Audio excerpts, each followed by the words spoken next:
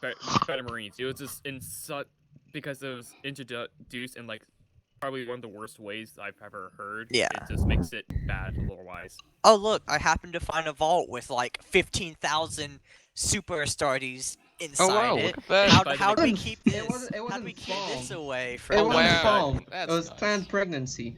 That It wasn't was- Yeah. found. It's like, oh, we just happened to, find these guys so far in the future. I wonder why they weren't used, when they actually would have been useful. Yeah. Yeah, against, like the against the defense of traitor Cadia. legions and stuff. Yeah. Here's also, a better question. They're made by the Adeptus Mechanicus as well as the 0.0001% chance, and then also a very low mutation chance. Like, what? What? You have to ask yourself, what the heck kind of deals did Call make to get that kind of a super soldier? Listen, man, at this rate, just get the dragon out of Mars and just have it eat everyone, alright? Here's my questions. Actually, the Why dragon, is it... the dragon was one of the more benevolent of the Catan. Benign. Benevolent. Benign means that it is medical term. I thought it was more neutral. What are you talking about? No, but yeah, benign means it really doesn't do much of anything to you. In truth, the Benevolent? the void Good. dragon, was kind of, for a Catan, was benevolent, as in the way that it didn't go out of its way to cause undue Thunder Warrior suffering. genes in active one. What happened to the Thunder Warriors? Oh, they got food. Dead. Oh, they got They're all slaughtered. dead. Super dead. Yeah, they got Okay. slaughtered. They got By the By the custodies. Aren't they supposed to be better than Space Marines? Alright, question time. They were the original. Trivia time. Where were they slaughtered? Fuck. No idea. I hate you. Nerds. Because I know this, but I don't. What a nerd. No one I hate wants you. the unification Mount wars again. Ah! No Wait. one cares about the unification wars. We're in the 40th You know what? millennia, not the Tech, 20th. I'm just gonna treat you like the last church on Terra, right? And I'm just gonna smite you, bro. Alright, The I'm Church of going the off the cliff. Thunderstone. Alright, I'm going into the fire and I'm going to Zinch. Nerd. Dude, like, the This is one dude that you guys turns know you're all around- live. The dude's Oh. like, Oh, wait. hi. Hi, We're not John. live. My Um, team speaks. Hi, Chrissy. Welcome back. Waiting room. Hey, We're Chris. not live. Oh god. Chrissy, No, you came just in it's time like for nerd. Primarch story time. But, Oh, no. that was just like, that got me. When the dude just like whole mind was blown, and he's like, you know what? I'm just gonna walk into the fire and die. I jumped whole- into a pit. His whole life, he was worshiping the Literally Emperor, just thinking jumped he was into an a pit. actual like being. It took 40 minutes to go in an elevator, and it took me about 50 minutes to go all the way down this pit because you saw me hit the rock. Was this last week's session? Actually, Yes. it's like Yes. 6 hours or 3 hours to go down the elevator. Are you serious? Why Yep. is an elevator that slow? Yeah. Oh, Well, it's just a. It's So. a secret room. Are you guys ready? No, Wait. not really. Yeah. Okay, now. Violent heated. Actually, give me a second, cause I want to get some snacks.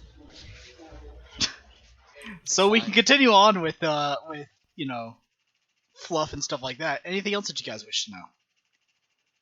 what was I doing while I fell down that pit? So, Falling. Lamenting. have you seen Gravity Falls? Oh my god. Little yes. bit. Hold Oh, on, no. hold on, guys. You haven't seen Gravity Falls? Okay. Think of a never-ending or a bottomless pit, and think of what you'll be doing during a bottomless pit. After a while, you just get tired of falling, and you like go to sleep. You do other shit, and then you suddenly the cold, hard reality of smack happens. Oh, hey, look, is that the ground? Oh, the god. Oh, god, I should have been making a parachute in my backpack. If only I had you had to do it. I took that crochet class back at the guardsman school. I am back. I got Told you some to pay snacks. attention during survival training. Okay, well then, knowing death would come, what Alarian would probably be doing is drinking a bottle of alcohol after bottle of alcohol. Where'd you get it? Where did I get it? My suit synthesizes it. Oh, nice. Can I have one? sure. Wait, you telling me you can't synthesize alcohol? No, Finrisian ale is kind of hard to make. Be nice, Tigris. Alright. I'm sorry. Yeah, Krylov, I hate to break it to you, but that wasn't alcohol you were drinking. No, it was alcohol. It's my survival suit. I tell it what to do. Right. The little tube on the bottom does not meant to go back up, Cry. Let him believe whatever he wants to in his final moments of death. I get drunk all the same, or at least when I go to the hospital, they tell me I get drunk. To be fair, you did die pretty soon afterwards, so. Oh, fuck, I could have been huffing promethium fumes. Oh, yeah. You're drinking your own piss, you're like, wait, I could just huff for Promethium. That's the same thing, right? He's just hotboxing on his way down. All right. The things So. we get up to. Are you all ready? There's some good snacks. So, as you guys sit there and listen to the Primarch's words, and you guys are then brought refreshments, to which the Primarch does not seem to partake. Get a helmet on, it'd be kind of hard to get a straw through the helmet. Oh, so did the Space Wait, Marines. are we streaming? Yes, we're streaming. Yes. Yes. Wait. The TeamSpeak. What? Oh, Move us into the stream channel. I'm sorry, people who are going to watch this later. Channel switch was to your channel. Anyway. Thank you, God. Yeah. So, you all are brought refreshments, and again, you know, a few of your compatriots leave to go attend to other matters. Some of them come back, some do not. But the Primarch looks back at the mass of audience that is now gathered in the hall to listen to the tale. I kind of expected this to happen. Well then, I believe I should probably conclude this tale, huh? Falcon and Tiger, go ahead and roll me a intelligence check. You can add a plus 30 to this. Okay. Good luck, Tiger. I'll need it.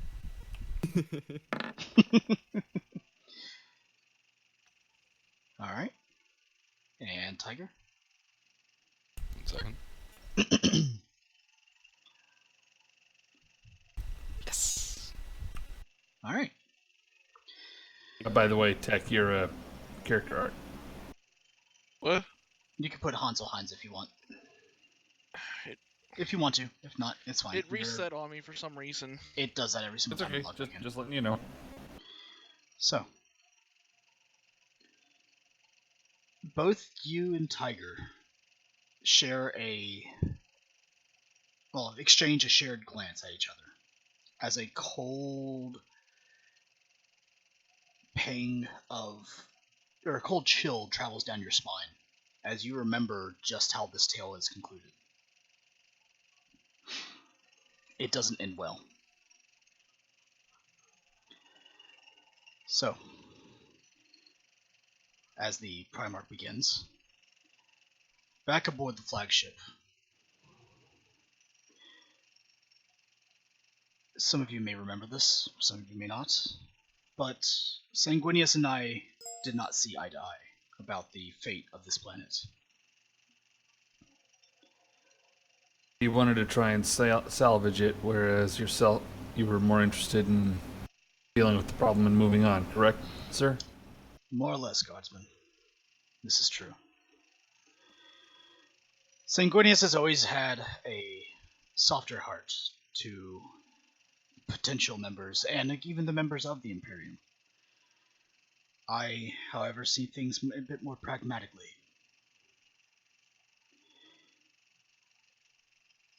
The command deck, to say the least, was a roar with the shouts of two godlings at each other. As he finishes that line, all of you are transported back to that familiar past scene. You find yourselves back aboard the flagship. Resplendent, brand new. Smells, lights, everything as though you're standing just there. And you see off in the distance two giants circling each other, shouting at each other. Their shouts could almost resonate the ground and bulkheads around them. You are too weak, Sanguinius. You do not know what you are doing. To save these people would sacrifice the entire Imperium for as much as you know. Sanguinius. Brother, you have no idea what you are doing. If you kill all these people, then there is nothing to take back. Nothing for the Imperium to gain. What would the needless expenditure of life do? It would protect us, Sanguinius. You know this. You more than many. They continue for what seems like minutes, shouting back and forth.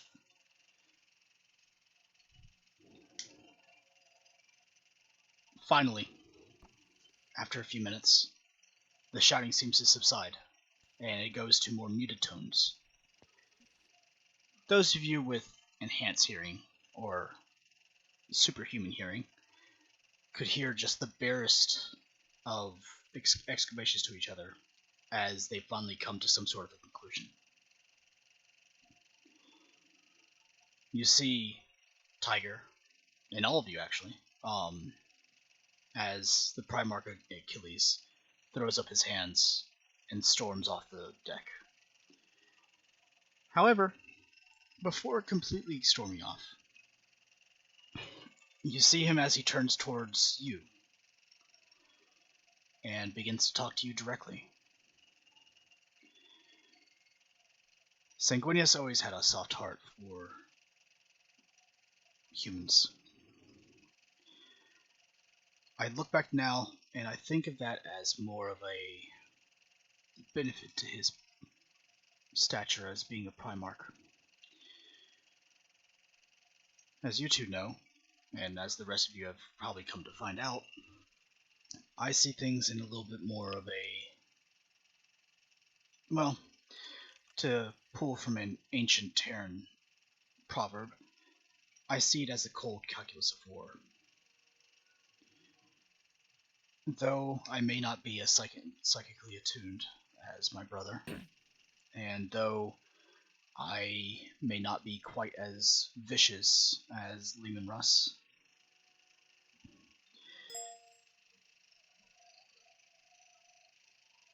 I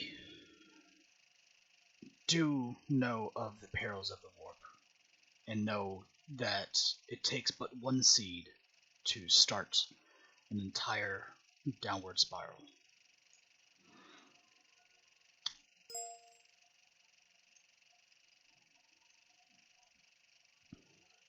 Well, perhaps you should see what Sanguinius has to say to you.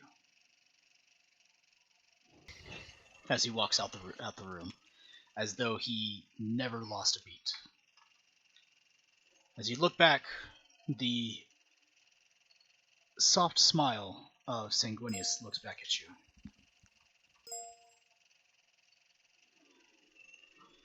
Well then, that was unpleasant.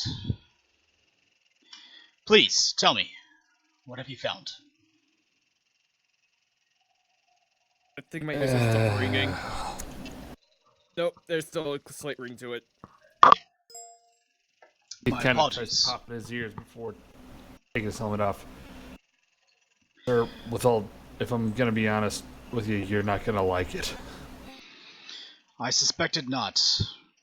Few great boons like this could actually be benevolent in nature. Please, spare no details.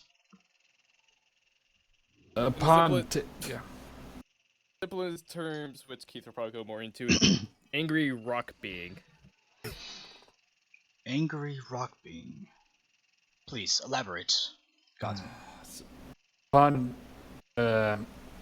entering the mines from which these stones are refined and produced, we found elevators leading further down into the planet, which is apparently the core of the planet. The planet core.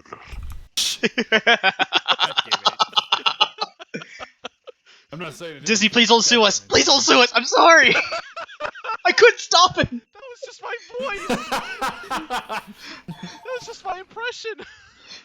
Too good. God, I was expecting Give us to money. It was much better than I expected. I'm not gonna lie. Yep. Anyways, Out of nowhere, you hear the sound. The planet Check. core. Anyway, yeah, go ahead. Sudden concept of utter confusion aside, Keith, Keith continues to relate the events that happened to Sanguinius until finally they reached the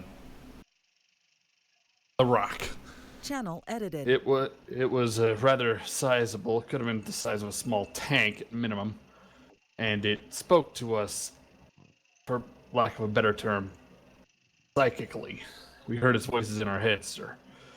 It didn't seem to explain what it was beyond that it was the soul of the planets, and, well, I admit I'm not the best diplomat, so when I try to tell it that we'd give it a good foot forward if it let us go, it didn't believe us, and let's not kid ourselves here.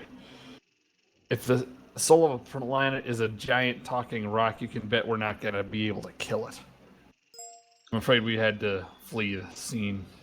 Thankfully, none of the populace tried to stop us on our way out, but it was still unnerving to watch them just follow us with a sort of blank stare. and I'm going to fill in a couple of extra details if you wouldn't mind. No, go ahead. It was trying to, if I remember correctly, protect the populace, in which we tried to suggest that we weren't going to harm it. Of course, as Keith would have said, it did not believe us, and then proceeded to try to kill us before we escaped from the core, heading back to the surface, where it seemed like every populace within the mine was just blankly staring at us, like it's some sort of trance or something. Their reactions, it was just like blankly following us, just staring. Quite weird. Pretty sure it's tied to the stones that they all have as well. Are you I sure remember this? All of them. All the ones we passed on the way out, sir. As far as we know, all of them. Anyone with possession of these stones. I do Very also well. remember that it. I also remember that the planet's soul, as it were, called those that had the soul stones its children, or at least I think that's what it referred to the populace. No, you're right about that one. I do remember that. I see. Very well. You're all dismissed. I assume that Achilles has something more in store for you. Nonetheless, he looks over to one of the naval seamen. Summon the astropaths. I need to speak with them. And he essentially waves you guys towards the door. And you are all left to your own devices. And I was getting a feeling that we're about to blow up a planet.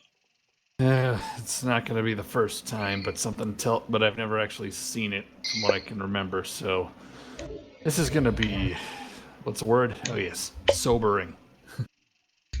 Can we cook the planet? I think that's.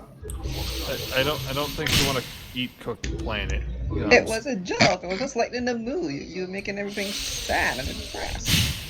It actually kind of worked a little bit, I'm not gonna lie. Probably not as much as you intended, but good attempt. Boy. Well, let's go see what the big cheese has for us. As he walks, Keith stops. Wait, what the freaking crap is cheese anyway?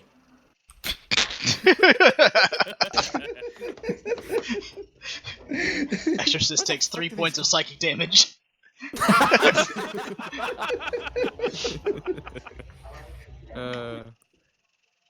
Keith just scratches it. Where the heck do these words come from? Transdimensional war fuckery. None of your concern. Says some random passing by Astropath.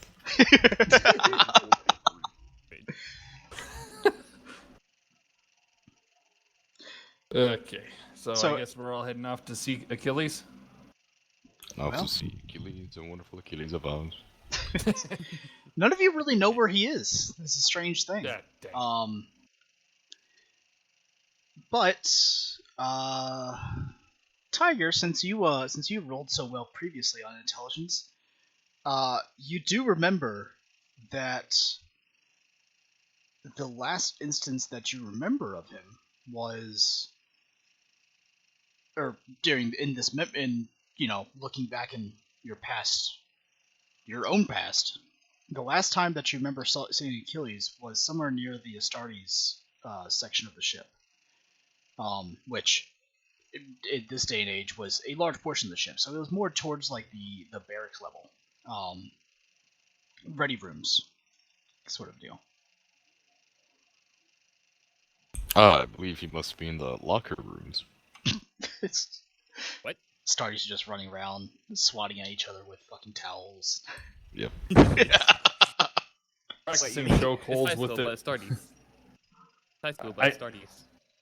I like to imagine that not only are they just doing the old towel whip, they're also practicing like grappling techniques using as like oversized garrote wires as well. They have daggers at the end of the towels. It's a. That works too. As you guys enter, you see a very different sight since the last time you were here. You distinctly, Tiger, make out Kairon facing his squad as they are all arming weapons, readying their shields, readying their power spears. Other squads to your left and right are loading bolters, grabbing their shields and spears. This is not a army that is that has been stood down. This is an army that is readying for war. Let the genocide begin. And Genocide? off in the distance, you see Achilles grabbing his swords, grabbing his own spear and shield. This is not a peaceful time.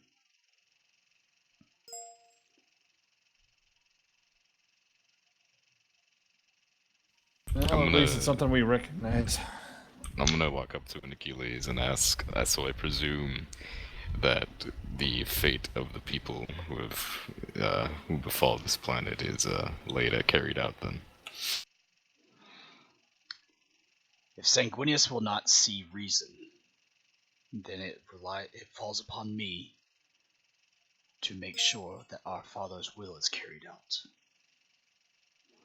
These people have been touched by the warp.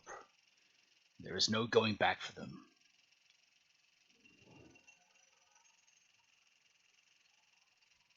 And when Sanguinius finds out, sorry. Yeah, I'm also curious about this. Is it possible that he would try to interfere? We're hoping to move out before he actually has a chance to stop us.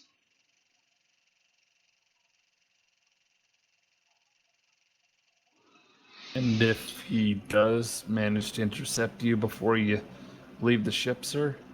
I would like to see him try to stop me. I will not refrain from raising my sword boy. in your name, as you know. But just be sure what you are doing is correct, and I shall follow you.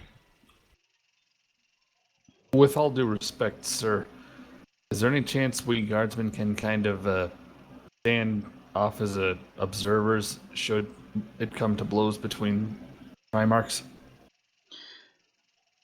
I do not expect you to have to take up arms against another Primarch. That is a duty that falls to me, and me alone. However, if you wish to accompany us, I'm sure Kairon has room in his Thunderhawk. Stormbird. Do you, speaking of the battle, do you have a plan for the core itself? Well, if I understand warp beings enough, and it's not my first time, nor yours, encountering them, they are given sustenance and power by the amount of souls that they enslave, consume, or damn. If we fight our way down there, likely these pitiful humans will not be able to stop us. They're soldiers. We are unaware of their full weapons capability, but if that is the case, we should be able to mow them down as well. By then, we should have weakened it enough to where we will be able to puncture its shell. If I may speak so freely, I do believe the people on the planet are going to have a bit more technological advantage than we might think. They seem to be well versed with technology, so I wouldn't put it past them to be able to develop tech to take down a good amount of Marines. You doubt the power guardsman? I do not doubt the power, but I do not underestimate the enemy. Fear not, Godsman, there have been many worlds with the weaponry technically capable of killing an Astarte. However, to fell an entire chapter. That has not been done by any we have proclaimed. The entire Legion is here, and the rest of most of these ships of this fleet are made up of those who are loyal to me. Worry not, soldier. You stand with the most impregnable army in the Imperium. Understood, my lord. One more thing before we prepare for war. This core is indeed a giant rock, and I think it would be more advantageous if I had something to be able to just capable of doing damage to it, as like a power fist by Primarch. Do we have a breaching auger available? You're going to please skip the breaching auger, just get a targeting beacon on it and call in a lance battery. Well, If a melta bomb can't destroy you, what do you think about? I don't think we actually have time for that, Chaplain. But worry not. I'm almost certain that our plan will work, and you will have your chance to fell the beast.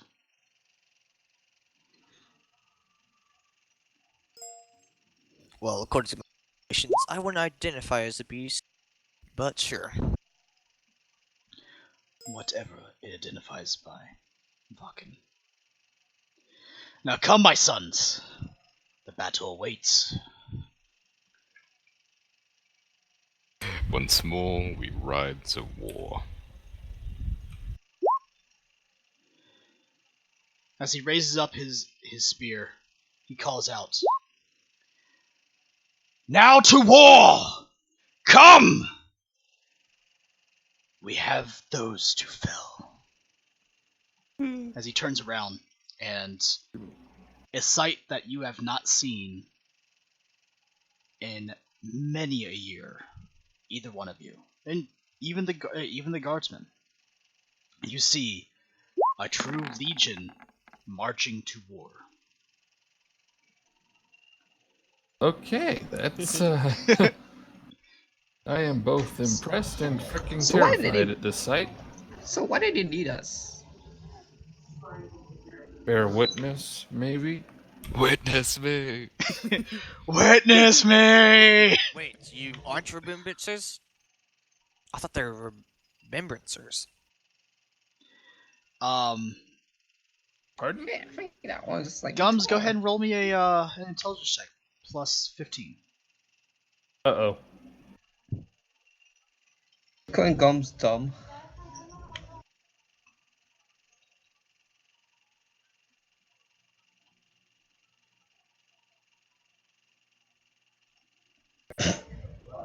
Nope.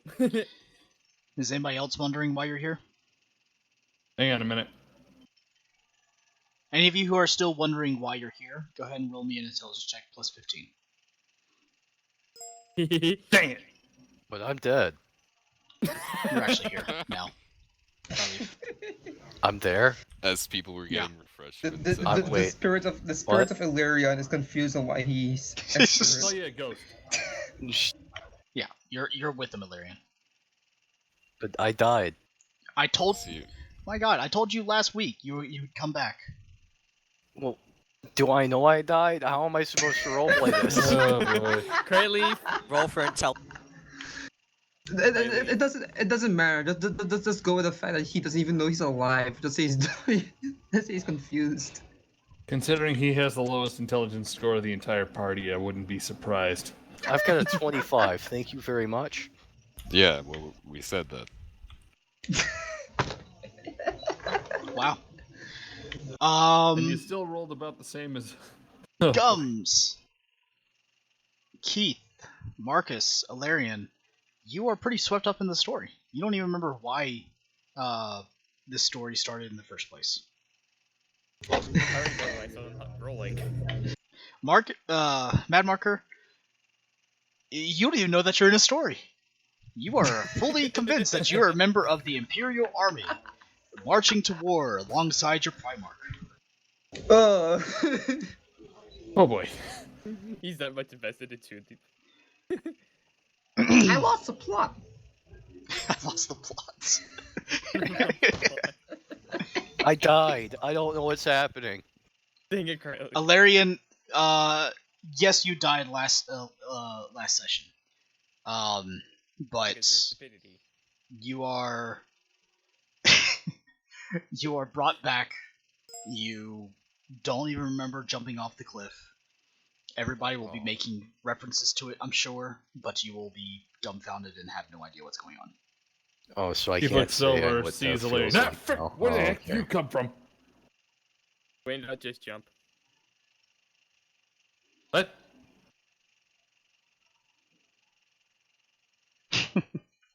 Anyway, as you guys begin to board the Thunderhawk, the Stormbird, you take off and see 8 other Stormbirds nearby. No idea how many others are actually making planetfall. Hey, though, this site is quite impressive. I've never seen so many space marines attacking a planet at once. Any. At the same time, I'm still amazed at how quiet these things are back in the day. I still don't know where I was yesterday. You don't need to. Seriously, how are you still alive? You jumped down a canyon, man. Wait, I jumped out of a canyon? Oh, effectively, cavern. Effectively. Well, died. it doesn't look like it doesn't Wait, so look I like it was a died. deep can. Yep. So, Oh. Well, fuck. you begin to feel the lurch of the Stormbird as it begins to settle down onto the ground, and Oops, the there's gang one. ramp falls to the ground, and you see a hailstorm of bolter fire, iridescent blue las fire, likely that from the planetary defense force of this planet, this planet's personal army, fighting against space marines. You look over to see as one of the many of the Myrmidon legionnaires thrust his shield towards a unsuspecting native planet fighter. He gets thrown to the ground as His spear gets thrust into his chest, and the Space Marine, in a single foul swoop, lifts the spear back up with the body is still attached and flings the body several hundred meters behind him. Damn, that's a strong spear. Yeah.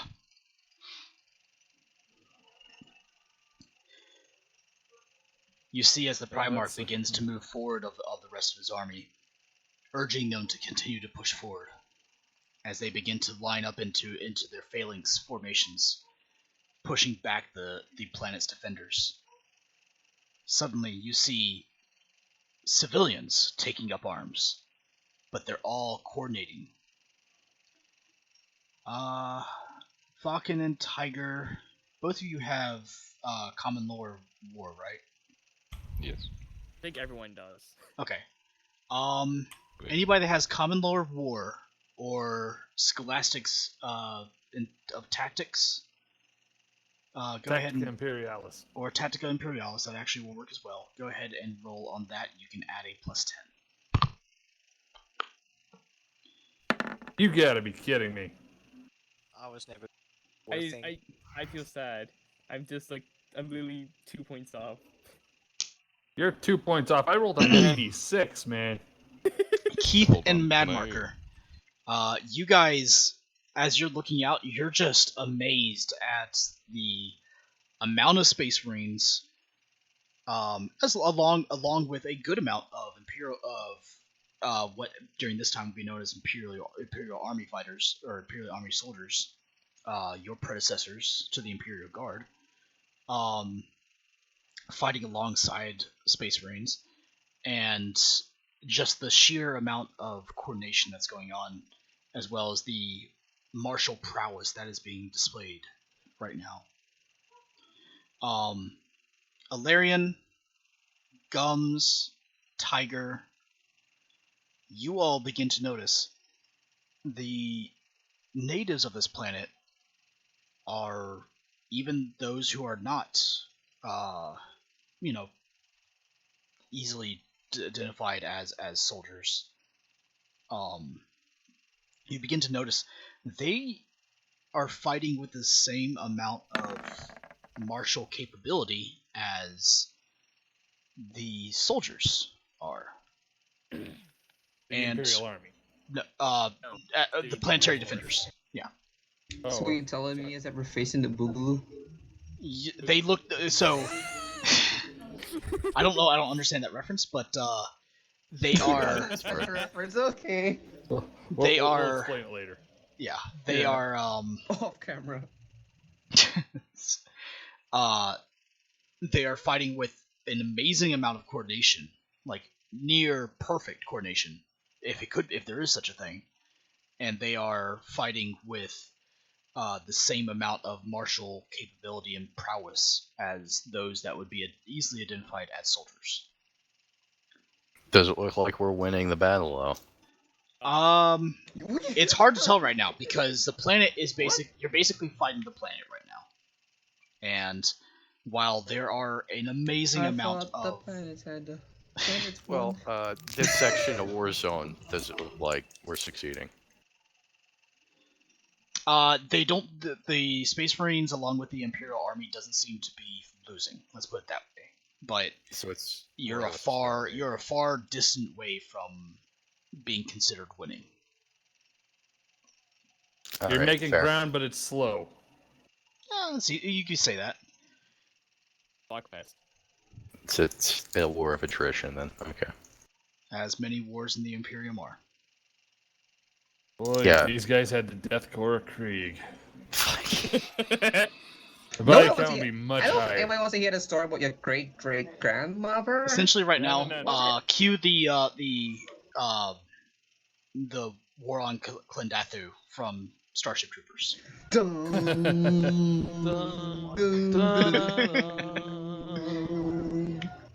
I actually have that song on the playlist. It's actually kind of Yeah. fun. I got it on my phone. Belgium Drop, I think it was called. Klendathu Klendathu drop. drop. Thank you, that one. So, Are any of Actually play the that. crystal visible? they don't seem to be visible. Roll me a perception check. Can I? Anybody who is looking for the crystals or anything of that nature, go ahead and roll me a perception check. Here goes nothing. Yay. Nice job, Keith. I finally Heightened passed one. senses? You can use heightened senses. This will count as heightened senses. I mean, John mentions it's going to have the speculation, but not the true Excuse me. true visual confirmation. Do Space Marines have unnatural perception? Yeah. I would hope so. Okay, is that added into your successes? Wait, no, sorry. plus- No. Unnatural perception, no. Okay. What you're Oh. thinking about, no, it's a different thing. Gotcha. It's just heightened senses. No, I know you guys get your heightened It's senses. plus I just- 20. There are some creatures in the Imperium that get unnatural perception. Yeah, I know what you mean, and the answer is no for that. Okay, cool.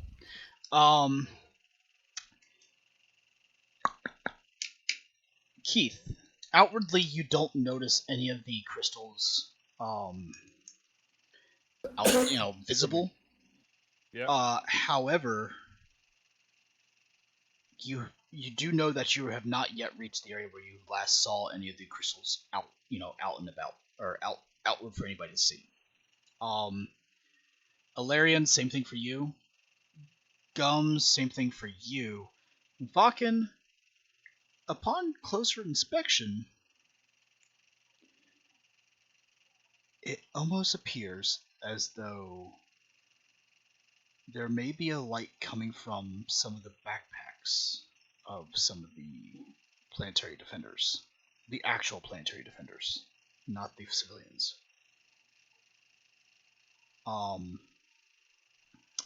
Give me a...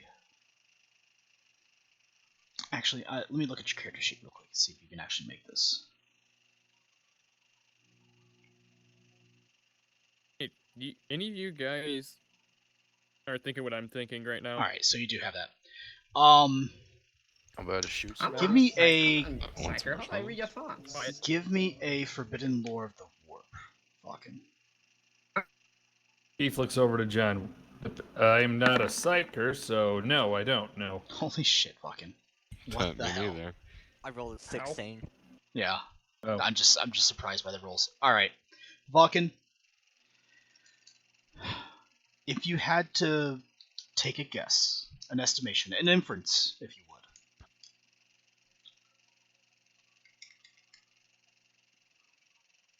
And if any of you guys are watching the stream, I need you to mute the stream now, please. Alright, 1 second. Muted? Oh, you need to mute the stream? Yep. I'm going to pull Vakken into another channel, so I need you guys to mute the stream. Okay, gotcha. Any of my viewership, you guys can That's listen in. happening. If All you're you guys- listening, I'll ban you. My non-existent powers. Players I'm- don't listen, viewers, please do. Yes. Unless you want to join in. Alright. User was moved out of Sir. your channel. Switched. Okay, Vakken. So, if you had to take an inference, based upon your experience and some of your studies of warp-based creatures, you can probably gamble that each crystal is capable of possibly controlling a certain number of people within a certain proximity of it. And so what this larger being has probably done has made sure that while it is defending itself with its children, it probably has strategically placed its physical embodiments around the army to ensure that it keep control while making sure that it's not exposing too much of itself. It's a guess, but you could probably make that inference based upon experience with greater demons and lesser demons and how they interact with each other. Copy. Okay. User was moved out of your channel. All right. I was sleeping. I fell asleep at some point. The Primarch's voice is so soothing. I mean, All right. Oh, welcome back. He's a good storyteller, but still. So, you guys are out on the battlefield. you are not too far away from where you guys had started your previous escapades here on the planet. And while there is not outwardly too much damage done in the local area, it is very obvious that the Primarch is not caring about collateral damage, especially when he's literally fighting the entire planet. So, let's go ahead and roll for initiative. You guys are fighting a horde, so not that big of a deal. Oh god, The usual Ordinals, stuff. I forget them entirely. It's okay. All right, just yeah, okay. All I know is that I have Wrathful Descent, and I don't know what it does. Well, I'm on a 9, I guess. I'm getting all the good rolls today. Well, now you jinxed Mad it. Marker, you did Okay, so fantastic. Lingard's going And so did Vakken. We're good at our job. God. When God. two the guardsmen react faster than the Marines. Listen, you want me to see something or know about it? I got you. You want I me to love actually shooting do something about it? civilians. Oh, let's shut everybody up, God. Yeah. Lingard's going before everyone. That's why I have a Hellgun. Yeah, All I right. mean, you're going first because you have more. Remember, This would be no a great Hellenican. time to use my. This would be a great time to use my I'm carbon gonna really abilities and all quickly that pull shit. out all your characters onto Valerian's going the before thing, me. just so I can add them to the turn order. But basically, this is going to be a very cinematic style battle, and you're fighting a horde. So, it's you know, What? even if you technically miss, you're just not going to be as effective as you usually are. Keith is here. So we're constantly useless, is what you're saying. In No. other words, it's kind of like a semi-cutscene thing in a video game. You know those battles? Okay, okay, it's a playable cutscene. Okay. Those large battles that are basically you can't lose Yeah, the until large something battles in the happens. background. Yeah, I played Free Space. That's basically the same thing they do. I was thinking StarCraft more 2 along the lines. I was thinking more along the lines of Modern Warfare, but okay. Which thinking one? StarCraft Warfare? 2. I was thinking that StarCraft 2 Wings of Liberty mission where when you're using Protoss vision, you just like survive as long as possible. StarCraft Wings of Liberty? Yeah. Yeah, Protoss? I remember that one. It's Yeah, the one where it's like oh. the bad ending if like the Protoss didn't do anything. Yep. Nice. All right. And then for the army, I have Okay, a gonna attack. rules question for you, Achilles. 1d10 plus Yes. Yeah. 8. Would I you am still disappointed. would you still count the Hellfire rounds horde quality for additional damage towards this, or is it just a horde for the cinematic purpose, and you would not count that? what is Because it? the What does this Hellfire, change? What's the Hellfire? When I used don't against have a them there, horde, no. when used against a horde, Hellfire rounds add 1 additional point of damage to the horde's magnitude per hit.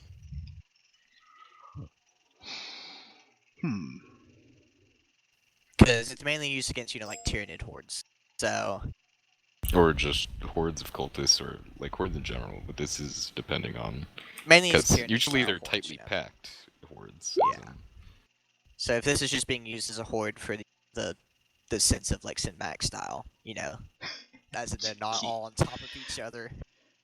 Would you guys like to use full-on horde rules for this, or would you like to be more cinematic and rule for cool? Cool. I like cinematic. Yeah, rule of cool. I'll just ask. Really cool? Oh, You we'll guys do want to do cool cinematic. stuff? Yeah. All right, When we'll you do put it cool that stuff. way. Chat, would you guys like cool stuff, or would you guys like rules? Guys, look so much bigger than the guardsman on screen right now. Wait, why is Tiger so tiny? What? What do you Hold mean? on, There you go. I'm not sized right. Hold on. Yeah, There we go. There you go. Okay, there we are. Tiger's a little shorty. Why am I Jeez. slightly... Yeah, there you go. No, he's bigger than me now. We need to get out the measuring stick. Tiger's the older brother. Oh, fucking damn it! All right, you know what? Is there no Control Z? Fuck, Control Z, Control Z. Oh, wait, fuck, I have a flamethrower. Burn There it. you go. In Burn it to the ground. snow. The sudden realization that people are going to suddenly combust is. Oh Yes. shit, you forgot it at the bottom of the well. I mean, what? All right, in order. My mark is 10, right? Can you do 10 for me? Yeah, I did 10 for me. Mad Marker, what was your number? 4. Excellent. Gums. 10. Who's this? Falcon. 5. Crispy. Tiger. 9. 9. 9. Let's see. Keith. Eh, What was your score? same as yours. 9. That's actually not mine, but that's okay. Same as I guess. means. My mistake. But yeah, John. my agility is okay. 13. And then let me pull out 2. I'm going to use Chaos. Ooh, we got a friend in the waiting room. Where the hell am I? Valerian died. Oh, okay. User Oh, was yeah. moved to your channel. Hey, are you Frank, rating roll us? initiative. Hey, Frank, roll initiative. Oh, right hey, now. Frank. Yeah, Frank. Go ahead and roll initiative. How about you say hello first? Hi, Liru. Hi, How are Liru. you? Hi, Liru. What? Hey, Liru, roll initiative. Ooh, I Actually, hope that good fight chance. was good, because now you're rolling. Hi, Liru. Are you healthy, Liru? Do you feel good, Liru? Roll initiative. don't worry. Before we go any further, Liru, don't worry about it. We're doing rule of cool type stuff, so we're not in too much danger. You say before you die horribly. Hush you. Liru is probably not even by his PC. Just eating that some happened. pie, like doing what Franks love. So, quick, real briefing. We're heading down to the planet, full-on planetary assault, and we're now gonna fight. That's all you really need to know right now. Now roll We're gonna initiative. fight the Boogaloo. But You know what? We'll use Kron as the stand-in for the army. Aw. No, Frank, you need to roll initiative because you're gonna take part of this fighting. Oh wow, damn Frank. Nice. Okay. Damn Frank. Frank, Good not- roll. Frank Wait, being does he have? extra Does today. he have Fucking the A. lowest? Does he have the lowest agility of all of us too? Yes. Well, he it's does. only Oh my. bonus. Yeah, even your enemy has better agility than Frank. And yet he's Hold still on. going first. Hold on. It's hard hold to on. fight If when you- I'm eating a slice of fucking But- pie. But Hold on. If he's... I think you forgot the 1 in front of D. I don't know how roll D20 works. Guys, I got this already. Frank sees the fight and he goes, I'm here to kick ass and eat pie, and guess what I just finished first? Yes. That put a bad image in my head. I don't wanna. No, I don't eat ass. I I'm eat here to pie. kick pie and eat ass. I mean, Keith, you rolled a 5. That's not what I So meant. let's not get banned from Twitch. I'm incredibly confused right now. Yeah, that's the natural Am I dead? state. John Mason, do you take your 13 or your 11? I take the 13. I take the higher. you can choose. Yes, Lightning reflexes. reflexes. Lightning No, reflexes. no, I'm lets saying, you- could you choose a lower if you wanted, though? Yes, I could. Why would I? Yes. I could. Why would I? And I don't know, Imperial maybe you Army wanted to be mean. rolled a 6. Imperial Army is fucking slow. And then let's go ahead and get Frank This out is here. Imperial Guard fashion. Am I dead or am I not dead? I'm about to pull you out there too. Roll your thing. I did. I got a 13. Good job. Yeah, he did. For me, You because beat Frank. more agility. Yeah. I'm surprised Frank managed to And get then such a high Frank- initiative. I was not expecting that. Take him attack again. Wait, seriously? no, fuck. That's a +5. I only have +4, so no, that's a 12. Whoops. So you only just managed to be on par with Frank. Just managed to be on par with Frank. Hey Frank, check the team speak. That's great. I love that. I'm so confused. What the hell are all these steeds talking about? We're gonna shoot a bunch of people and we're gonna have a good time. So we're the just Detroit having a good Police time. Department? Yeah. FBI, open up. Didn't I told you we're fighting the Boogaloo? No. If this was Boogaloo, we'd be in Virginia.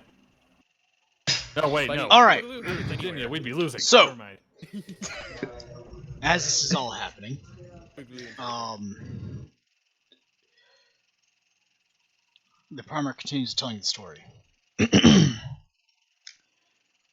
As we set foot upon the ground, the cold ground of this planet's surface, immediately we came under a hailstorm of blue las fire from the Planetary Defense Force.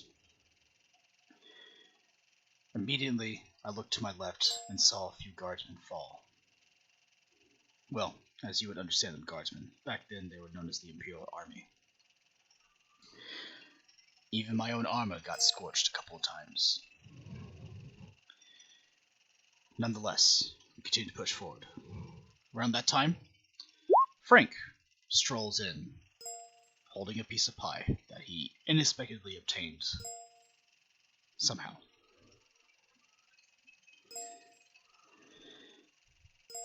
And Frank. as you all look to your left and right, you see Frank almost walk in as though he was walking through a waterfall. Frank, as you walk out into this now battlefield, you see a legion of Space Marines in phalanx formation, slaughtering countless amounts of humans who stand before them. You see what used to be known as the Imperial Army, predecessors to the Imperial Guard, wielding ancient weapons of immense power, cutting down any of those that stood before you. Wrong floor.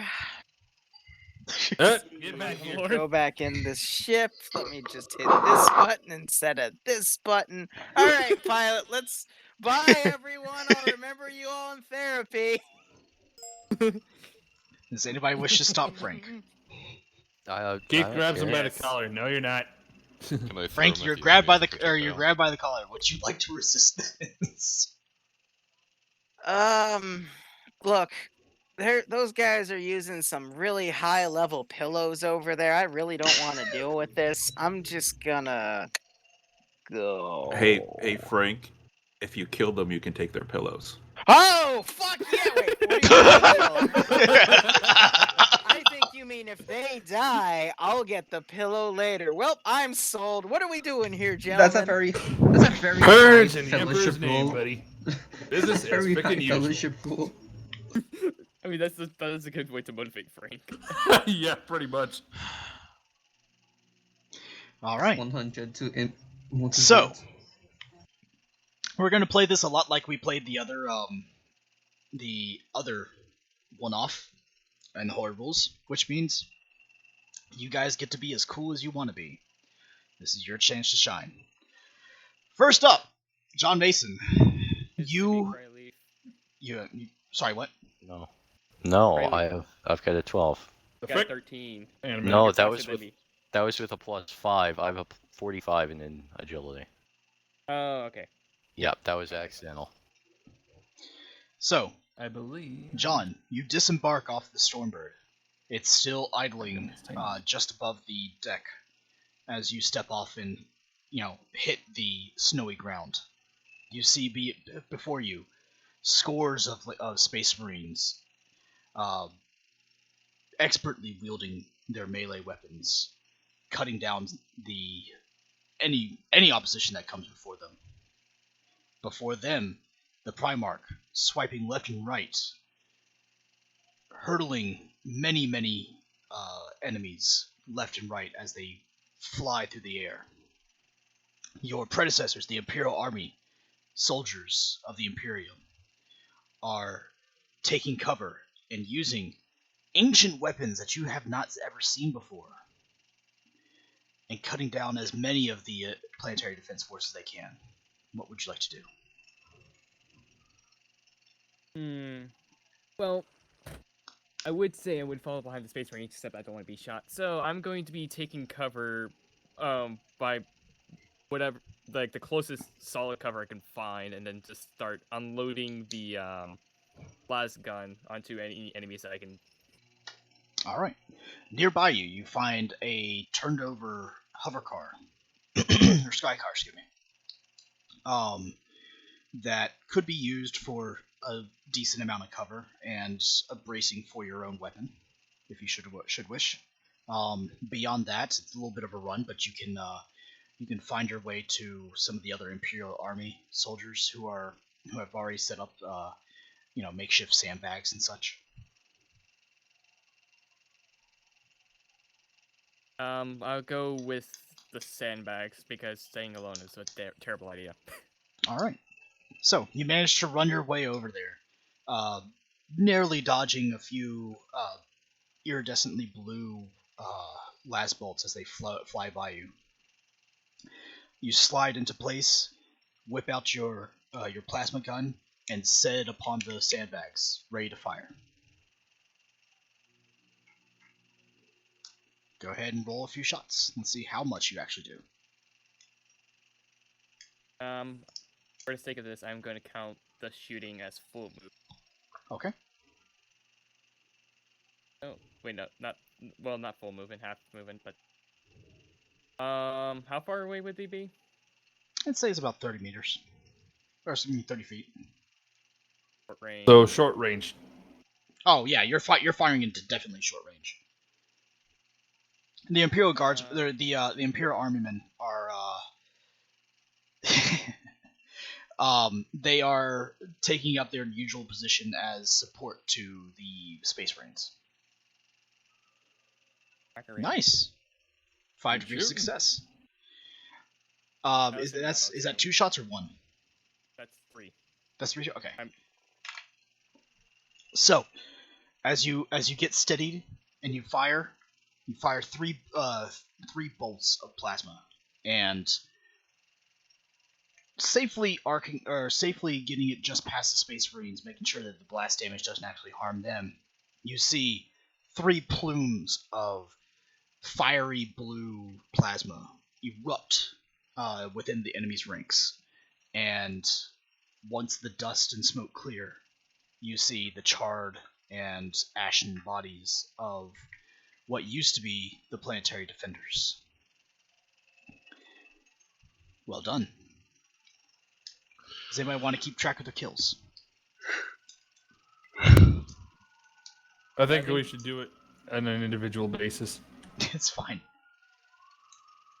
But anyway, I didn't know if you guys wanted to play the game of who can get the most kills.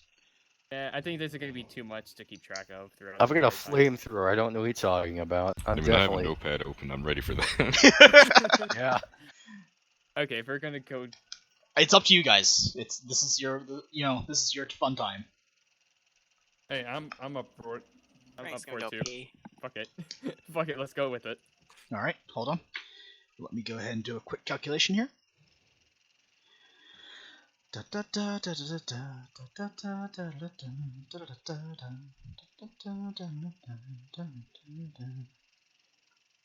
That is 12 kills. Nice. All right. Next up, Frank. Get Frank. out there and kick some ass. You got pulled off of the gunship, down onto the ground. It's cold out here, but there are lots of pillows to be had. If you can kill them. The people using the pillows, of course.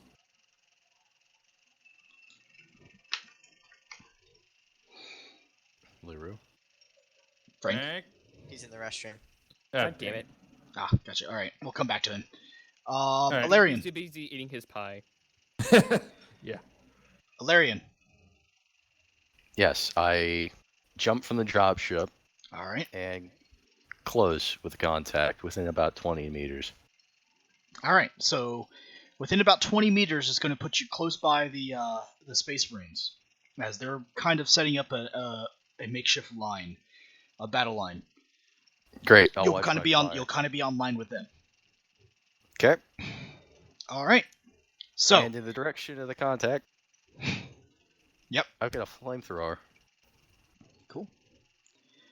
So flamethrowers automatically hit. So go ahead and just roll me damage. Let's see how much damage you do. Nice. I rolled a 4. 1d4 plus 4, so that makes it 8. Alrighty. 1d10 plus 4. Yeah. And what's the arc, what's the damage cone of a flamethrower? Oh, let me find that real quick.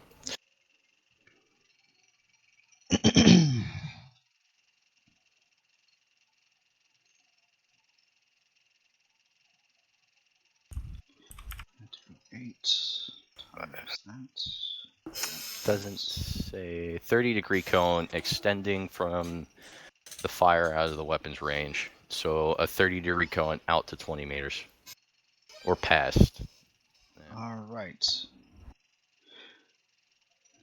So, alright. So, as you study yourself, even though flamethrowers really don't have that much recoil, and you begin to sweep the area with your flamethrower, you hear the screams of the planetary defenders, the humans, as you begin to scorch them alive. Some of them actually fall. Nice. Some Y'all are of just them- fucking pussies. It's just hot. Spoken like a true idiot. You managed to fell 6. Another 4 are still alive, but on fire and screaming. So 10. No, they're not dead yet. Yeah. You fell 6. Right. 4 more have a little bit ways to go. No, it's napalm, so the entire area in front of me is just Actually, it's doused in promethium, fire. but whatever. Napalm sticks to kids. Exactly. He gets it. I just Prometheum super napalm. Think of it that way. I know. I assume there's going to be a lot Does of it still stick to children? Yeah. I assume there's going to be a lot of willpower checks for people who aren't jaded. I mean, they're fighting with We're- a stone. They're fighting civilians, They're fighting for a stone. so We have Tiger. We're fine. True. You have Tiger, and you're in very close proximity to the Primarch, so you are fine.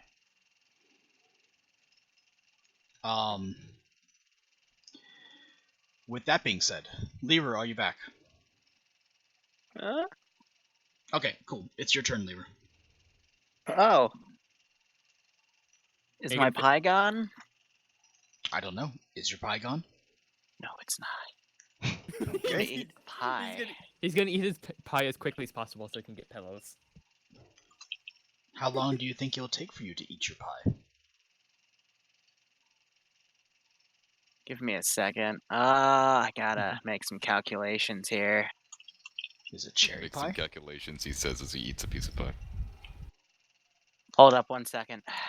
Is it your cherry pie? What kind Uh, of pie is it, giggity. Frank? These are the important questions. hold on. Hold on. Skip me for a second. I need to write this out. Oh boy. So I guess it's gums then.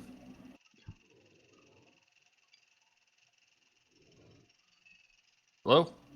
Sorry. What? Yeah, that's fine. Let's go ahead and go to Gums. Gums! Your turn. So are there any machine gunners? Enemy machine gunners? Do a perception check. Roll perception check. David Tech Priest.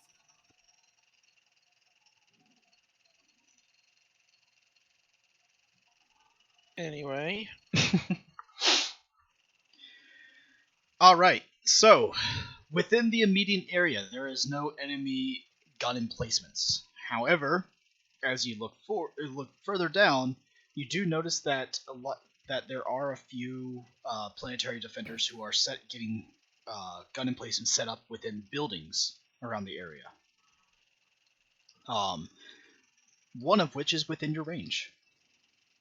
Any of them officers?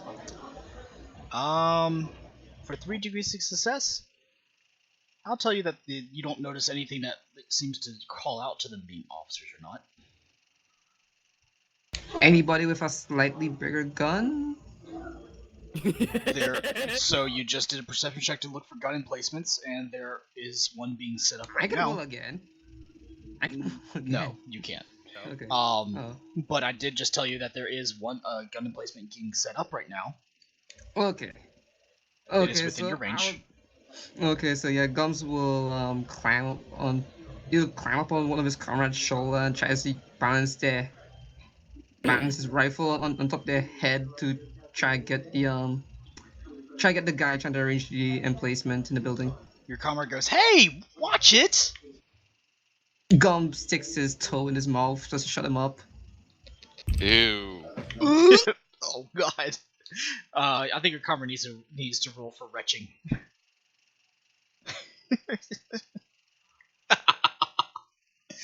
Anyway, go What ahead. would that be? I'm just kidding. Go ahead. Just make your roll.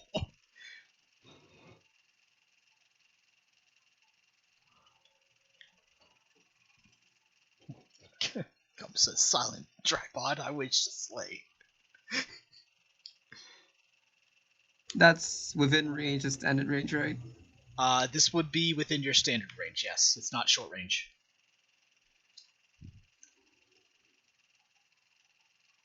Indeed, Chrissy, you are correct on this.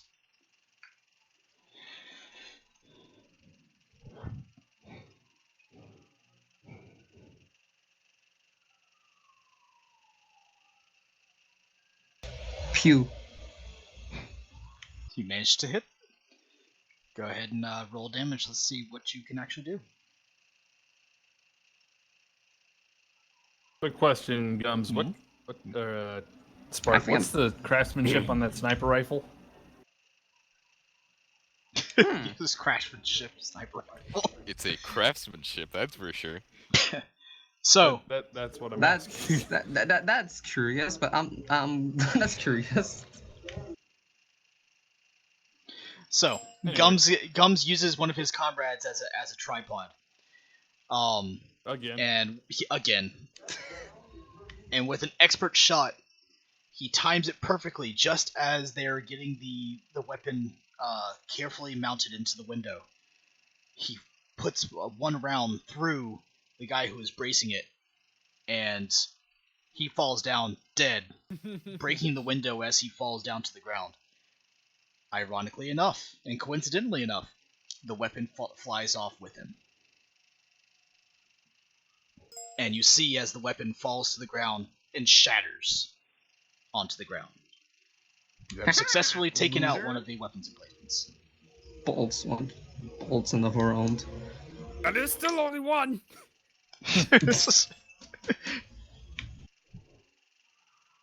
Alright, which makes it now the Primarch's turn. The Primarch suddenly begins to get surrounded. And as you see his helmed visage looks left and right, he holds up both of his swords. And fuck damn it, my thing breaks. I hate you. I hate you. I hate you all. I don't know what I did. You obviously caused roll 20 to break. How? Yes. No, it keeps doing that stupid thing where it only goes down to the bottom of the fucking... Oh yeah. God, I hate this. Yeah, I would too.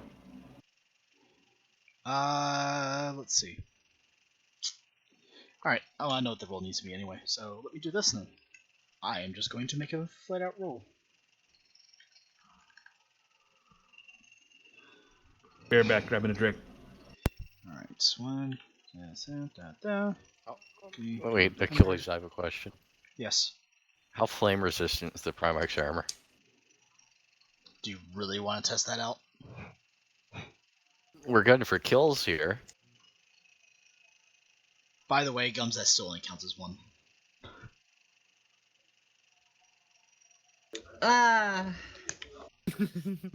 You can argue later if it counts for more. It's your, teammates, but I have the higher kill count of the IG players, I think. You shot one person. No. In total, for all our sessions, I think Gomes has the highest kill count. I think. I've watched you kill 3 people total. Only? No? I like how we're making. Let's see. I know I have a fair few. Nice 9 attacks. I think it's.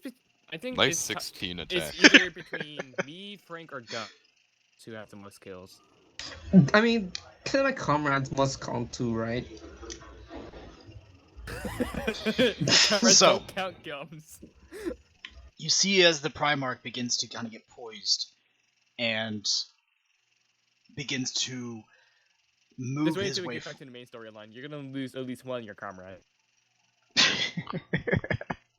It's gonna be funny if he loses one of his comrades in the memory. And you see as the Primarch begins to charge forward, We got those, don't we? swiping left and right, decapitating, bifurcating, sundering many of his foes left to his left and right, charging and making an opening for the rest of his legionnaires to follow forward. And you see as the entire battle line begins to slowly inch its way forward, cutting through the hordes and hordes of humans and the mass of bodies that stand between them and what, as you look down the way, the mine. The Okay. battle line is making its way to the mine. I kinda figured. Which now is the Planetary Defender's turn. Time to strike back. You missed a word there, pal. Yeah. I'm not gonna get copyrighted. Get Fair enough. released Fair enough. copyrighted.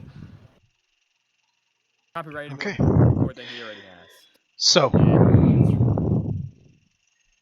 as progress is being made, slow, but progress nonetheless, you see as off towards your direction, John, as you finish your opening salvo, and you kind of peer upwards from your weapon, and you happen to just look left. You see as one of the Imperial Army soldiers stands up and begins to shout an order as a lasbolt goes right through his neck, and his eyes roll back into the back of his head, and he falls down dead. And as that happens, taking your attention just off of the battle line, you look to your left and right, and almost a whole score of other Imperial Guard soldiers, Imperial Army soldiers, also begin to fall. Casualties are being taken. At the main battle line, a group of planetary defenders manages to climb over the shield wall. Tiger, as you're watching this, following your father up to the front as much as you can, you notice as one of your other brothers begins to get felled and crashes to the ground, making a dangerous weak point in the phalanx as he is ripped apart savagely by these humans. You begin to notice that these humans don't seem to be as fragile as the normal run-the-mill. And let's see, 53, 67, 31, 76. Okay. And closer by, well, I was going to say Frank, but Frank's not even technically off the bird yet. Alarian, just next to you, another group of Imperial Army soldiers get fatally wounded by sniper fire from a distance. You're not able to make out from where, but they are very present, and they almost have a beat on your position. 931. Let's see, 1, 2.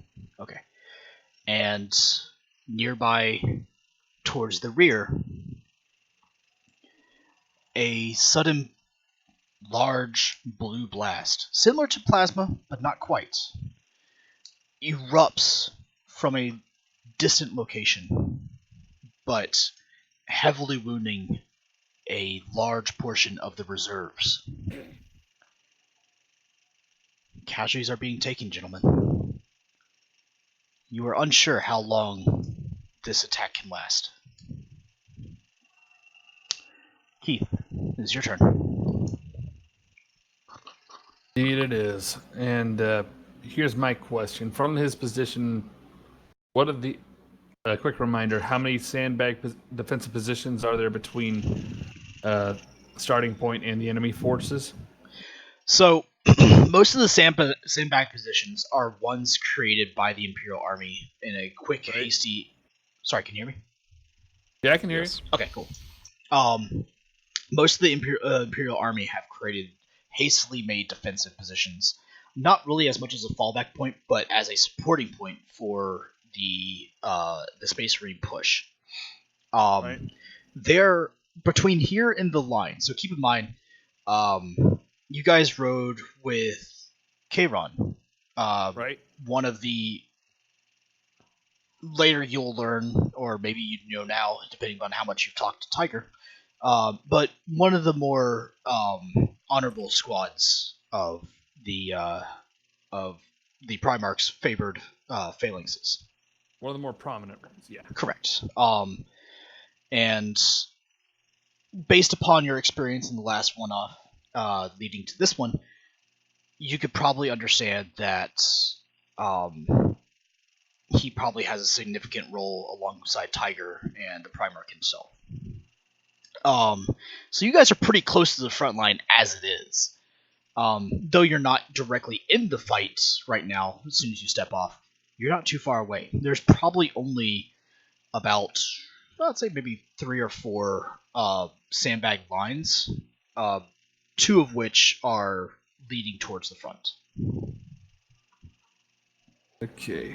Between you and here, you could probably get to the one closest to you, which is a little bit behind the immediate battle line, or you can get to one that's very close to the front, just behind the actual phalanx.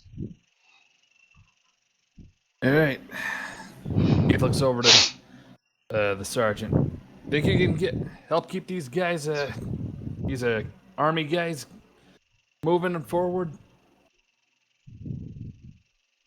Mad marker. I'm still in the plane. Talking is a free action. Tell people to move forward if we need to keep moving. All right. Well, with that, Keith and his comrade make for the first sandbag line. Plasma gun ready and. Sorry about that. He sneezes and fires his weapon, kills the guy. I'm sorry, go ahead. No, it's fine. I'm more than happy to have that happen, because, let's see. I'll say that's half move, so no aim, short range.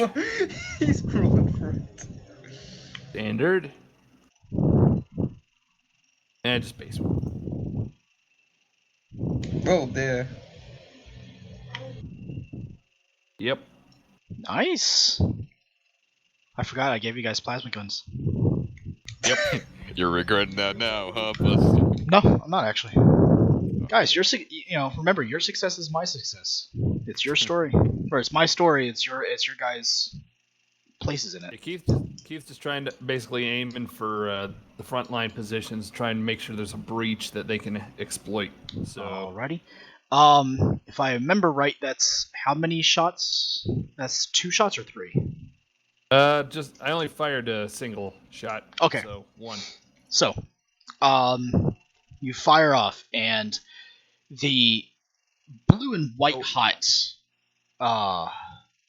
ball of plasma flies out, and just at the weak point of the phalanx, erupts and explodes, killing another.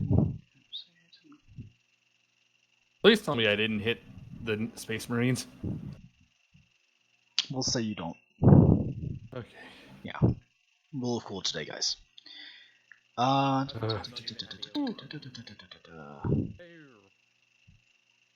You managed to kill 12 in that shot.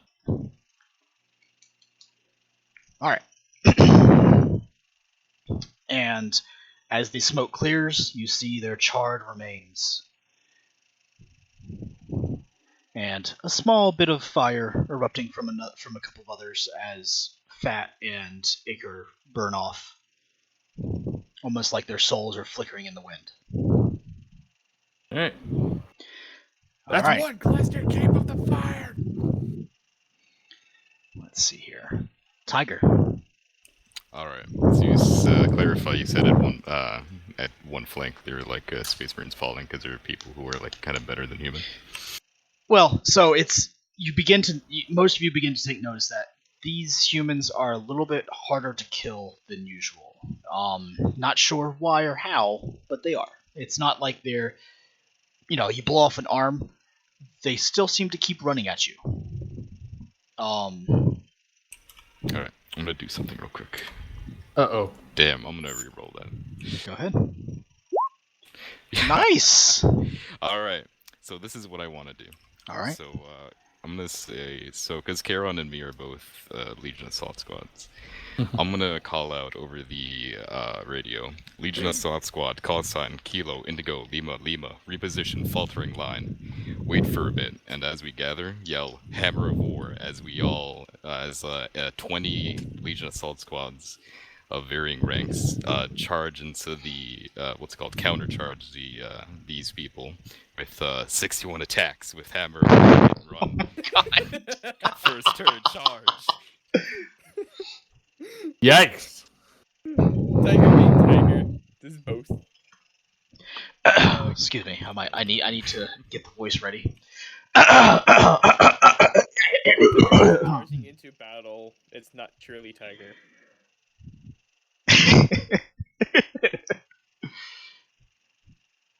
Very well, Chaplain. To war, then. See Charon beginning to lead a squad out. And 61 attacks, right? Yeah, that's the 30k rules when 20 is Legion Assault Squad's charge, it says 61 attacks at first turn. Fucking hate you. I'm kidding, I'm gonna roll my weapon skill now. Go ahead. Ivakin, that your running cadence? Oof, those are bad. I kinda want to reroll one now. You have 4, I think you have 4 fate points to use. That's better. Alright.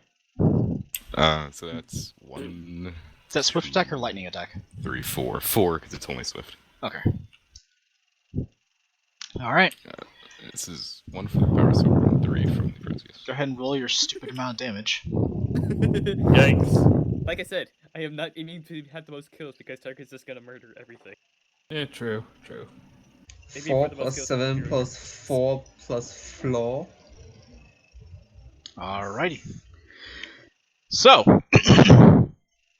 as the chaplain charges forward with his with Charon's kill team behind him in close proximity, you begin to cut down the enemies of man, who also happen to be man. Ironic. It's completely ironic. Let's see. You're using both the power sword and the The first one was a Power Sword, the 3 were the Crucius. Okay, cool. So the Crozius technically counts as a mace, which is not a force weapon, but it acts a lot like a force weapon. Yeah. I fucking hate you, Tiger. Tiger kills 27 people. Like I said, Space Marines are gonna have the most kills. Honestly, didn't expect it, but yay. Fucking hate you.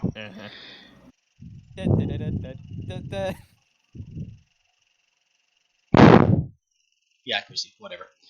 Anyway, so then it comes up to the main army's turn. And let's see.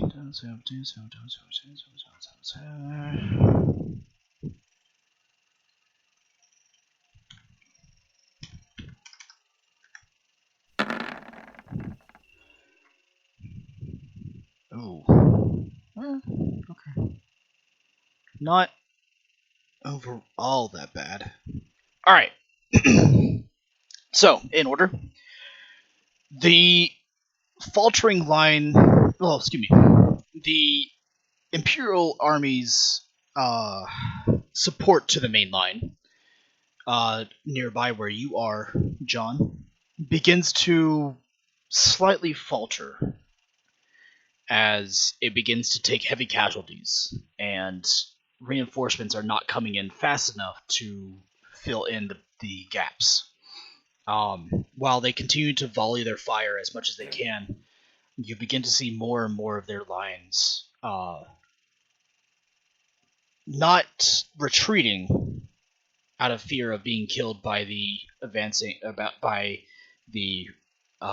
reinforcements coming in from the Space Marines, but they begin to duck and cover far more often, and less of them begin to return fire in support to the Space Marines' advance. Nearby, the reinforcements of the Imperial Army are not making their way up to the front lines as quickly as they need to, and heavy weapons have not yet been deployed. Next, you actually see most of that, Mad Marker. As around your area, you see more of the Imperial Army kind of muddling about, waiting for certain weapons and things of that nature, not really trying to make their way towards the front lines. Nearby where you are at, Gums, more of the designated marksmen are beginning to disembark and return fire.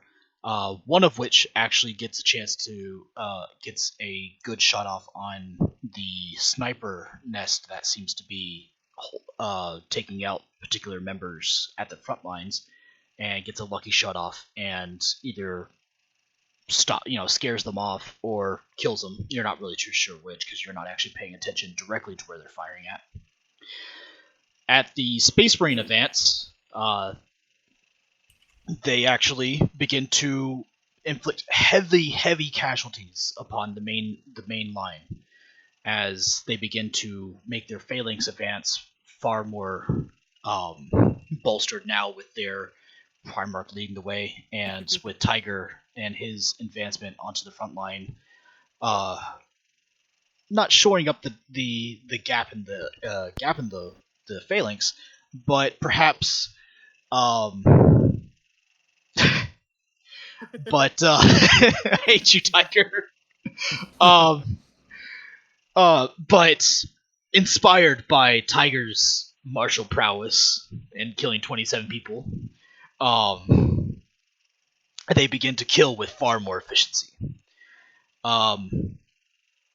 Nearby where Frank is, you see more volleys of fire on the right flank, cutting swaths into the advancing army. And the tanks and such are now beginning to descend from the orbital fleet, but have not yet actually made it out to the field.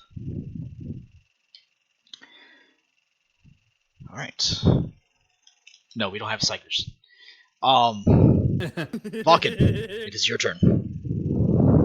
Following the main charge that is going on by Taiga now, I'm going to be weaving in and out through combat in order to drag any of my downed brothers out more towards the back line.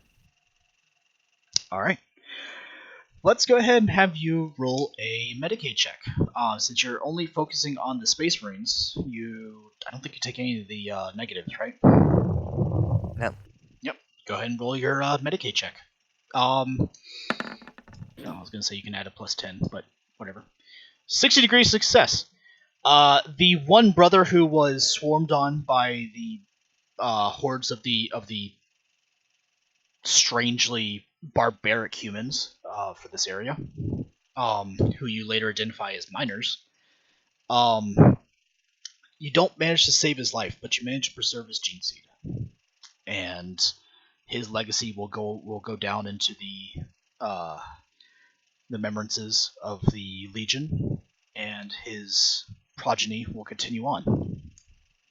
The other downed Space Marine that was nearby you do manage to save. He is evacuated off the battlefield and sent back to the fleet, but he will make it.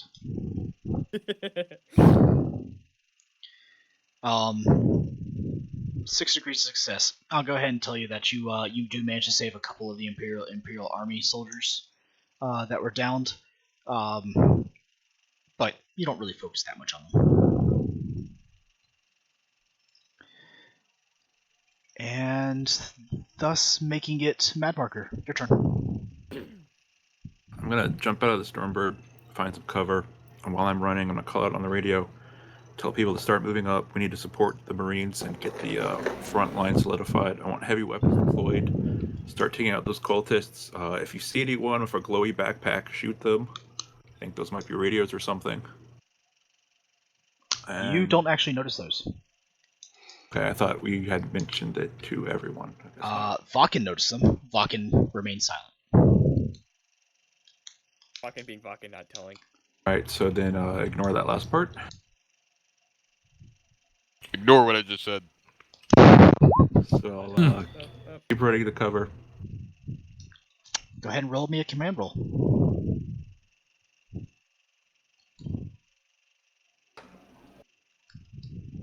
You can add a, well, I was going to say you can add plus 20. I'm sorry. Anyway, so 6 degrees of success. Yeah. All right. You begin to organize the Imperial Army, who are still muddling around waiting for orders or don't seem to be too enthusiastic to fire upon what looks to be civilians, but immediately brought back into reality by your commanding presence, immediately begin to take up arms, and regardless if they have weapons or not, they begin to fight. So go ahead and record that. All right. And with that, you see heavy weapons begin to be brought up to the front or taking up a fixed positions anywhere they can. And room is being made for the vehicles and such to be brought down into the fray. Is there anything else you would like to do, Mad Mark? Because I know that technically is that an action for you, or is that a free action or a bonus action? That's an action, so I'll use my free action, get them. That's another command test. Cool. Roll it. I am successful, so if people have their comrade help them, they get +4 damage. All right, you guys hear that? Mm-hmm. Record that as necessary. Which brings it up to John. Alright, so the people around me who are like getting really scared are now fighting more properly, right? Yep. So their lines are still kind of faltering. There are a lot less of them now. You'll probably say like 1 out of every 3 is cowering behind the behind cover rather than fighting. I'll let someone else deal with. Right. Is there any big blobs of like enemies, like really condensed people, like groups of like 5, like 10 to 15? So, roll me a perception check. I will allow this to be a bonus to your action. Alright. So, you notice the area around the Primarch particularly is pretty condensed, as well as the throngs of enemies that are attacking the actual battle line. So anywhere where there is like the failings of the Space Marines, basically the Space Marines are allowing the enemies to gather up in densely condensed hordes, and as they continue to make their way forward, they're basically just stabbing into a target dense area. Beyond that, 2 degrees of success. Yeah, you look past the line, and the enemies are not as condensed, but you see is basically a sea of humans coming from the mines. But they're not as densely condensed as they are around the Primarch or around the battle line. Alright, I think getting the battle line to move forward more is pressing better. So I'm going to reaction switch over to the grenade launcher. Okay. Move up a bit, and then I'm going to unleash a free shot salvo at this blob.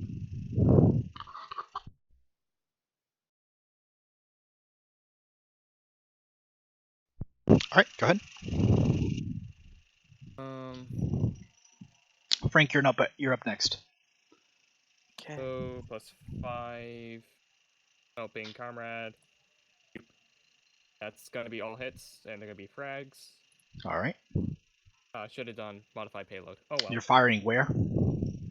Into the blobs, like Okay. near the front line. Okay. Alrighty. Go ahead and roll your damage. Let's see how well you do. Grenades were 1d. Yeah, they were just normal 1d10. Blast of 2. Blast 2. Whatever. So it's don't have damage, so it's gonna be 3d10. Plus, I'm just gonna add 12.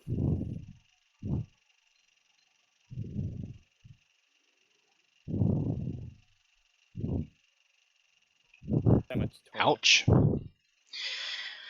Okay. And that's also like at a +2. So it's gonna be hit even more people. Okay. Let's see. You said that was three hits? Yes. Okay. So is that 3d10 basically is a 1d10 per hit, or 1d10 per hit. okay? So then that's like a it's plus 12 like for. Is it plus 12 for each hit, or is it plus 12? Plus 12 total, so it'll be technically 5, 11, and 13. Okay. So your damage is 5, 11, and 13 each. Yes. Okay.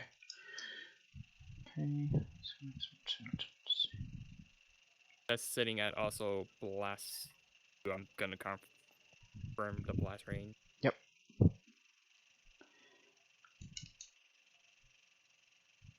Okay.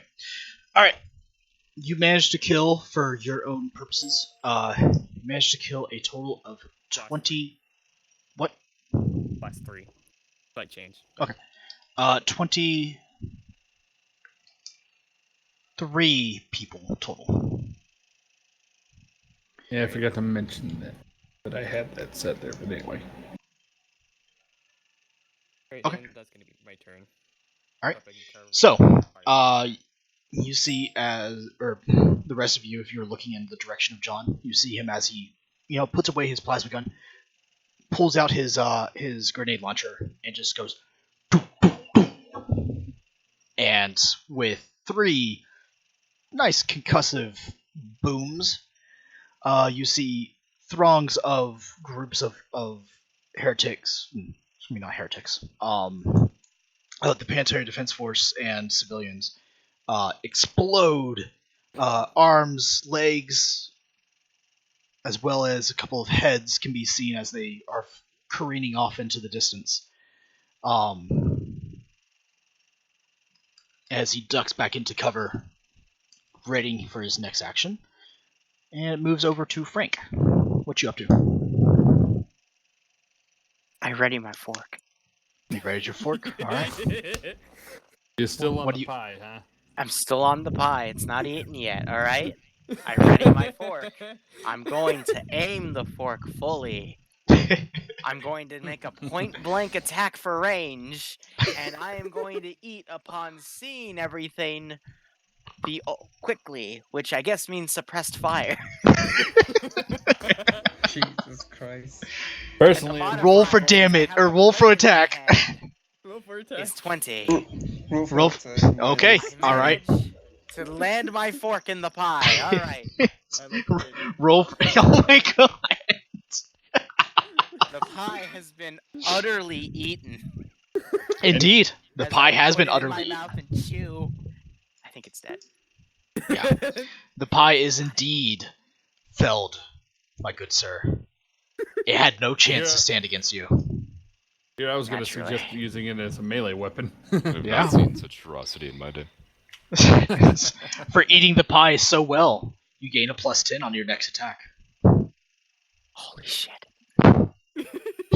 It's Unfortunately, gonna I end up cannot make nauseous another after the attack right battle. now because it took 6 seconds to eat that. Anyway. next Correct. That's Chrissy, he is eating a pumpkin pie, according to his character sheet. Okay, now, Liru, here's a Delish. very important question. Was it one slice or did you just consume the entire pie at once?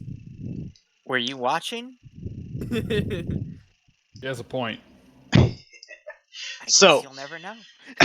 Frank, in the midst of Las fire, plasma fire, epic melee battles, explosions going off all around you, you take out your fork, you aim it with skill, and you devour the pie, felling this foe before you with indomitable skill and prowess And fervor.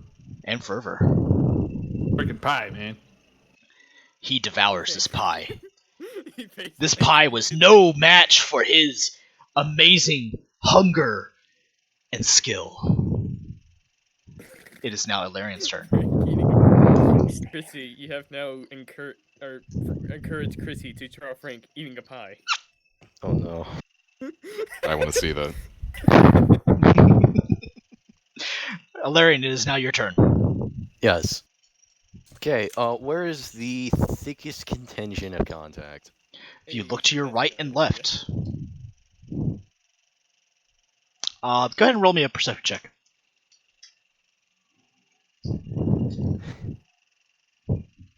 Oh, there's dirt all over my visor because... Okay. You are too busy staring off into your handiwork of flamer. And here I Fuck it. thought it was because his eyes crossed. Then I'll just keep marching forward. Because if I recall, I was roughly along the lines of the Space Marines. So Yeah, I'll you're just- roughly along the line of the Space Marines. So pretty much, I'll just- you're firing into a pretty much target-rich environment. Yep, then I'll keep walking forward, following them, letting out burst of flame or fire whenever I see a lot of contact. Go ahead and roll for attack, please. He calls out, "Aim for the bunkers!" Guess bunkers. Short range or Get point there blank. already! Yeah, short range is fine. You're firing into a target-rich environment. You're going to hit regardless. Target-rich environment. Also, technically, you don't. I think you just roll for I don't- damage. But yeah, I don't need to aim with a flamer, and I don't care. roll me a damage just in case. Yeah, there you go. Cool. So the last 4 foes that you had originally swept over now also are killed. But additionally, you kill an additional. Oh, dang it, I hit the refresh by accident. I apologize. You're fine. 4 plus... There we are. I know. I'm doing math. Hold on. Yeah. Flamers. I had to do something a little bit different with flamers. All this is a number game to me. I must roll. I'm playing math. We're playing coolmap.com. Oh boy. Coolmathgames.com. You kill an additional 12 people. 16 with the plus 4? Yep. So I say 16 additional, plus so 6. additional Okay. 12 onto that. 16 total. All right. Plus 6. Alrighty. 22. Alrighty. So, Gums, your turn. You mentioned snipers earlier, I believe. Or did I mishear that one? Yeah. So there are other designated marksmen, such as getting set up now and firing off into the distance. So I could. But you did so I notice could- that a guy did get felled by a sniper. Okay, so can I already see that sniper in particular, or do I have to roll perception? Roll me a awareness check with a plus. I'll give you plus 20.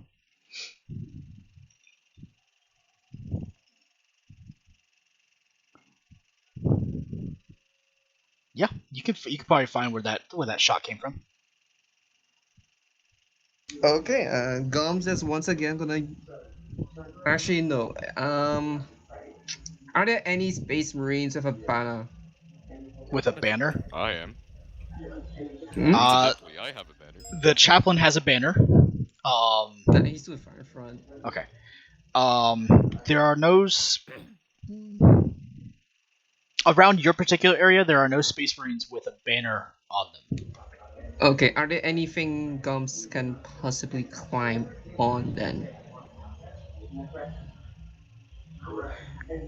Give me Poles.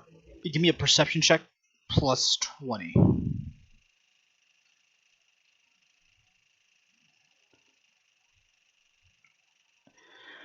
So, there is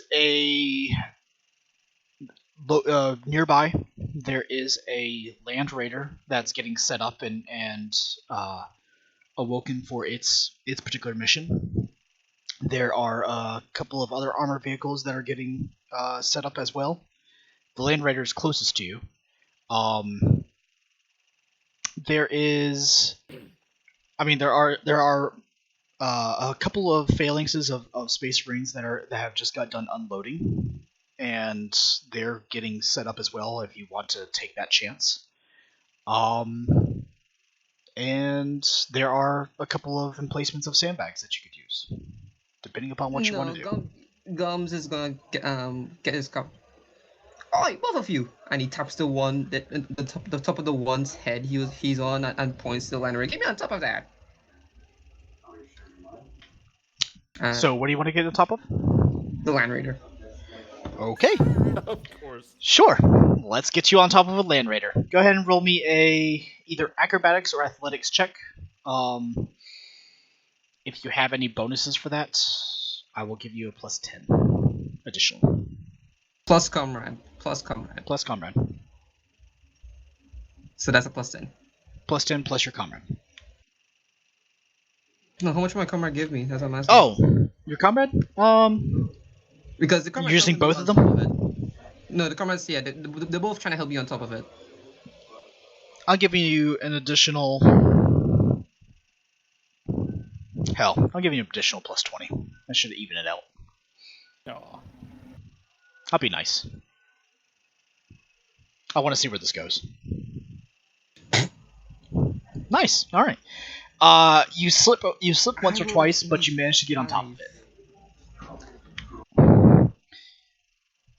It's not the Meanwhile, most the Space comfortable, Marines, but what the fuck is a abhuman getting up there? My last question is: can I still afford a chance to shoot the sniper, or that's all my moves I can make? Because I think I've already overdid it. we're doing a rule of cool for this, so I will allow you to make a single shot, but it cannot be a full aim. All right, on God.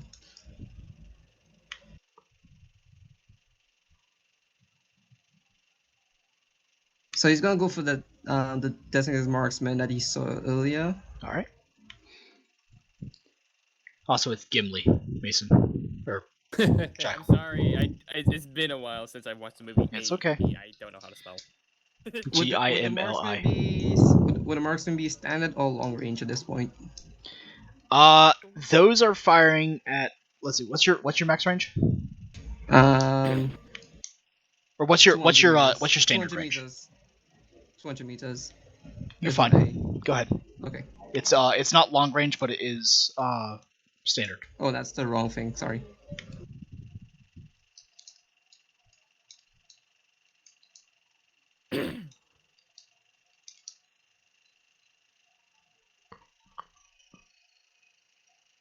Oh.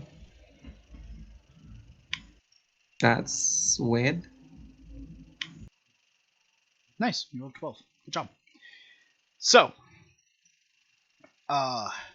a satisfying rings out from Gums' weapon, and though none of you can see it, or none of you are even paying attention, Gums, through your scope, you do see a perfect headshot as the enemy marksman was lining up to take another shot. And Saving Private Ryan style. yeah, we'll go ahead and say it's the Saving Private Ryan style. Your ballistic round travels through the scope, through the eyeball, and out the back of the head of the planetary defender as he was lining up his next shot. In the back of your head, you could hear probably a Space Marine, but you're not really too sure because you're stuck inside the memory. Somebody go, headshot.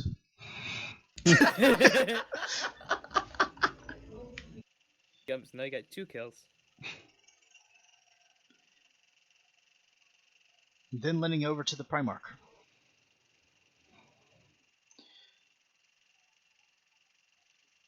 The Primarch continues to move forward as he's swiping enemies to his left and right.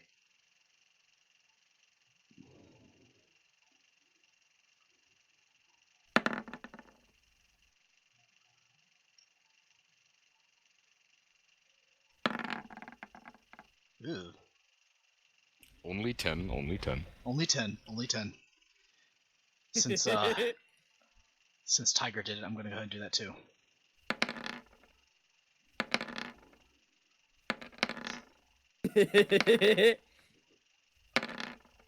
There you go.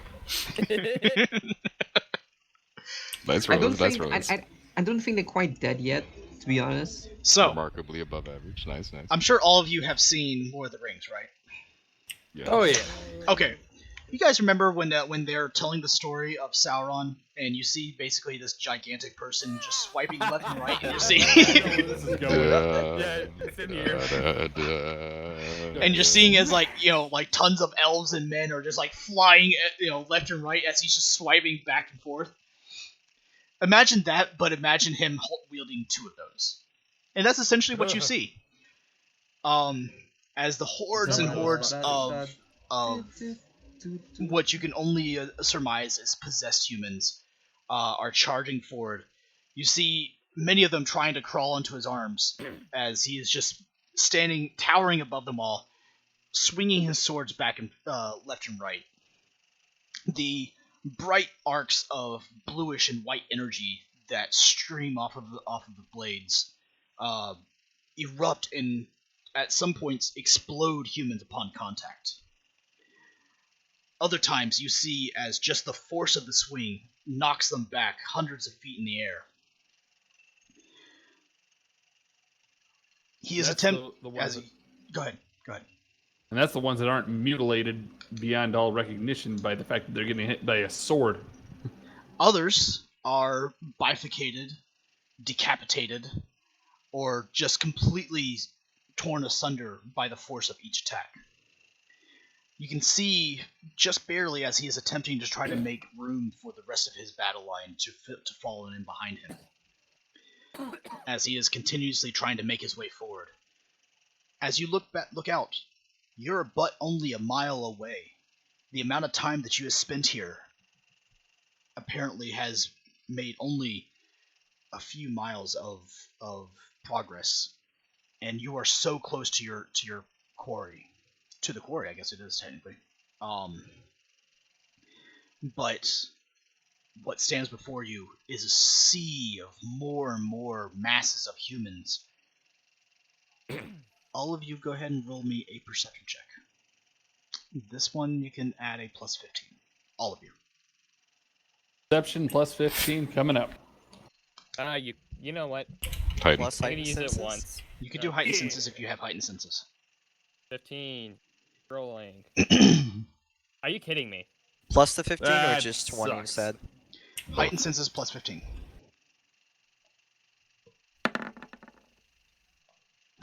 Fuck you too. I literally. The game says no. Yeah. John Mason, you're too busy reloading your grenade launcher and attempting to just fire into any amounts of humans that you can find. Ilarion, I'm going to basically the flamethrower guy from Team Fortress 2. Pyro. Yes, Pyro. Alarian is Pyro right now. I am basically just saying that you are Pyro. So And he's Yes. giggling as he I accept sees this. the crazy horn things spewing rainbows all over the children. pretty much. Completely ignorant of the fact that the rainbows are fire and the children Yes. are dying. No, I'm Um, aware of that fact. I'm just too in depth in it. I'm enjoying myself too much. Do you Gums. believe Fair enough. in magic? Gums, Yeah, you are no, too that's busy hard. focusing on the next sniper or fixed gun emplacement that you can find. And Vakin and Tiger, and Madmarker, and Frank. Well, actually, Tiger and Vakin will get you guys in here in just a second. Frank and Madmarker. And yeah, that's it. So Frank and Madmarker. I know, I'll get to you in just a second. Oh, sorry. You fall into a different bracket than both Tiger and Vakin and Madmarker and Frank. So Madmarker and Frank. You don't see it, as there's too many people in your way, and you're not actually high enough or close enough yet to make it out. But you hear a inhuman roar coming from the mines.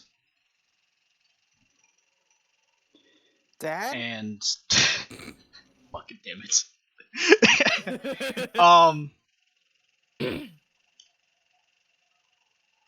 And it's difficult to make out, but it doesn't sound like the roar from the crystal. Something else is making its way out of the mines. Keith, as you look out, you see something glowing coming from the mines, and a definitely inhuman shadow that gets basically cast by the light that comes from the mines. You're not able to make it out fully, and it is most certainly large, quadrupedal, and is a whole lot of nope. Yeah, crap. The rocks got pissed. And Tiger and Vakin, what you guys see, you're not able to make out completely yet, but the light from the mines is able to fill in enough, and with your inhuman senses, you're able to kind of piece together. It looks as though it is a giant humanoid shape. But from the light that you're able to make out, humanoid is being very loose with the term. It almost looks like something has melded together multiple bodies to create a very large quadrupedal engine of war.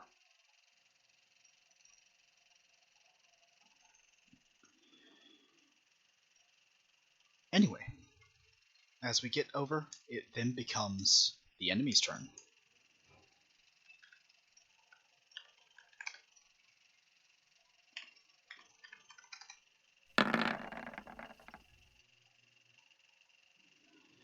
Alright.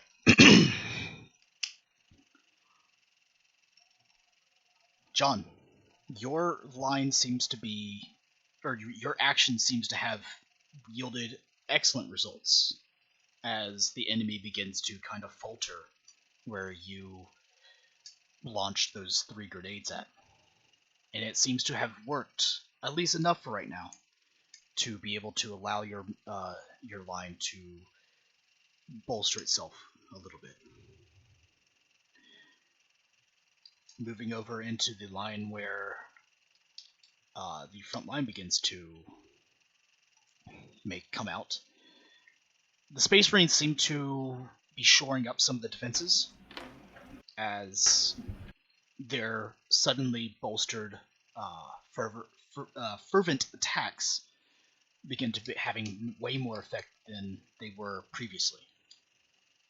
However, towards the center of the line, it seems as though the masses of humans begin to push back against the Primarch's advance.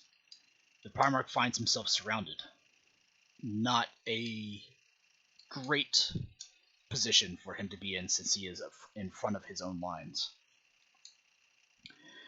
Moving over to where Tiger and Vakken are, you begin to see, to surround the Primarch, they have lessened the attack on the actual battle line behind him, allowing the Space Marines to fill in the gaps and more of the Assault Marines to fill in behind you, Tiger. Towards the reserves, some sort of plasma-based artillery begins to be launched, and more of the reserves have been taken up and destroyed. Close by to you, Alarian, it does seem to be that there's a lot less enemies for you to find. And Gums, your rallying of the marksmen seems to have worked, as the enemy's marksmen don't seem to be as present as they once were.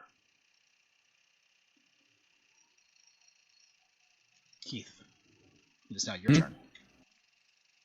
What would you like to do? Keith and Caitlin would like to advance to the next defensive line. All right. You make your way up. You're now closer to the front line. You can actually see Alarian, happily using his flamer against every single human he could find in front of him. Expending the fuel tanks. Yes. That's the term we use in the business. Oh, yes, of course. How foolish of me. Expending the fuel tanks. Keith makes a note to not stand anywhere near Alarian for a bit, at least not until he gets that flamer used up. Oh, I have more than one tank. Like I said, he's not getting anywhere near you. All right. What would you like your action to be? See here.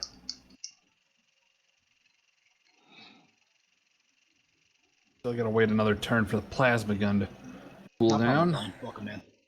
Could fire it normally. Unless that's not a thing. It's on max power. I gotta wait another turn for it to cool down. Oh. But I believe. You think that's within a 12-meter range? You're in a target-rich environment. Tell me what you want to do. Pop and frag. Yeah, you're fine. You can throw a frag. Okay. In that case, he's tossing another one to Caitlin so that they can try and throw 2 grenades. Go ahead. Roll your attacks. I believe it's a ballistic attack, if I'm not mistaken. Yep. I'll say standard range. All right. Yeah, that's fine. Sorry, I'm just going off of the attack. Oh, dadgummit. One more grenade.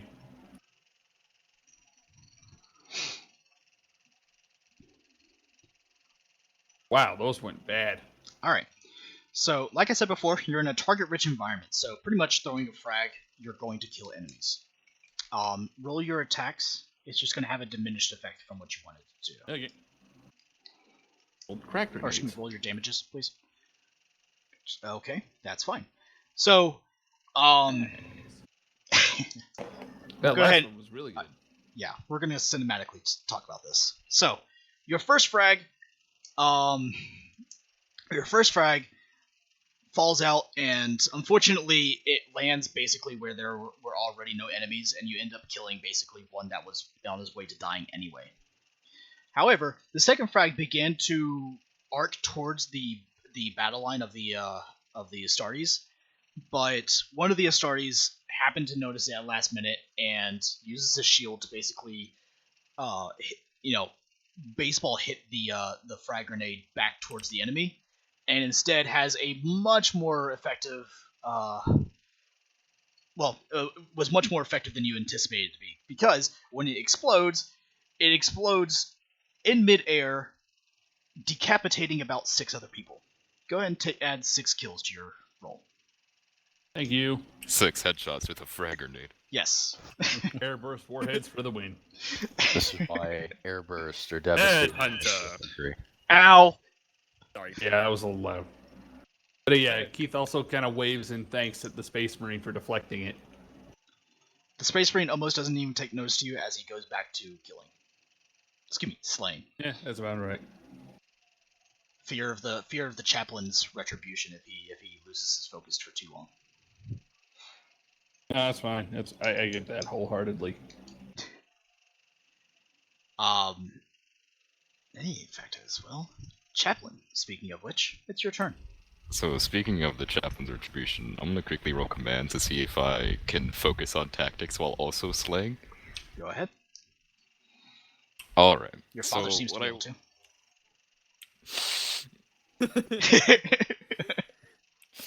He also seems to logic really well too. I see. Well, I can also do the thing because what I basically want to do Okay. is I want to try and get the Legion Assault Squad to kind of like secure a position that is in good clear line of sight to the entrance of the cave, so that we can kind of like get a Devastator squad up here with some heavy weapons and to fire on whatever's coming out of that cave. So,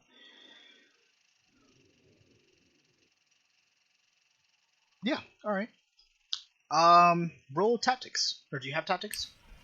I have Assault Doctrine. Roll me Common Lore War. Okay.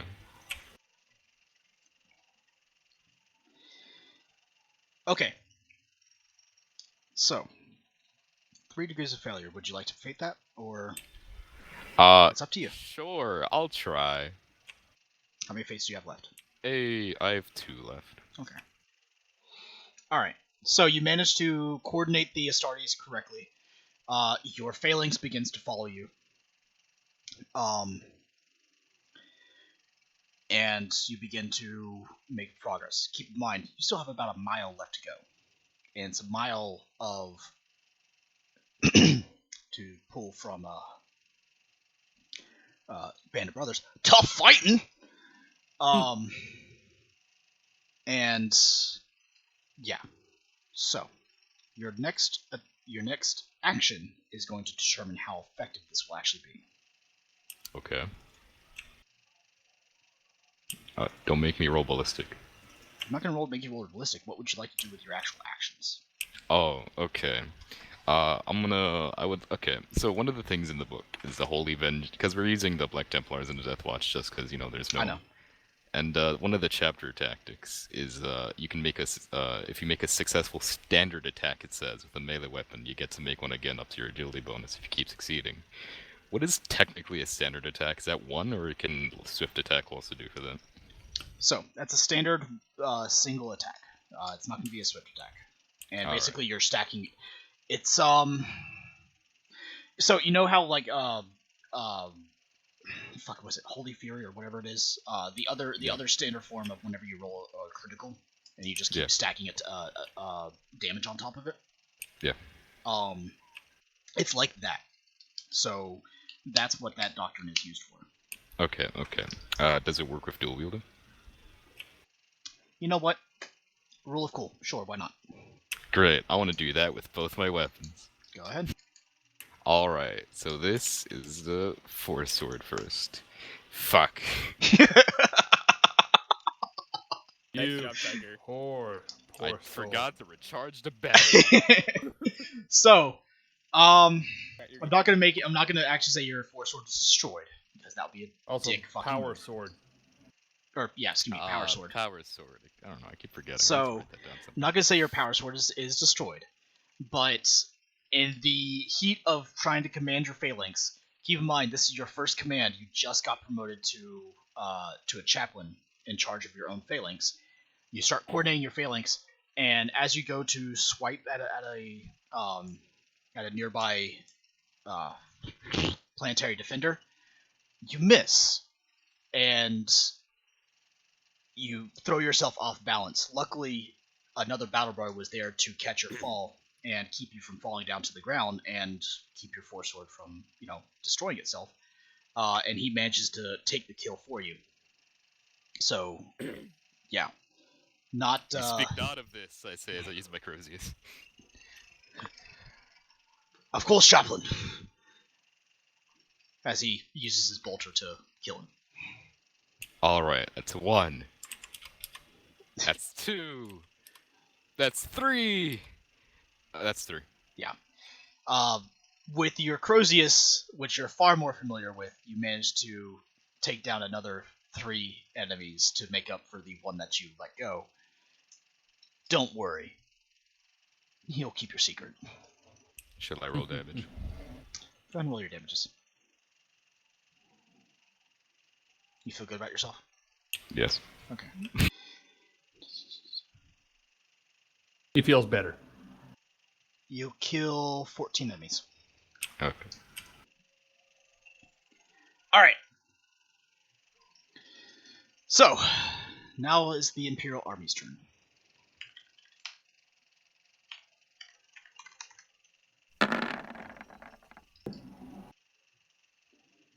Damn. God. John, that one line is teetering on success and failure at the same time. You can tell you've been through battle, multiple battles. You have served alongside the 700 for many, many, many of your years. You can tell when you're around rookies, novices, greenhorns, if you would. You're surrounded by brand new soldiers into the Imperial Army. And many of them are faltering in their many are faltering in their duties. They are scared for killing what look to be humans. You're sure they're humans, but killing their own is still unsettling to them. Many fear taking a life. You can see this in their eyes, as many of them are clutching their weapons behind cover. There's a few veterans out there who are dutifully enacting the Primarch's will, but too many of them are just sitting behind cover, fearing for their own lives and taking the lives of others. Thank you, Chrissy.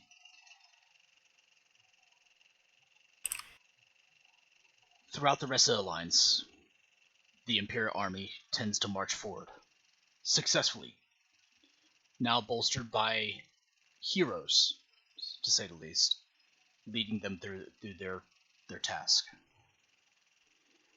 The main line behind the Primarch tends to start moving forward, now bolstered by the orders given to them by the chaplain. Others, being more or less secure in their duty, bolstered by the actions of the apothecary Vakin. Orders given to them by a veteran sergeant known as Mad Marker are now having their supplies and everything coordinated quite well.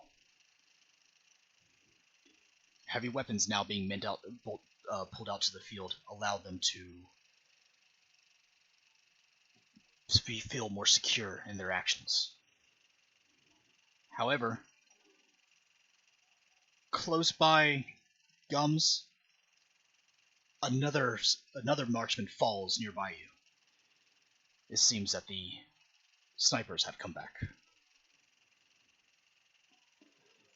And then some. The roars coming from the mines make a lot of the Imperial Guardsmen and even some of the Space Marines unsettled. Not fearful, but just unsettled in their actions. Whatever lurks there is definitely not good. Vakin. Throughout my running in between, do I spot any of the bodies with the weird backpacks? Roll me a perception check. Yeah. Wait, is investigation? Do we have investigation? No, it's awareness. Roll either awareness or perception, whichever's higher. You can add a plus 10.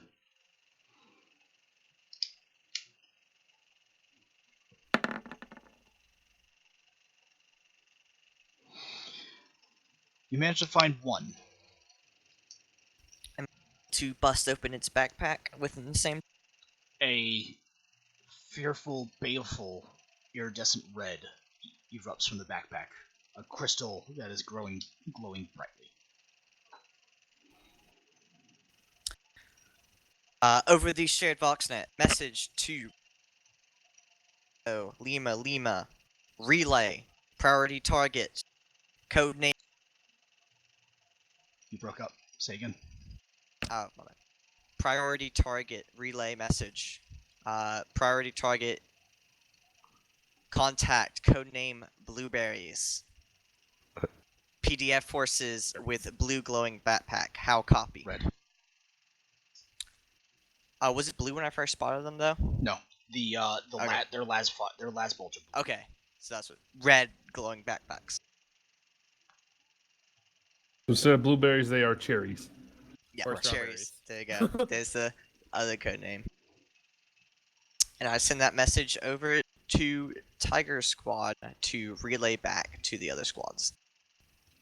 Message Tiger, from Helix. you receive that message. Roger, confirm priority target, and then I'm gonna nod to one of my legionaries to try and diminish it while I, focus on fighting. Your legionary responds to you. Acknowledgement. All right. Anything else with your action, Vulcan? Continue my duty of pulling people away. Roll Back. me a Medicaid check.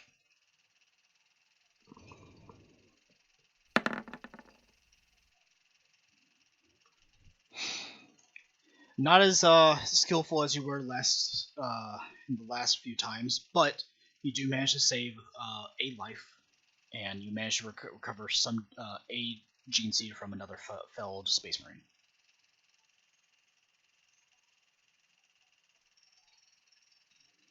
All right, Mad Marker, your turn. I'm going to run over to where the rookies are, and I'm going to use Inspire. That is a success, so That's a very I success. can inspire a total of 50 people. There's 10 of us, so 40 other people within audio range are inspired. All right. What do you say to inspire them, Mad Marker? I'm going to tell them, get up, get moving. We need to get shots on these guys, or you're all going to die. We all have a Fucking job hell. to do. You don't want to fail the Emperor. All right. Then I'm going to roll for the sweeping order. Cool. Go ahead. That is also a success, so everyone gets plus 10 and plus 4 damage. All right. And then I'm going to call out on the radio and say, I claim all assists. And that will be my turn. Okay. Nice. You know what? Hold on.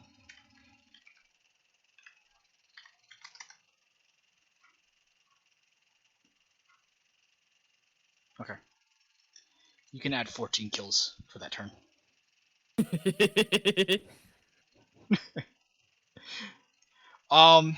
Yeah. So, John, you see as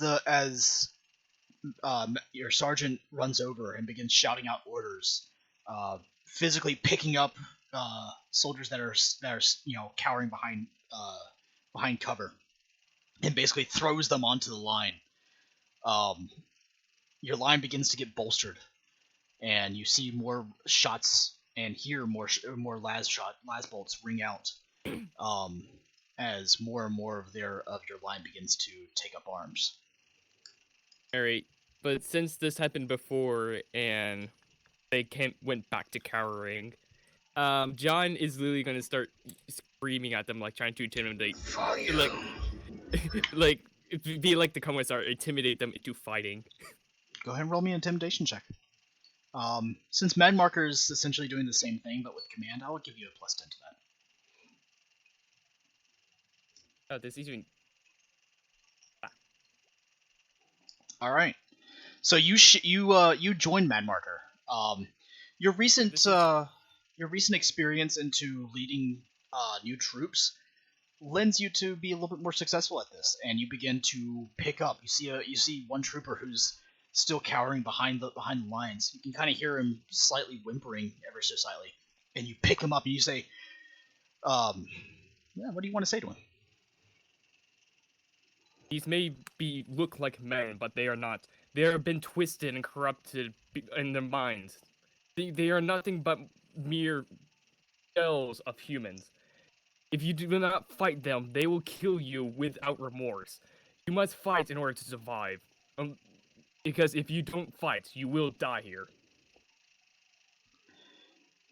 He looks at you and looks back at the line, looks back at you, and you see him slowly pick up his weapon, lay it on the sandbags, and take a single shot.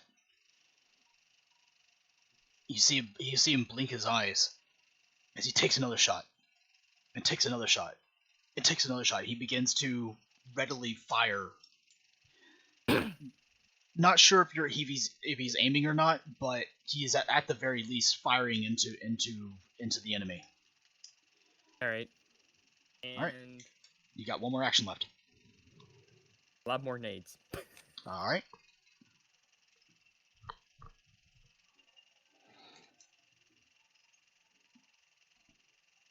Short range. Semiauto, big ass flying volley. This is going to be aimed closer to the Primarchs as they're surrounding. All right. +5. Oh wow. No. I mean, might as well use reroll. All right.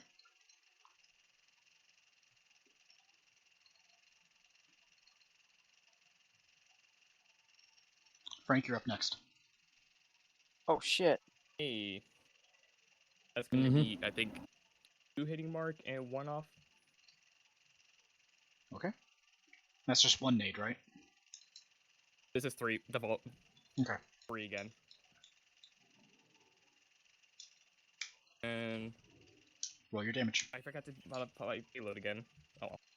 Not like it's needed. You wouldn't have had time to modify the payload anyway. But anyway.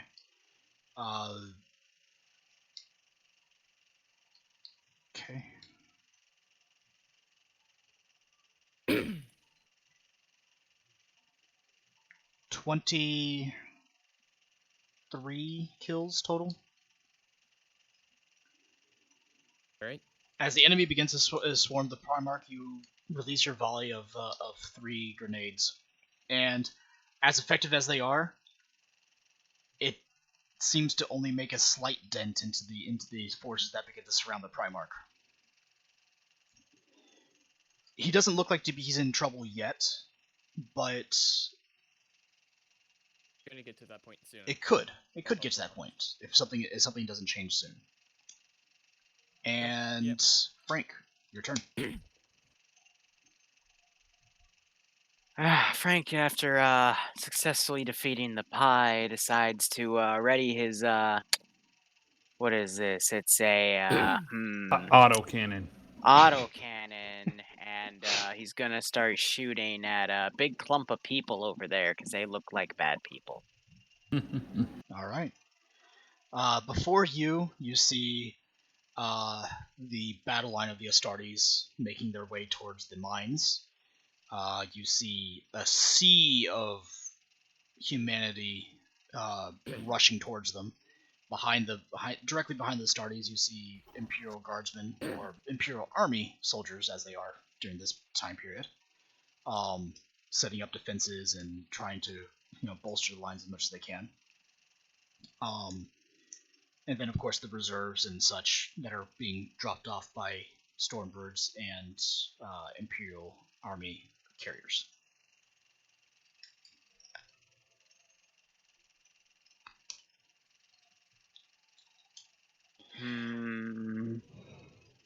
You see a swarm of barbaric-looking humans surrounding the Primarch. You see throngs of Imperial or planetary defense forces Wait, that are did you say swarm of barbaric humans? sure. Yes. Oh my gosh, a swarm of barbaric humans! They might be around something big and important, but I don't see that. Let's shoot the autocannon. Okay. Mm. Okay, Even when- let's see. Even when Liru's a good guy, he still finds a way to try and kill the chapter master. Is this short range or standard range here? For or is your this- autocannon, this will be a short Yeah. range. All right, standard Almost attack. No, we're gonna full auto this. Oh Almost boy. everything Yeah. is- Almost And everything is then short the range. modifier, do I put the 10 in here or later? You put it in now, so you just add. You just type in 10 to the modifier. And then the +4 damage from the inspire thing, do I add that to this or do I add it to the actual damage? You just add it to the actual damage.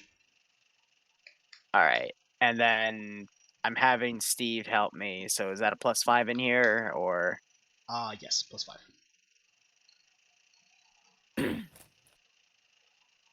Excellent. So you managed to not hit the Primarch.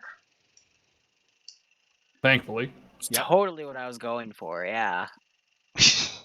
Now I'm going to roll for damage. How many damages do I do? Full auto with the autocannon. Semi-auto is 3. So that's 3 damages. And that leaves 17 out of 20 in the clip, or how many? 17. That's 17 out of 20. Yeah. Thank you. Damn. All right. Damn. So, the combined fire of a grenade launcher and something that's kind of like a grenade launcher, begins to make more of a dent into the amount of people that are surrounding the Primarch.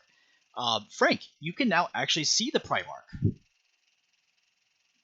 being surrounded by these there's people. a big one in there. That's ours, Frank. Frank. What's Holy ours? Fuck, 32 damage. 35. Holy fuck. Autocannons are scary. Yeah. Wonder how many autocannons are scary. bodies those slugs went through.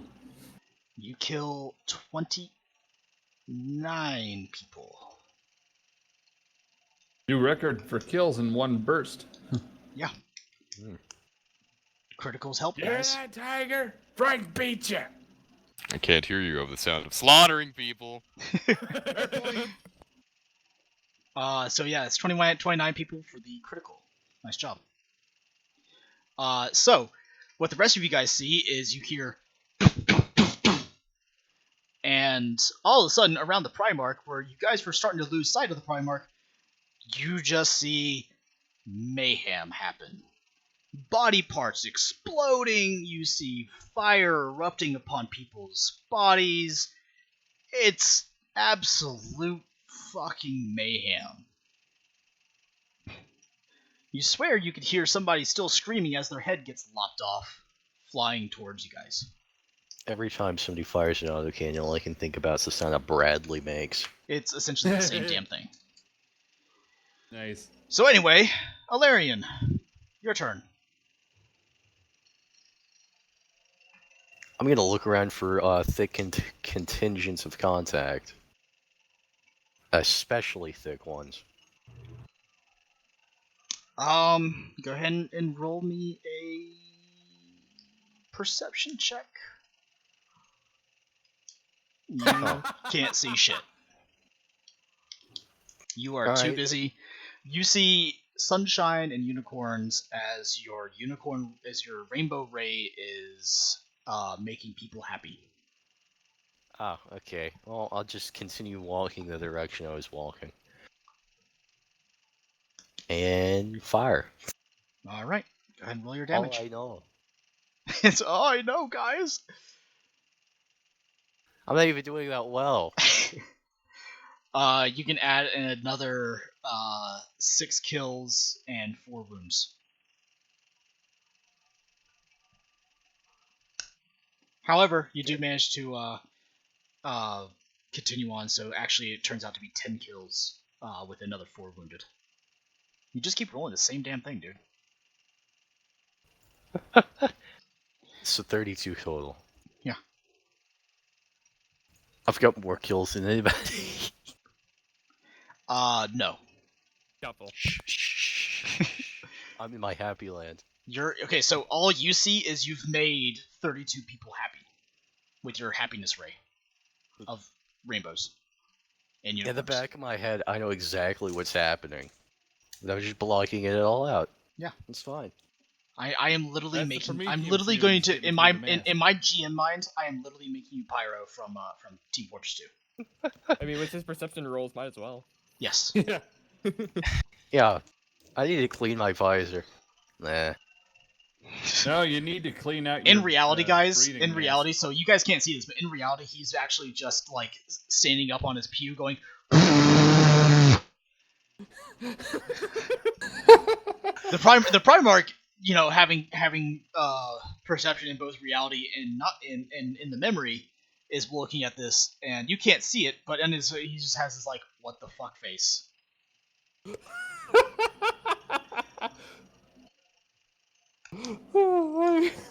Anyway, Gums, are you back? Yeah. Yeah. Gums. As you look to your right, you see another marksman takes a gets killed by a headshot. The snipers are still out there.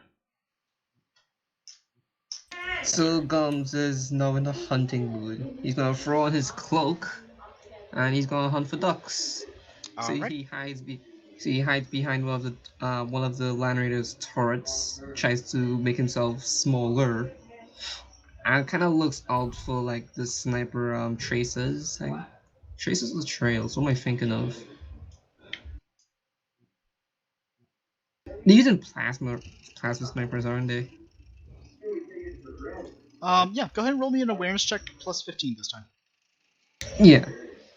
I'd like to think that he's just on the top and there's a space marine on the Melta on top, and he's like, "What the hell are you doing up here?" No, you see, that's why he puts on a cloak, so maybe the space marines can notice him. No, they He can says, see you, but looking it's at you just a as lot he harder puts to on see the you. cloak. Yeah, you managed to make out another tracer fire just as the sniper gets done. Okie doke. So Gums traces the tracer fire back to the sniper, and he uses the turret now as a brace for his rifle. And he aims and he shoots.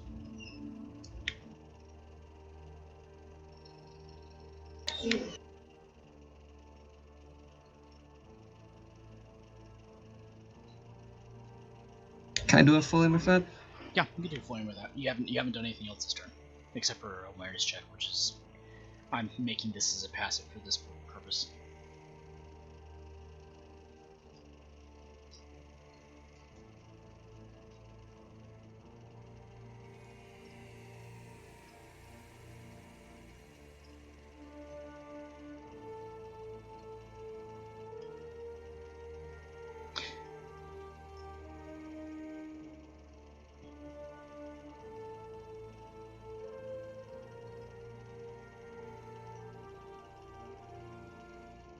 Okay, give me a second. This thing's bugging out for me for some reason.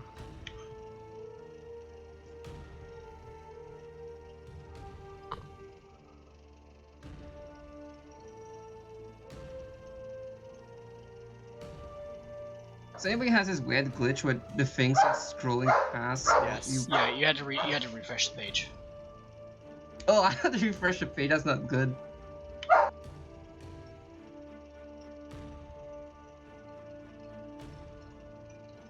That is a rather annoying glitch. Indeed.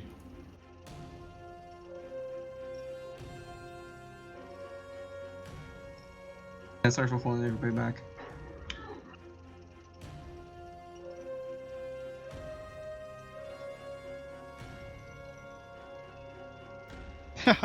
Rebellion, that sucks. I am really sorry for holding people back. This loading though.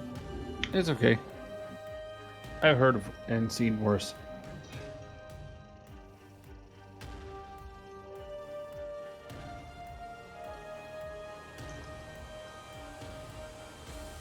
Really, just to see how well he hits it.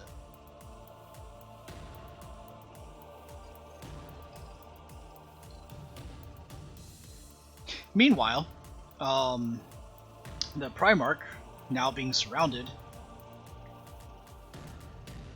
goes ahead and takes up his arms.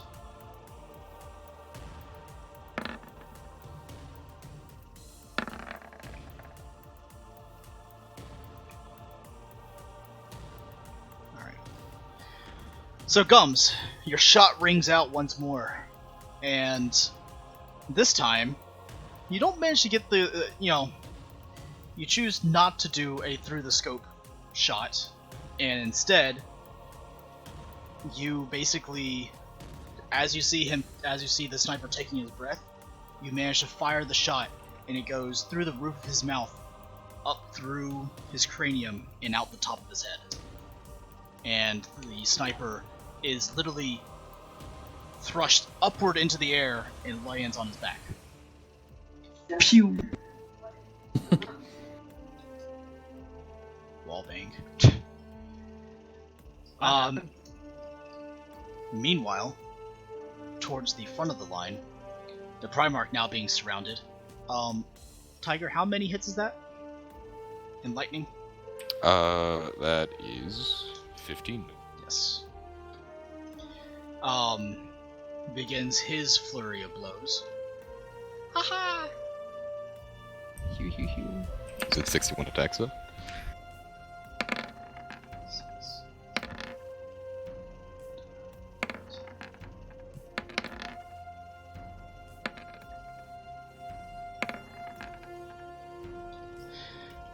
And you begin seeing the Primarch move with an even greater speed than that of the typical Astartes. And almost like in an anime movie, he returns back to his position, and you just see a cascade of bodies begin to fall to the ground in multiple sliced and diced pieces. He's still surrounded, but far less than he once was, and there is an out if he should take it. Now it's the enemy's turn.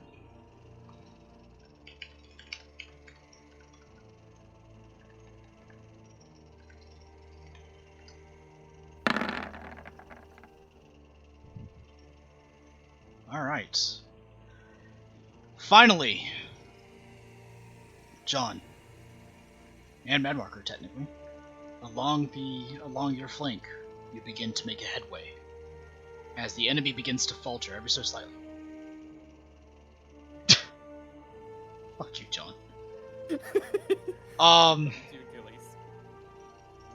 Your line begins to actually make progress as the enemy seems to falter against the onslaught. Towards the main part of the front,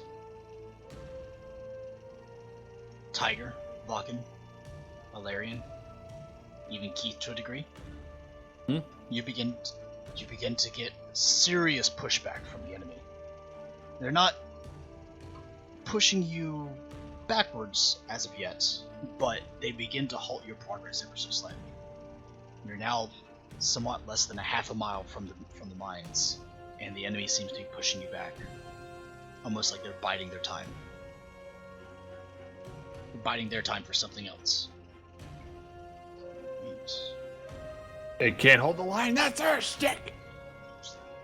Towards the reserves and towards the rear of the formation, you hear plasma artillery once again ring out, and reserves begin to take some serious losses as massive plasmatic explosions begin to erupt towards the rear of the flanks, or towards the rear of the formations.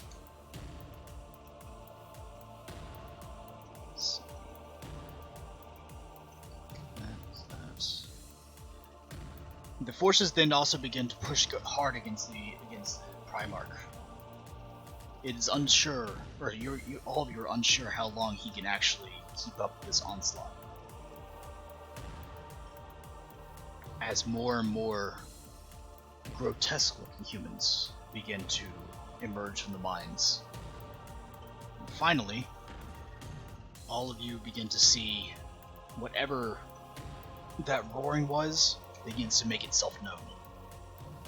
And from the mines, a gigantic beast of amalgamated flesh and sewn-on body parts crawls from the mines. It's almost twice the height, 3 times the height than the Primarch, and seems to be made up of fused flesh of multiple humans. You can see faces screaming in terror and pain along its flesh. Multiple mouths make up its entire body. Not just the great maw that seems to encompass its center portion of its body. It walks on 2 gorilla-like arms made up of multiple bodies sewn together or fused together, some sure, and it drips with some black ichor-like blood.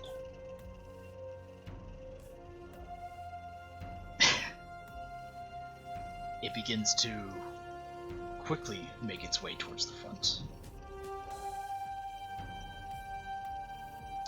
Keith, your turn. Well, upon seeing the thing, he calls out on as many different Vox channels as he can. It's like, heavy weapons, redirect fire on the largest hostile just made itself known at the mine entrance. Close air support if you got him shot, try and take it, but be advised, Primarch's near the front. And then, let's see here. Okay, you know what? I should have done this earlier, but... There it is. Oh, hey, okay. Yep. Keith and company are going to continue the advance. Alright. Line by line, and once in position, should be cool enough for another plasma shot. So let's give that two-shot burst a try this time. Alrighty. Roll.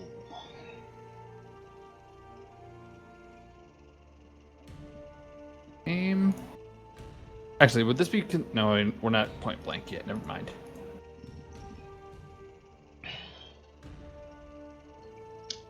If you're aiming at the giant beast, it would not necessarily be short. No, it's still too far out for short range. All right, and that I wasn't initially intending to fire at the creature itself. I don't think he's close enough for it anyway. So. Okay. So you're firing at the mass then? Yep. Okay. Okay, so that roll a damage. Roll damage. 2 damage shots coming up. Alrighty. So, your shots, while you're just kind of like reflex shooting at this point, your shots don't have as much effect as you want them to have. You managed to kill roughly around 6 enemies total with your blast. But they're not as effective as you were hoping. As you're really just kind of reacting from seeing the gigantic beast making its way towards you guys. Yeah, that's fair. Chaplain. Yes. It's your turn. Can I ask Gavir to silence his guns? Who? Gavir. Yes. Are you sure he's here? No, he's not, but, or the equivalent. Oh, wait, he wasn't born yet. The equivalent. Excuse me. Because, they're annoying, and I don't like them. Oh, okay. Sure, you can ask. It may not happen, though. Okay, cool. I tried my hardest. Anyway, time to kill.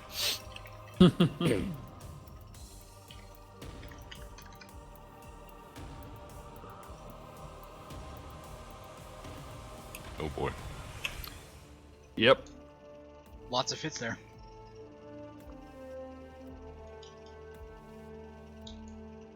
Also, I'm gonna do the command thing to see if I'm just slaying or if I actually have some semblance of, keeping the Devastators protected to see if the last cannons or whatever the 30k equivalent is to help fire on the big monster boy.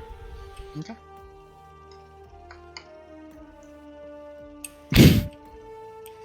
Barely, but yes. My rage hasn't overcome me just yet. Yeah. Okay, Mr. Blood Raven. I'm not angry. I swear. I'm just fighting. Yeah. I'm not angry, I'm just a chaplain. Right. It's the equivalent of Grimaldus. Anyway, yeah, you managed to keep your rage under control, and focus instead your anger towards efficiently killing. Efficiency. And yes, your Devastators are protected. However, Great. you also see the beast charging its way towards you guys. Towards us. Oh boy. Time Towards for the line. war. It's 3 times the size of the Primarch.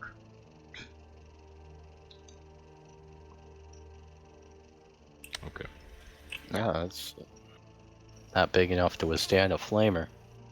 Essentially, if the Primarch is enormous, this is immense.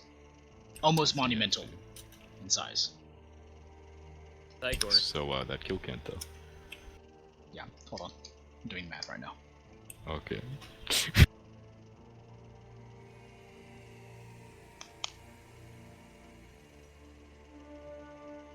$34. Thanks.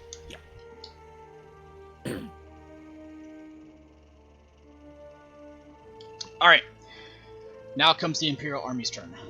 And the rest of all of them. Oh, fuck. That's not Okay. good. Oh wow. Can I use a repeat for them? Cause damn, that was bad. No, you can't, unfortunately. My wing shall not break. I won't let it break. Okay, hold on. Let me see if the Primarch can actually help. Army, why? Let's see if the Primarch even has awareness for that area of battle yet. I mean, I can always radio it in. Hold on. There's They're he, being has, idiots. he has other skills. Fair. They're killing themselves. They got 2 bolt.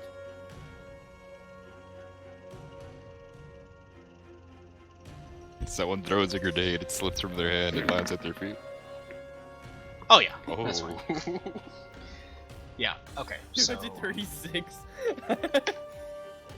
Wow, you rolled pretty high on that one, yeah, hold on. That doesn't make any sense. It does if you understand how focus power tests work. Really, it was a roll to see if he could have actually either. But you're not a psyker. At All least that's what Primarchs you are keep telling psychers. me. You keep telling me you're not a psyker. Hilarious. No, Stop it. no, we've told you that there are no psychers in the Legion. No, As Oh, saying I'm thinking of ones. fuck. No, like Primarchs- librarians. No librarians. Which are the dedicated psychers, aside from Primarchs, of the chapters. Mhm. Oh wait, that should have been minus 30. Oh fuck, I'm stupid. Okay. Like it makes a difference. Yeah. Okay. So no, it does make a difference. Okay. Cool. All right. So you're not okay. Your line doesn't make any progress, but it also doesn't falter. John and Mad Martyr. You see them constantly fighting. The men now begin to take up arms and faithfully volley their fire effectively, but with the onslaught of the enemy as it is, and now the gigantic beast now making all the fucking enemies rush towards you guys. Not just effectively, but now just bum rushing their way towards you. The line begins to not falter, but also not be able to make any headway. You guys basically reach a stalemate. And as the battle line closest to you, Tyre, begins to take significant losses, not your particular phalanx, but a phalanx nearby, another portion of the battle line begins to take heavy losses. The Primarch, you don't really see it, but you see as the Primarch looks in that direction, and you see as the Battle Brothers begin to look towards the enemy, redouble their efforts into keeping the phalanx together, and just barely begin to regain the ground that they lost.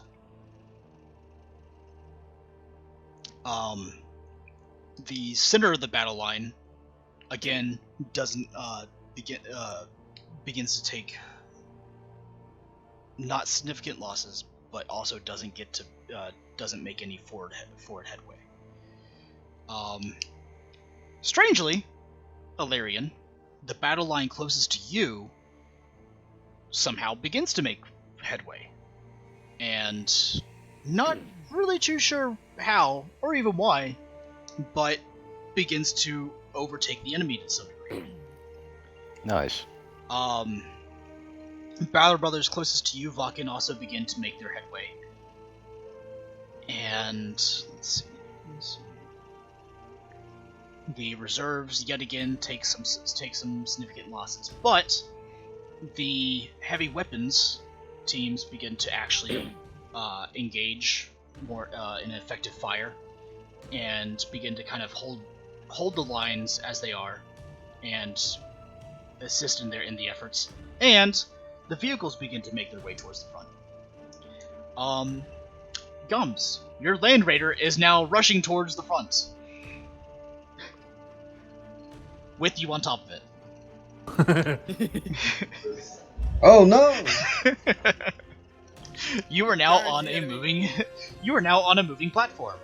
You're not falling off, but you're now moving. My Drive sniper me platform is closer. going forward. It should be going back. Fucking, your turn. Obviously, with the fighting more fierce now, I presume the back lines or the more reserve areas aren't taking as many losses, and the majority of the losses are towards the front. So, making sure my arm-mounted shotgun is prepped, I'm going to rush towards the front line, and obviously having to fight my way through an attempt to get any recently downed brothers out. Alrighty. Go ahead and go ahead and roll me your Medicaid check. You can add a +20 now, because more of the battle supports are now here, and you have other apothecaries now working with you. Holy fuck, Vulcan, I gave you a +20. I rolled a 95. I know. It was faded. I need you to roll better, Vulcan. I mean, Vulcan, With a you could fade it, 95, though. please. Vulcan, the fighting is becoming more fierce now. You find yourself having to engage in battle more and more. Go ahead and roll me one of your weapons attacks, any one that you choose. Okay. It will be I know, right? thy arm-mounted shotgun. Okay. You gotta have your cool moment as well.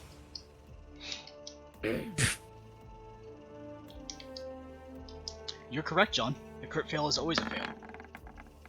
Unless acted upon. Alright. That's an infinite enough force. So, it's not pretty, and it's awesome, but it's not, pretty, I guess you could say. A deranged human, its face looking more and more grotesque. You know the Ice Cream Man from Legion? The movie Legion? Oh no. Has anybody actually seen that movie? Anyway. What movie? Yeah. So, you see, walking out the corner of your visor, a human with elongated arms and shorter, stockier legs begin rushing towards you a lot like an ape would, and his face, grotesque in the way that his jaw seems to unhinge as his mouth is now huge in comparison to the rest of his body, rushes towards you, and just as he's about to try to take a bite of your armor, you lift up with your arm-mounted shotgun and just fire right into his head. As you're kneeling down, treating another wounded casualty. It's again not the greatest of your kills, but enough to keep you alive. But that does take you away from your other duties as an apothecary, trying to treat the wounded on the battlefield and save the gene seed as much as you can.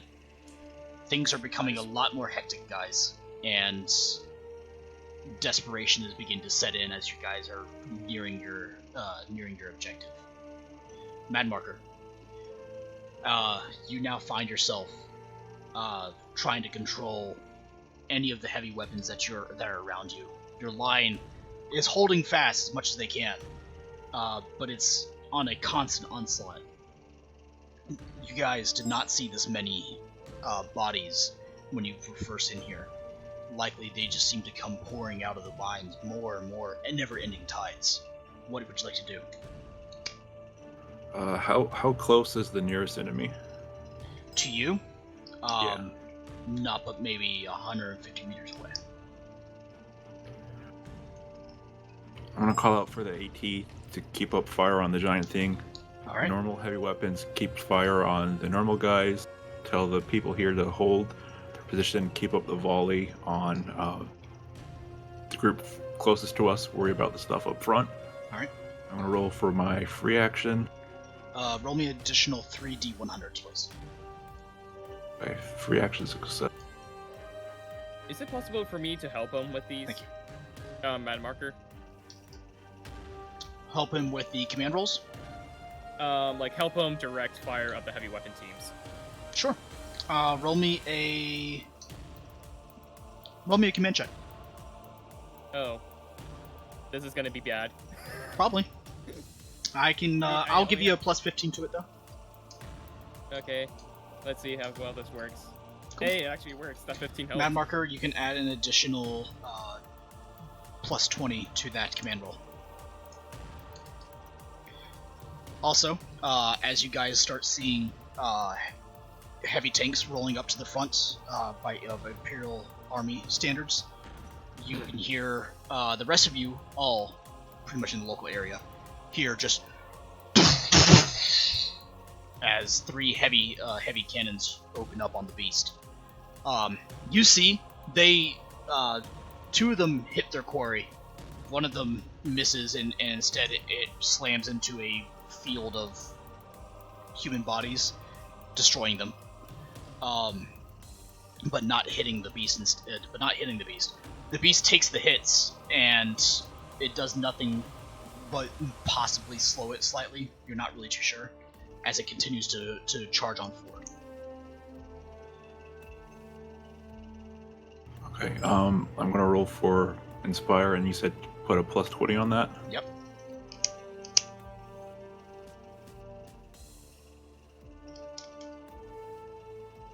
Alrighty. That's a success. That's a lot of successes. Yeah. I will go ahead and say you can double the amount of people that you inspire. And They will fight to their deaths. yep. You see as the Imperial Army soldiers, inspired by your presence, fight with even more fervor and ferocity. Excuse me. And they are, now engaging in melee with the enemy, with zero regard for their own personal safety. Alrighty, John, your turn. Alright, as much as I like the idea of fighting melee, melee is not my strong suit, so I'm going to avoid that as much as possible. So, instead, I'm going to back up a bit, make sure I have some space away from the melee line, and I'm just gonna keep lobbing them nades into the biggest blobs. All right. probably not. So move, no aim. Short range. Semi-auto because fun. At 5. So 1 hits, 2 are off target. I will go ahead.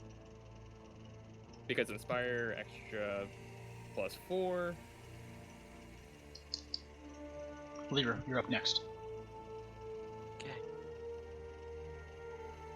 You alright there, Leroy? Yeah, I'm good.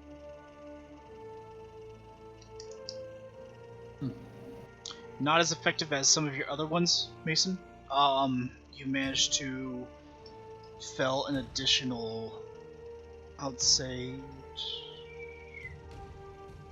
I'm just constantly fighting frags. yeah.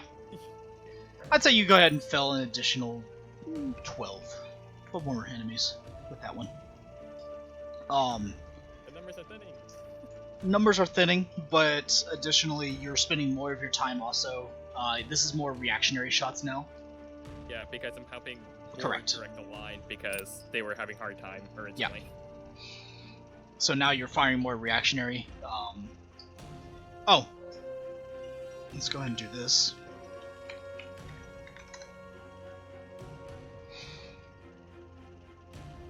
Wow. I'm sorry, Mad Marker. You get additional 5 kills. You're doing other things. Frank! You see a giant hey, what up? monstrosity charging towards the battle line. Oh. How far away is it? Yeah, it's a little over half a mile. Think I could hit it? With an autocannon? It'd be a fucking impressive shot.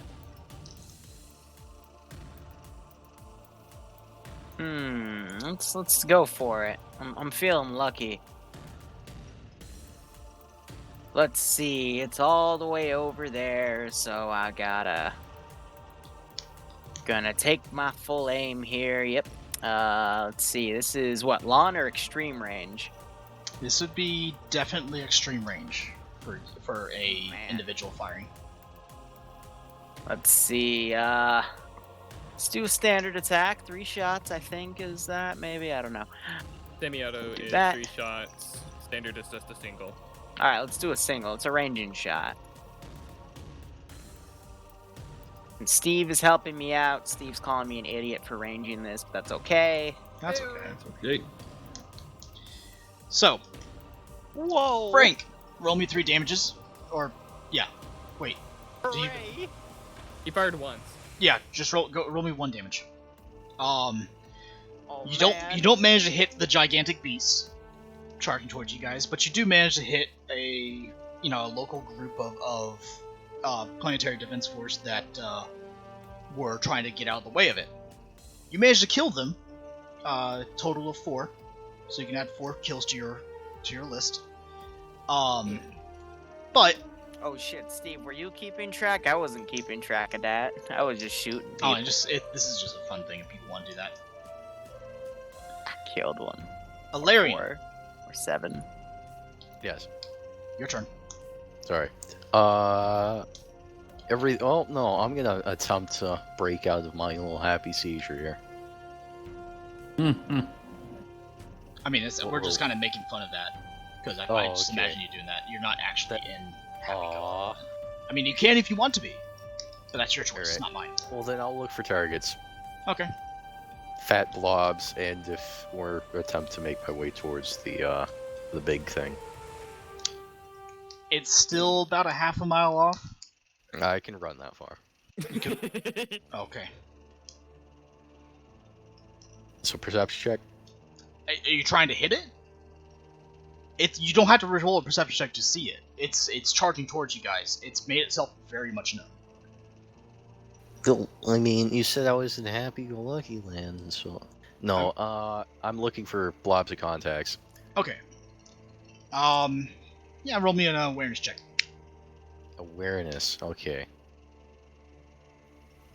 I'm still fucking blind. Still in your happy I mean, you're land. not still in your little happy-go-lucky land unless you want to be, but Right. I mean, you're Well, very much focused on your own personal safety and trying to be effective fighting. You will again. All of you guys are in a target-rich environment. You're going to hit regardless of what happens. right. True. It's I just just how wanna get the effective are you results. going to be firing into that? Exactly. Now I'm gonna keep pushing forward with the Space Marines. Or along the battle line. That seems to be succeeding. Yeah, And- go ahead and just roll me a damage and see, and let's see how much damage you're going to inflict. All right, cool. You managed to fell another. Let's say you fell another 10 plus additional force. That's 14. And you managed to wound an additional. Yeah, we'll say you wound an additional 5 this time. It's like 4.6. So 46 kills. There we go. there you Yes. go. Am I? How far away am I from actually all the friendlies? Because it might be too bad if I wander off too far. Let's say that with your constant advancement forward, you're essentially online with the rest of the Astartes battle line, and what they're essentially letting you do. And every once in a while you can kind of hear them laughing, from their vox emitters. What they're doing is basically the Astartes that are closest to you, like, allow you to pop out, flamethrower a 30-degree area, and then a shield just comes down right in front of you. They're essentially they're letting you play pop-up flamethrower. That does sound like something that when I started to laugh at, just like Vakken and Tiger, you guys hear this, and you hear like along the shared Voxnet for the Astartes that like local Batter Brothers are just having fun letting this random human Imperial Army soldier play pop-up flamethrower, since he seems to be the rare one that's carrying a flamethrower for some reason. And like they are essentially, you could hear them as they go, "Let him through!" as a shield wall just falls down right in front of him, and you hear as the Astartes like start stabbing their way through the lines, and then you hear like another 6 seconds go for it. "Let him out!" that does sound like something really fun for the Astartes. It's a fear tactic, though. It works because all of a sudden you're just covered in fire, and this big ass superhuman rushes through the fire and it hits you in the back of the head with some sort of fucking power sword. You don't know what happened. I approve greatly. I think we all approve. And you could hear the laughter on the Voxnet, like Tiger, as they're just like they're completely amused by this. Like this one random human seems to be brave enough to stand with the rest of the Astartes and not get trampled over, as they're just like allowing this guy to be a flamethrower in the middle of their line. This sounds like an amazing tactic. Just have like flamethrowers across the battle line, just lift up the shields, fire flames. If nothing else, it's a giant fear tactic. Flamethrowers were ridiculous, a lot more uncommon in 30k than they Oh were yeah. 40. Oh, they're almost So- they're very rarely heard of. Like they're very So rarely fucked. used. So, oh god, I'm gonna go back and read like a manual in 40k and just listen to the somebody Maybe. describing a tactic they named after one random guardsman they didn't know the name of in the 30th millennium. Anyway, flaming Gums, you're now riding upon an advancing land raider. I told you when to get closer, I would hit him with the sword. I am in a predicament. Where's it going the bait. forwards to? Oh, it's going forwards. You can also hear as the melta gun begins to open up. To? Where's it going? It's going toward... Let's see, he has melted guns and it's firing. Moving Yeah. forward. Who do you think he's going after? You also can hear as the as the heavy Volkite beams begin to open up, it's just going.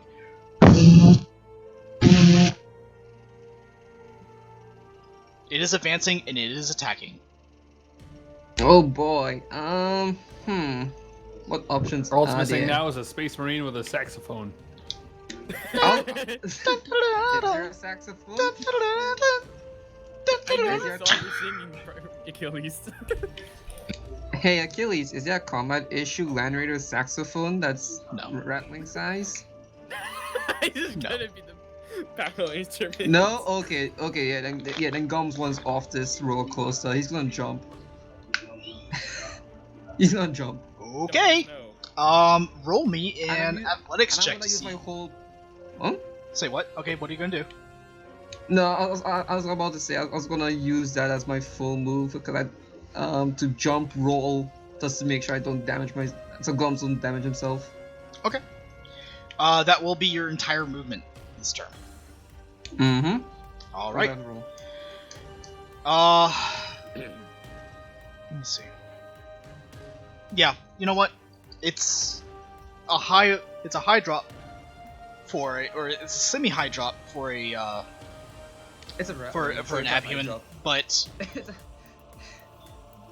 you managed to. Yeah, you know what? I'm not gonna actually do that this time. There's bigger things going on. You managed to not injure yourself, but it was also not a pleasant drop and roll. Mm-hmm. But you managed to find yourself. You're a lot closer to the front line than you prefer to be, but you are right now unscathed, and it seems as though you have gone unnoticed by the enemy.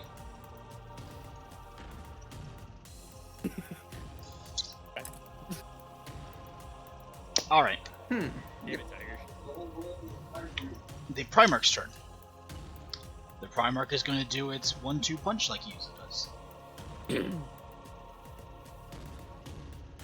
Not even bothering to think about it, he just punches.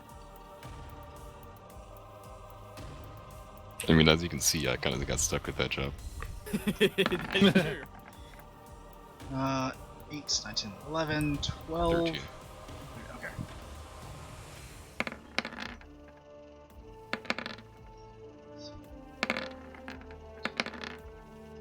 Achilles, is this just you getting back at Tiger? That's 4 crit.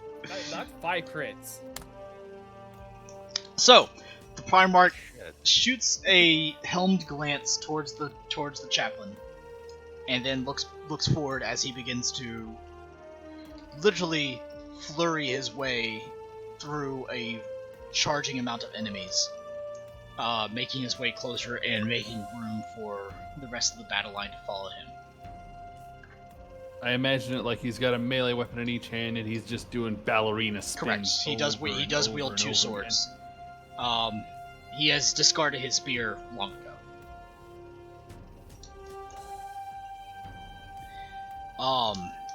But it makes you want to emulate him, Tiger.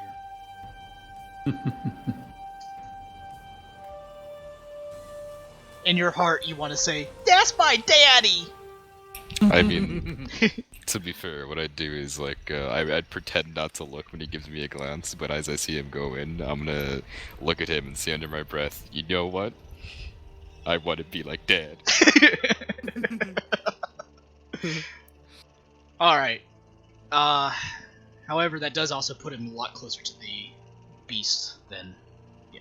Anyway, which makes it the enemy's turn. And guess who's reached up to at least the Primarch? Uh-oh. Well, time for the Hell Pit Abomination that the Skaven made, obviously. So, as the Primarch, charges his way forward, so does the beast. And I gotta roll for the rest of the army too.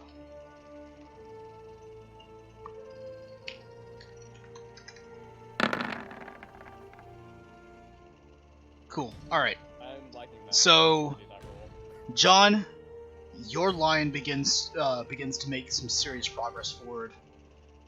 Tiger, with your leadership, your line begins to push deep towards the Primarch. You're probably less than 100 meters away, easily. Actually, most of the main line actually makes its way forward. The Primarch now is standing toe-to-toe with the gigantic beast, which it seemed to have been making its way straight towards it in the first place. The heavy weapons teams are now coming under fire, but are managing to hold, because they're fucking advanced battle tanks anyway. And the enemy does get some reinforcements. Okay. Yeah. Alright, so for the most part, most of the main battle lines push their way forward easily. The enemy does get some reinforcements at this time, which makes their push a little bit less than they wanted to. But the main force does make its way up to where the Primarch has opened up the area for it. Everything is now within range of the gigantic beast, and you guys are within 1 turns away of the entrance to the mines. So, Keep pushing. We're almost there. the enemy is beginning to falter, but they are not completely undeterred. Keith. Yep. Okay, well, they should be on the 3rd line of defense. How much further is it to the next to the hostile forces? You guys only had 2 rounds of sandbags to get to gear up to the front lines. You're essentially at the front lines now. We've been moving with the rest of the army. Oh, beautiful. In that case, I'm gonna do something I haven't quite done before. He's gonna fix bayonets on his shotgun. Okay. You fix bayonets to your shotgun. And let's see, I forgot that I don't actually have the melee weapon set up for a primitive spear, so time to advance and vanquish with a shotgun on burst fire. Alrighty. Oh, no. Go ahead and roll. Would you consider this point blank or short range? You are definitely within, you can be within point blank at this time. Yay. 3-shot burst coming up. Yay. Okay. Go ahead and roll your damages. I mean, is that just 1 shot or all 3? I'm gonna give you all 3. You are in a target-rich environment. This is more or less effectiveness. Alrighty. Sure. So, with that critical, you managed to fell 14 enemies. Keith, between you and Christy or Caitlin? Caitlin. Caitlin. Alright. I always forget that. Between you and Caitlin, you guys start going back to back as you're now engaging enemies in incredibly close range and melee range. Nice. You stab one through and thrust upwards, managing to get another, basically 2 in the same shot, pulling the trigger.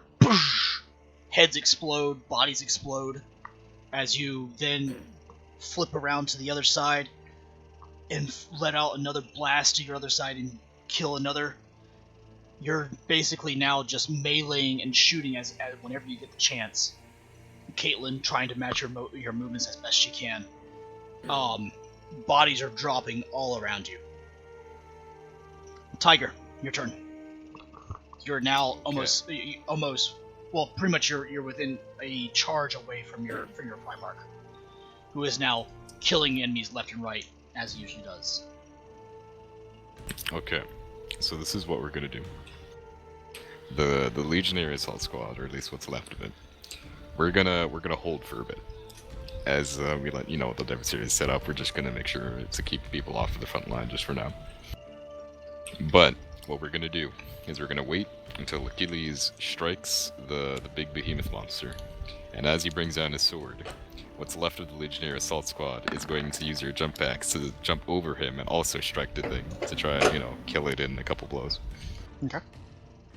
Coordinated assault. You see nearby to you, Kairon and his kill team squad begin to charge forward to try to get up to the Primarch. He looks over towards you. Come, Chaplain! We have enemies to kill! as you see him take out his power sword and just begin to cut his way through. He and the rest of his kill team are now engaging in heavy melee combat. Chain swords, power swords, even a lightning claw can be seen. They get a lightning club lucky. You see as they begin charging their way forward, as you lie in wait for the Primarch to start to begin his attacks. Suddenly, you see as the gigantic behemoth, the gross amalgamation of some ape-like humanoid demonic entity, raises up its hand and just slams it to the ground. You see a number of Astartes get thrown up into the air from the blow. The Primarch barely missing it at the last second. It's now the Imperial Army's turn.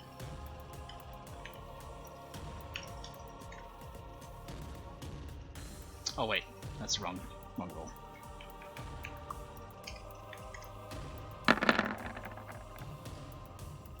Okay, add bonuses. And then those two. Okay. You see, as the enemy is beginning to, almost it feels like the enemy is beginning to run out of steam, as the entire Imperial Army begins to charge forward, now trying to converge on this gigantic behemoth, this sickening monstrosity that's been called into existence. Some lines begin to make slower progress than others, but all of them begin to converge towards the Primarch. All of your work seems to be paying off now. Vakin, your roll. Running in between the masses, I'm going to support any of my brothers who have fallen in that strike. Trintovai style, if you know what I mean, Achilles. Okay.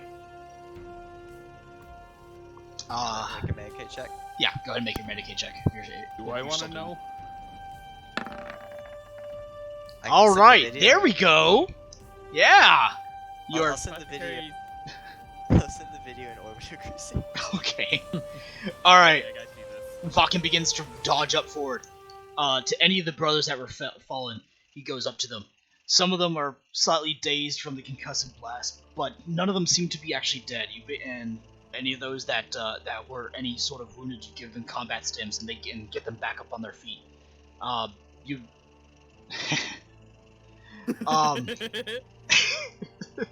Thank you, Rebellion. Vakin gets the brothers back up on their feet. None of the brothers get felled thanks to his help, and they all get right back into the fight. Mad Marker, your roll. I'm going to roll for my free action, which is the Sleepy Order Get Them. Gotcha. That is a success, so... you can add an additional plus 20 as long as John Mason is helping you. Okay, so if people have their comrades system, hit plus 4 damage. Alright. I'm going to roll for Inspire. Alright, plus 20 to that as well. Are you still helping? Are you still helping him? Yeah. Mainly because if it was for the fact that it was mostly novice. Alright, cool. So that's successful. Inspires a half action, so then I'm going to pull out my chainsword and yell, fix bayonets. Alright. You see as the battle line begins to fix bayonets and engage in melee combat.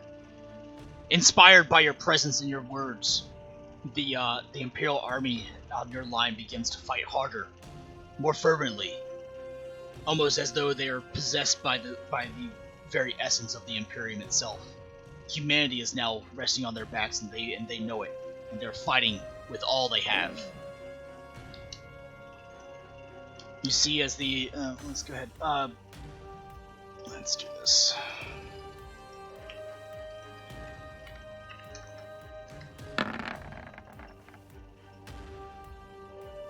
Alright. God, that was just barely. Let's see. That and that. Alright, yeah. So, just barely. But you see as the 3 battle tanks behind you fire their cannons, 3 massive hits slam into the behemoth. It's dazed, but still undeterred. John, your turn. Alright, I got a quick question. What type of heavy weapons are around on this flank? You see a few autocannons, some las cannons as well, and about 3 or 4 heavy bolters. Alright, so I'm gonna go up to one of the autocannon positions and confiscate the autocannon from the novice and start firing that into blobs. Alright, go ahead and roll your autocannon. I'll let you go ahead and do this. I don't have the autocannon stats, so I'm just gonna have to. Just do me a general ballistic skill. Well, I can use the last gun as like a. Doesn't matter. I just need the ballistic skill, and then Lever, what's the damage for autocannon? Oh, what is it? 3d10 plus. 3d10 plus 8. Which is going to be plus 12 because of man markers. That's fine. That's going to be 2 of the 3 shots. Alright. Go ahead and roll me 2 damages, please. Only 2 this time. Okay.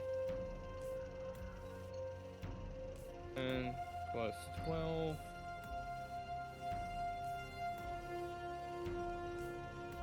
Nice. Alrighty. So, very easily, that's like 30. I think that's about 31 kills, if I'm not mistaken. 34, about 35 kills. Total. In that. And also, as I'm doing that, I'm just giving out the loudest war shout I can. Alrighty. Just, like, yep. Frank, it is your turn. Alright, I'm gonna try the shots again, but this time do a standard range. Yep, you are now in standard range. I am to it? Oh shit, wait, what? Yeah, it is now. If you're moving with the rest of the battle line, you are very much closer now. Shit. It is huge. It is, by official standards, immense. Semi-autos, 3 shots,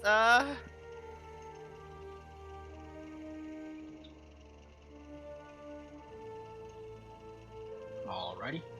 Oh, damn. Roll for damages.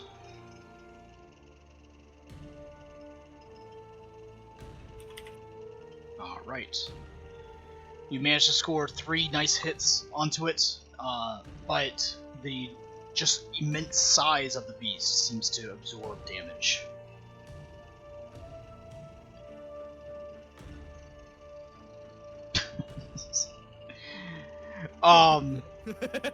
And it takes the hits, Frank, but it doesn't seem deterred at all. It just seems to be angered. If an angry face can even be something that is visible in this. Alarian, you are now at the front of the battle line. Before you stands a behemoth of human body parts and sickening fuckery. Just the general smell of rotting flesh fills the air. It is putrid. Thank God you're wearing a full face mask.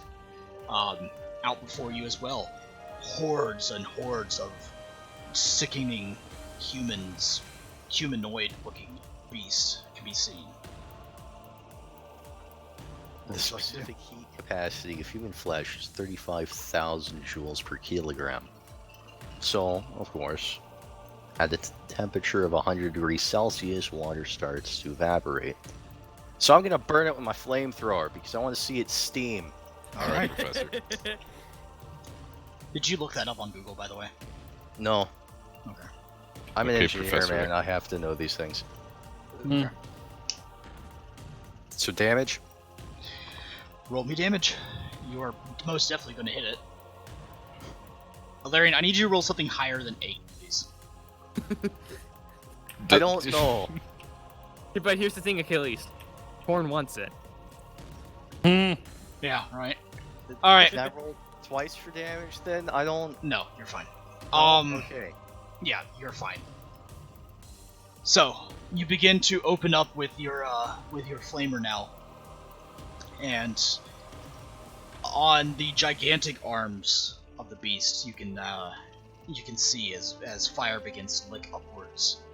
And yeah, it does cause a bit of steam and fire and smoke. But the, again, immense size of the beast seems to be able to handle the damage with no problem. Well, it's on fire now, and It's on gonna take fire. damage over time. It's going to take damage over time, you're correct. But it doesn't seem to be undeterred by your attack yet. Gums. Right. Sorry, It's your turn. Yeah, sorry. You have jumped off the land raider. I jumped off the land raider and I've actually turned my brain off to do other things. Sorry. You're fine. It's your turn. What would you like to do? What's going on right now? You are towards the front line. You're not on the line, but you're towards the front line. And you are now engaging not only the gigantic beast of man-flesh, but you can also see hordes and hordes of humans, sickening looking humans at the front line. So first things first, where's my comrades? They're probably around maybe about 100, 200 meters behind you. Okay, cool. Are there any convenient explosives that guns can shoot next to people? You are behind the main battle line. There are probably explosives all over the place, but shooting any of those explosives right now will probably do more harm than good.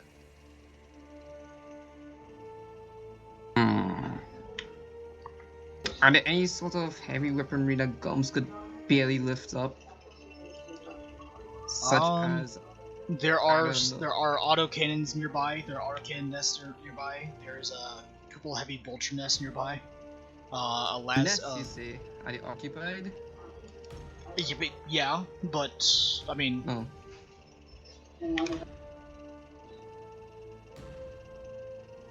And there's a big hulking monster. Okay, yeah, Gums is gonna try to slip through people's legs to the autocannon nest. Okay, go ahead.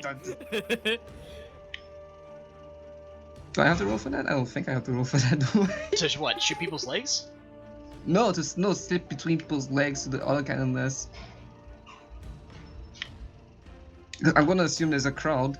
Yeah, there's a crowd. I mean, you're firing into. Yeah. No, I'm not firing. I'm going to the nest. Oh, yeah. That doesn't require anything. You just go to the nest. Okay, and I'm going to try to convince the gunner. Hey you! So you see that big one, Mom? Give me a second, actually. Okay. Alright. Give me a second here, folks. As we figure out what Gums is gonna do. I'm gonna use the restroom real quick. Oh.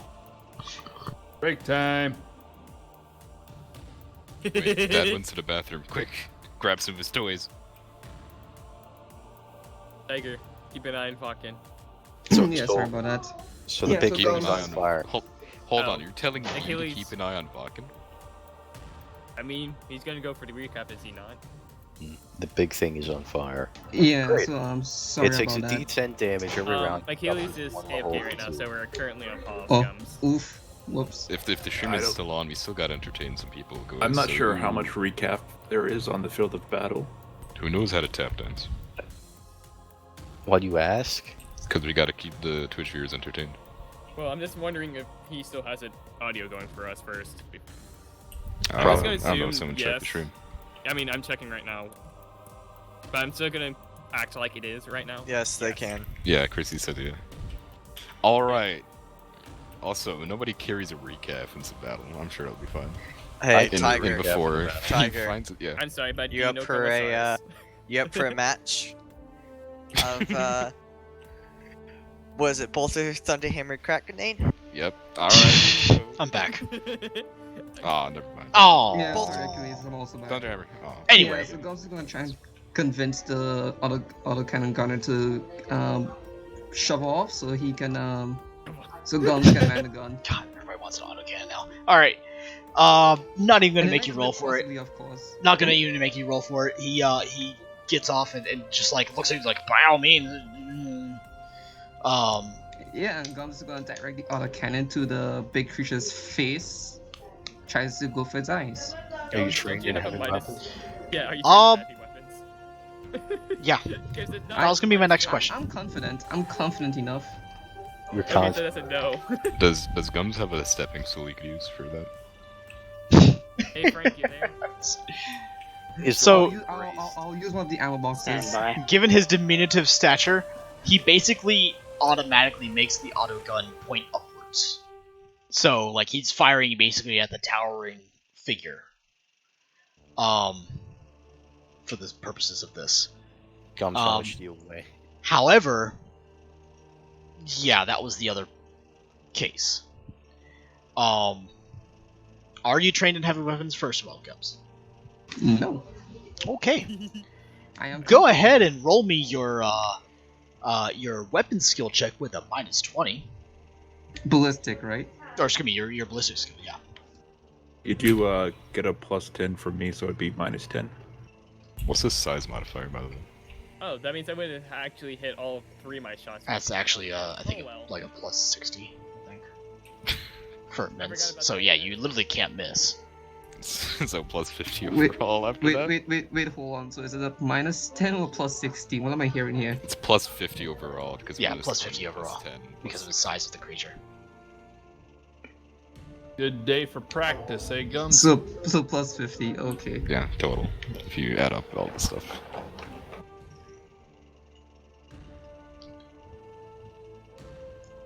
He just barely succeeded. Oh. Oh, yeah, wow. All right, cool. At least he's not 8. I don't know, he's gotta roll damage for it. Yeah, go ahead and roll your damages. Are you firing it semi-auto? I think it looks like semi-auto. I think it's semi-auto. I'm gonna assume semi-auto is as much recoil a Ratling can take, with no training. I actually don't know the damage for an autocannon. Jack will help me out. 3d10 plus 8. But it's gonna be plus 12 because of man marker. Does everybody else want autocannon while we're at it? I mean, I was Can just I- grabbing it because I was going back to my original roots. Hold on, Once. 3d10 plus 8. Can I rip a Vanquisher cannon off That's one of the it? short tanks? With a +4 to damage if you have your comrades help you. No, my comrades are somewhere way behind.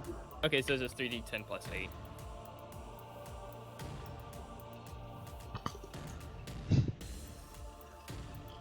He doesn't have comrades. He has slaves. Yeah. Yeah. It's slaves. One of these days, I'm just going to just like throw Gums right onto the floor. My slaves will beat you up. Don't worry. Uh huh. How do Anyway, you know they're not gonna assist them in beating you up? yeah. Anyway, so you managed to score off one hit into what you think is the creature's face. You're not 100% really sure. It also doesn't look like it has a face all that much. It looks like it's just like made up of It has to faces. see. It has to Yeah. smell. Go ahead and give me a perception check. You can add a +60 to this. So how much detail do you actually know, Gums? Yeah. You actually shot it in the asshole. plus how much? +60. It's huge. Actually, officially, it's immense. Really? Wow. Wow. Magnified. Anyway, Gums, you look at it. It has faces all over it. Faces that are screaming in pain and agony. All I'm gonna say is thank God Tiger. And Primarch. Mm-hmm. Oh, I hit something. Okay. Now the Primarchs go. It's probably gonna die this round. No. No, it's not. Well- So what I'm hearing is focus fire.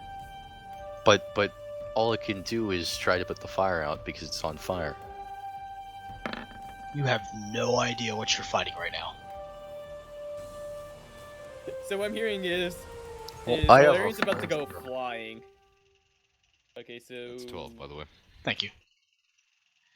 So, the Primarch begins to leap at it and take as many hits across it as it can. Let's see. Tiger's ready to action, right? 6. I mean, wow, I was gonna okay. say he might just kill it instead, but that's a lot of ones.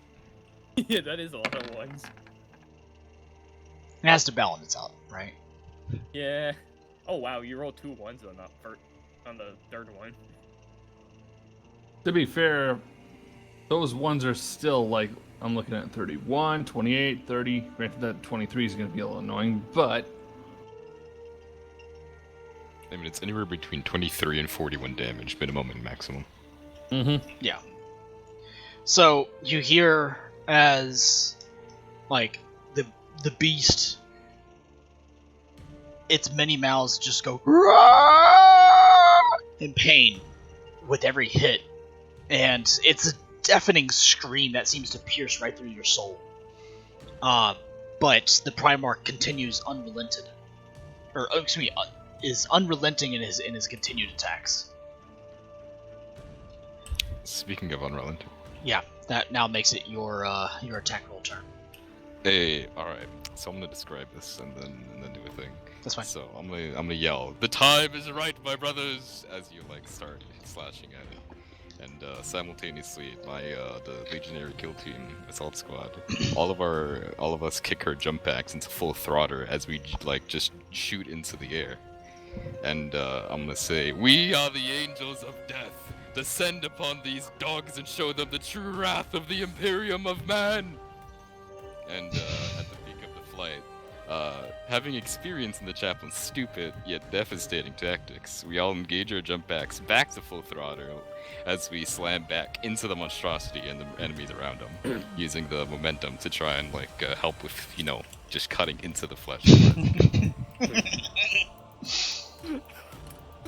Sorry, Yeah. full throttle. Go ahead and roll your stupid damage or stupid attacks.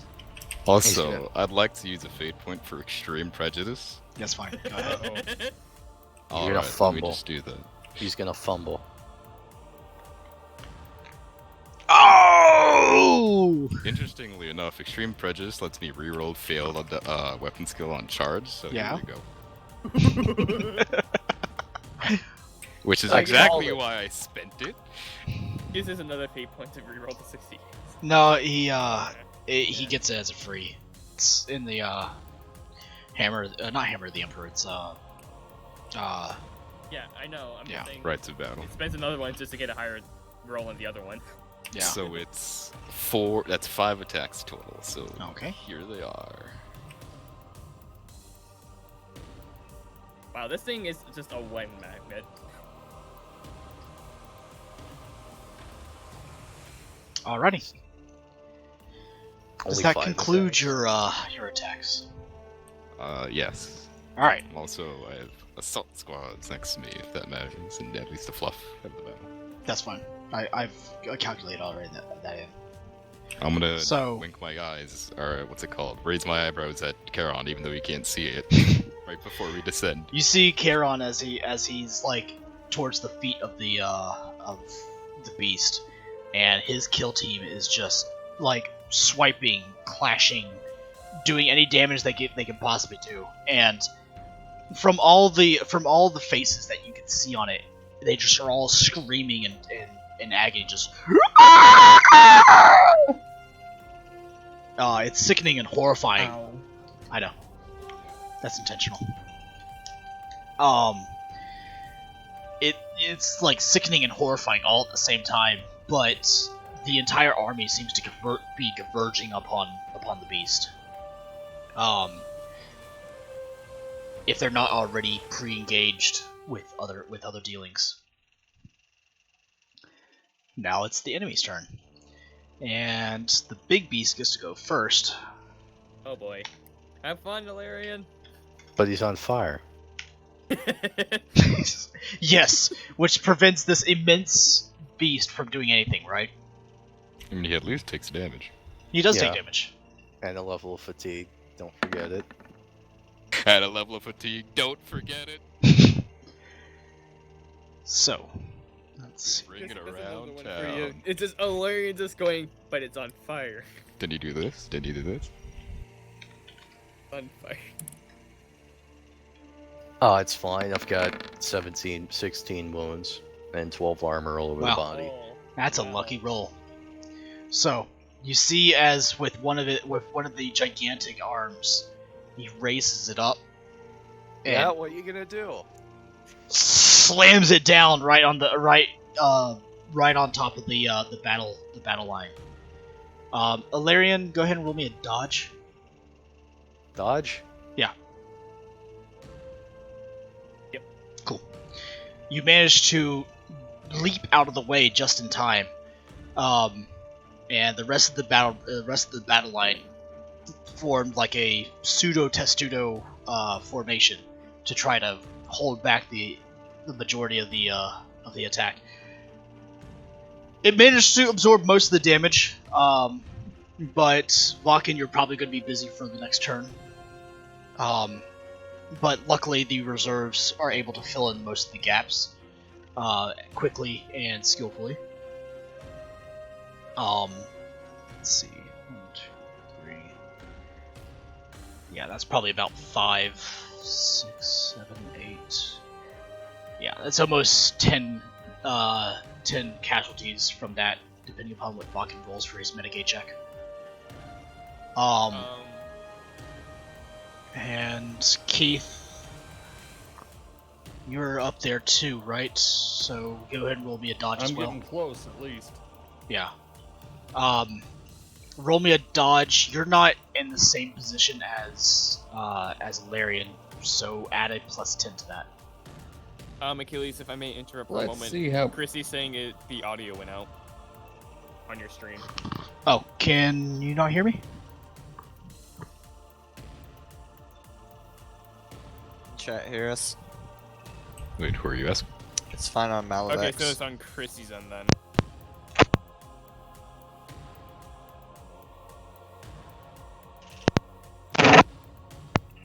Okay, we're good on audio, it's just on Chrissy's end. Continue. Testing. Alright, cool. That's fine. So Keith, you managed to dodge out of the way too. Strangely enough, Alarian and Keith, you guys almost meet less than 10 meters away from each other. Hi, how are you? Hey, nutcase. Have fun burning yet? It's on fire. Yeah, obviously. I get the feeling my shotgun's not going to do much, but let me tell you, I had a lot of fun with this thing. Look, anything you do is gonna help. Don't worry, I got plasma. Alrighty. Keith, your turn. Coming up.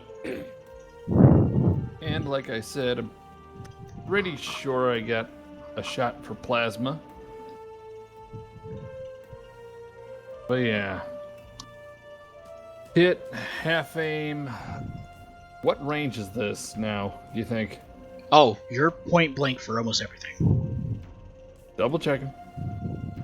Semi-auto burst for 2 shots, and yikes.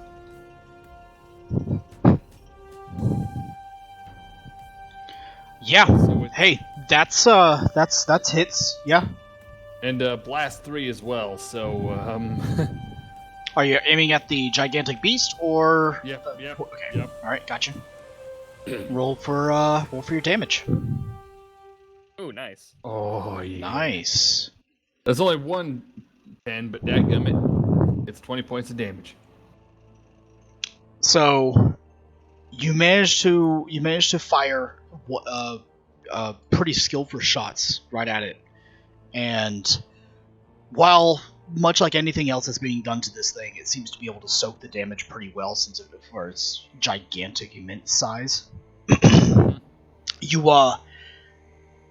It seems to be pretty effective. The combined amount of fire and damage that's being dealt to it does seem to be taking its toll. And you can kind of hear the screams being more baleful now, as more and more damage is converging upon it. Which now makes it back to you once again, Chaplain. I'm gonna hit it. Okay, you gonna hit it? Alright. Now you barely hit it. Got that one. You know what's interesting? I got another 5 total attacks again. I'm gonna go ahead and roll those dice. God. That's Okay, 1. Mr. That's Dockery. 2. That's 3. That's 4. 5. Mm-hmm. Now that's a lot of damage. Yeah. That's a lot of damage. Alright. Alright. Anything else you wish to do with your turn? Not really. Alright. I'm The Imperial Army's turn. So, inside all of your minds, you hear a single order. Focus fire. And you see Gums, you see from your end. Mad Marker, you see from your end. As all the weapons begin to turn towards the beast. And for a split second, you begin to see all the fire from the Legion of Space Marines. The army of the Imperial Army forces. And all the heavy weapons converge fire upon this one target, all at once.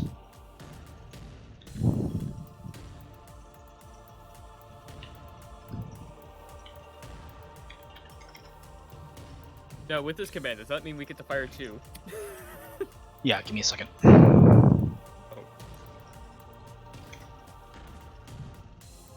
Damn it, motherfucker.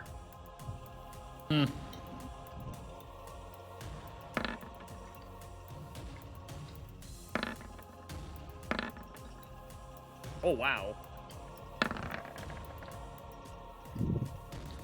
I don't know if negative should be good or bad. They're good. Okay. So with his with the Primarch Achilles' command, like his actual command stats,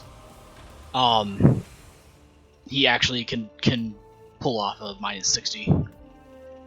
You guys saw this during the other one-off where he was able to command with the Space Marines.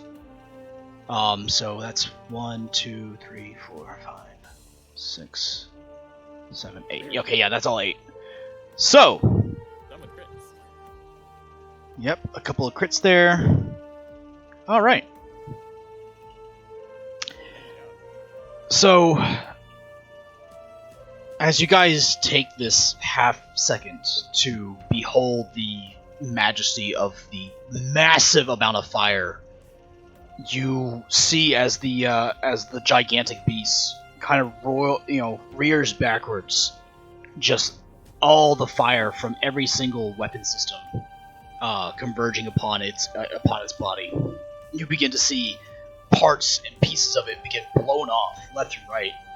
The immense legs that it was walking on, its front 2 legs, begin to wither down to mere sticks of what they used to be.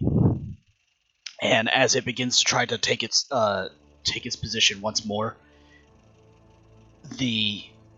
what's left of its actual supporting structure, not able to hold itself up again, collapses upon itself, and the entire body falls to the ground.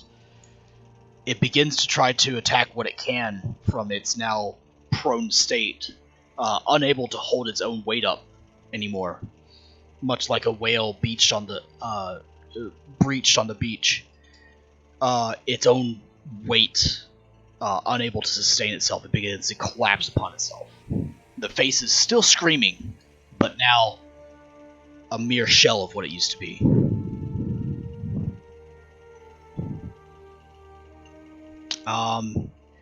You guys can now add your damages onto that. A full attack. And we will say that you go ahead and you auto hit. So just roll your damages. I'm gonna just add the include me? +4 because Everybody. Everybody here. Just one question mark. Yes, just one. Okay. Well, at Both least it's not weapons? an 8 this time, Valerian. She's Frank gets a... Sadly, I'm afraid that I cannot. For both your weapons, Tiger. I just nice. Heck with it. I'm gonna be that guy and just use the basic one. Wow, that's all 5. Wow, that was remarkably average. All 5s. So you guys begin to combine your fire along with the armies, and more chunks of this get blown off. Vakin manages to take kind of a rearing, almost like a backhanded shotgun. Wait, explosive damage. Where's that from? That's a bolt pistol. Bolt pistol? Okay. Yeah, bolt pistol and So, the automatic shotguns. Okay. Meanwhile, while in the middle of treating somebody, the apothecary looks backwards towards like the now prone beast and fires once with his bolt pistol into a weakened hole that's been left open by other combined fires, and manages to do a nice explosive amount of damage. Frank, from his now safety of just behind the lines, makes a single shot and into another weakened part of the structure of the beast, lands another skillful shot. As it now goes to Falcon's turn.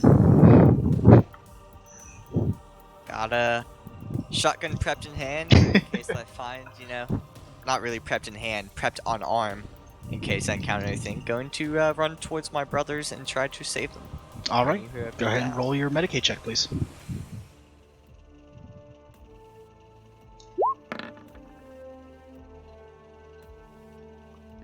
We'll round that up to 5, so yeah, you do manage to save every one of them.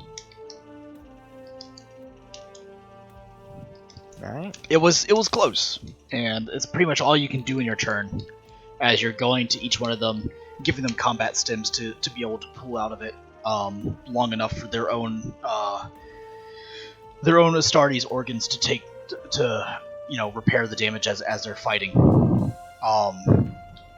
But you managed to get to every single one of them, along with you coordinating with the other apothecaries. Mad Marker. Alright, I'm gonna roll for my free action.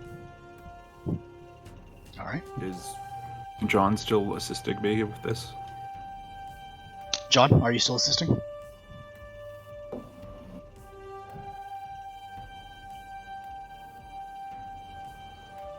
Jackal. Sorry, mic muted because I was conversation before. I'm still helping because I'm now getting the double multitasking down. Okay. So yeah, he's still helping. So, alright, Yes, plus still 4 if your comrade helps you, and then for my first half action, I'm gonna do the Inspire.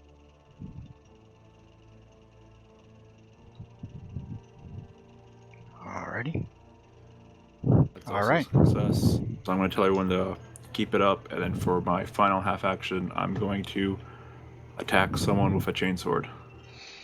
Alrighty. Roll your attack, please.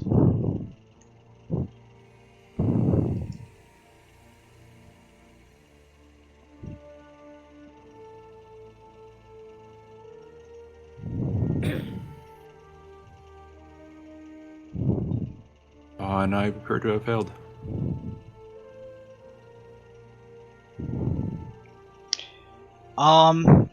It's a target-rich environment, so you're not gonna fail, but it's just not effective as you hoped. You managed to cut into another strange-looking humanoid. Barely can be called human, but you managed to only wound it, not really doing all that much in terms of killing it. Others around you, focus their fire on it as you slash, and the wounded state allows them to kill it, but you don't actually kill. Alright, just to recap, everyone gets a +4 if their comrade assists with 1 damage, and a +10 on their first roll, and that's my turn. Alrighty. Making it top of the turn order, John. Alright, how does the front line Lever, look? you're up next. Like, how is the front line on our side looking? The front line is they're returning back to their normal firing patterns, but you can still see the vestiges left over of focus fire, focusing itself on the beast. The beast, all that much, since it's collapsed onto the ground, it's killed a lot of the surrounding enemies, but it's still trying to get its way towards either the Primarch or the front line. It's more or less feral at this point. So, and I'm guessing that our wing is more or less just cleaning up their stragglers at this point. Yeah, you guys have essentially made it to the entrance as soon as you take care of the beast, and there's not much left fight in the enemy. All right, then I'm just going to focus fire at the beast more. Okay, go ahead and roll your attacks. What's the positives? That beast is a +60. It's that big. Short range, semi-auto, 60. Thoughts? Yeah, more than enough. I'm still using autocannon, obviously. All right. Roll 3d10 plus 12. Add marker. Okay. If it wasn't for that one. Yeah. All right, cool. Yeah, you score some serious hits into it, and you can see that now its entire structure is beginning to fall apart. It still has enough fight left in it to keep going though. Lieber. So Or you said Frank. +60. It's a +60. This thing is taking up the majority of the battlefield right now. How many shots does full auto do? 3. 3. Damn it! It's an auto gun. It's not a machine gun. It's an auto cannon. Yeah, fair enough. Oh. All right, yeah. All 3. Add 4 to those damage as well. So 31, Yep. 27, 26. Again, combining with the fire of others, Frank, you begin to blow off parts of this beast, and it's beginning to crumble upon its own weight. What does blue mean? Means that you got a critical failure and a critical hit in one roll. That's a thing? Yes. I mean, it's technically. I mean, you're rolling 3 dice, so. Yeah. What? My first shot, well, my damage, first damage on my last volley, literally It's the same rolled way. nothing but crits. Yeah. It was literally nothing but crits. And you could see it's definitely on its way out, but it's still fighting to, it's pure rage and almost like animal-like ferocity, still, raging against the dying of the light, essentially. Alarian. I reload my flamethrower Okay. as That's my a- entire action. It is your entire action, isn't it? Yep. Alright. Alrighty. Gums.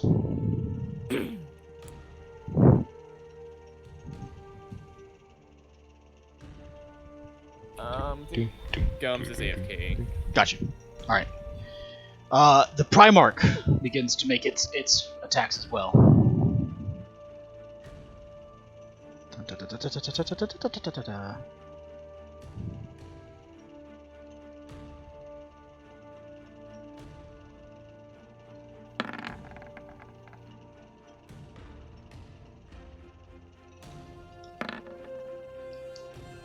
Wow. That's horrible. 7. Yeah. Man, it's like Tiger fighting it. Oh, I take that back. Wow. That's 3 crits.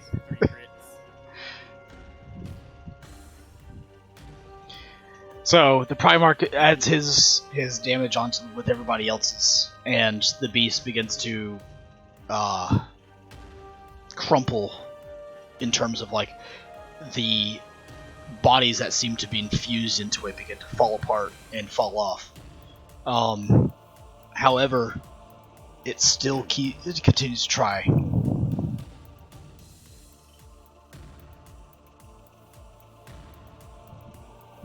Let's see here, and what's left of the enemies.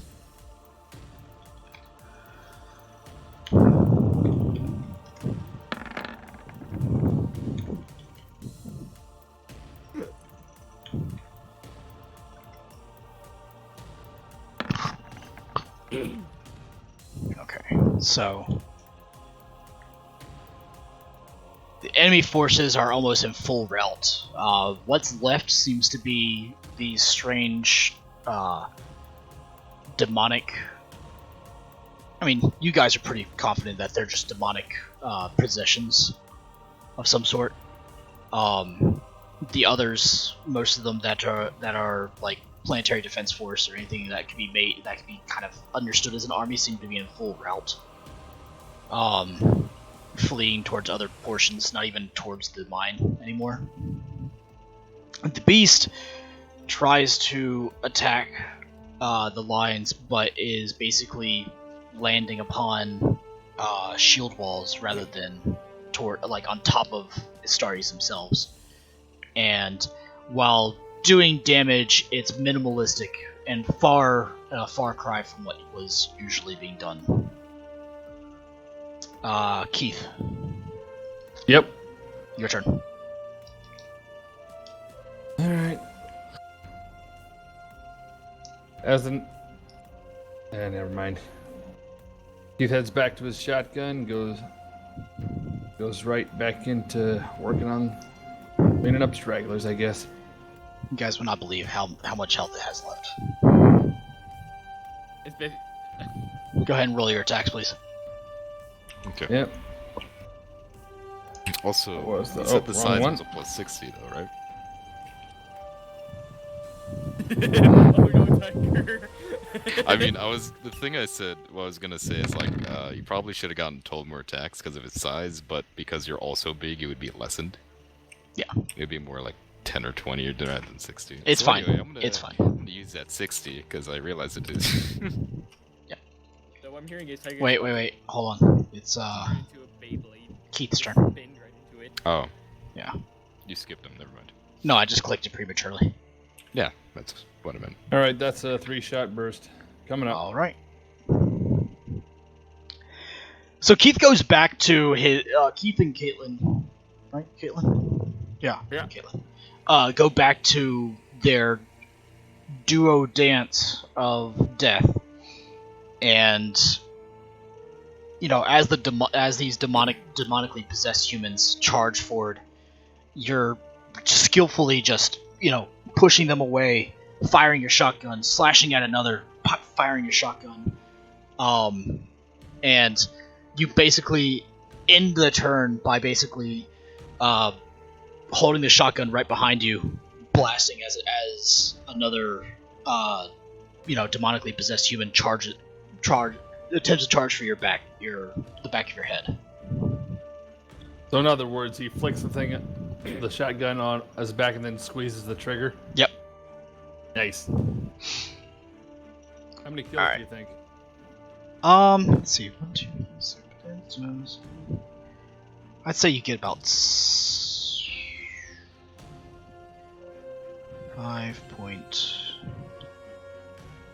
Go ahead and calculate six kills. All right, another 6 kills then. Thank you. Yep.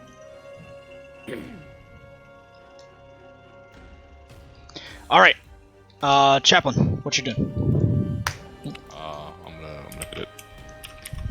That plus 60. Yeah. So you barely succeeded? I didn't give you a plus 60? You know what? Let's not talk about that. Oh So my that's god, you something. barely succeeded again! Oh my god, Tiger, what is wrong with you? Look, I told you at the beginning, I either roll a 90 or I roll a 10. There's no in between, alright? 85 and then 98. Holy shit. Do you know how close that is to a fucking failure? Okay, we can stop critiquing me. Nah, critique is Roll always your fun. stupid damage.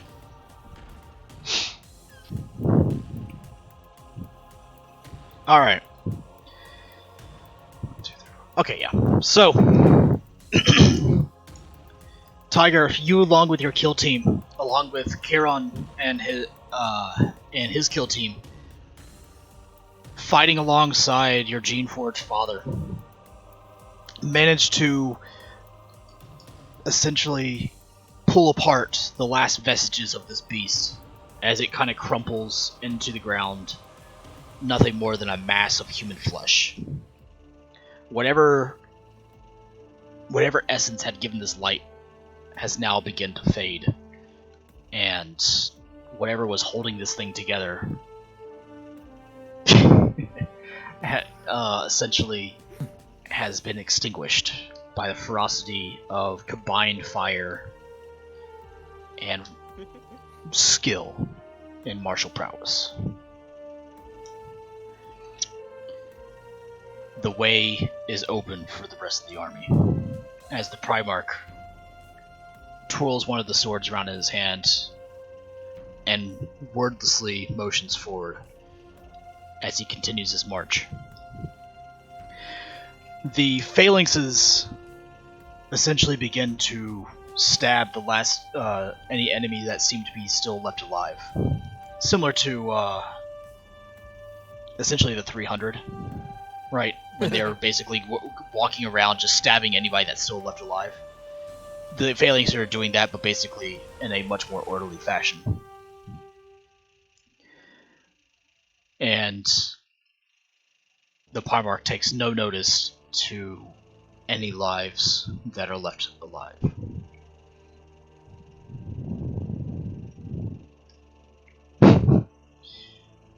As you guys make your way, the mines are deathly quiet. And it's unsettling how motionless everything seems to be. Don't let your guard down. This might not be over yet. I have a flamethrower. It's fine. I got a shotgun. Get over yourself. Yeah, we have an entire army. Still doesn't mean that we should be gonna be careful. As you guys take the long elevator ride down to the planet core,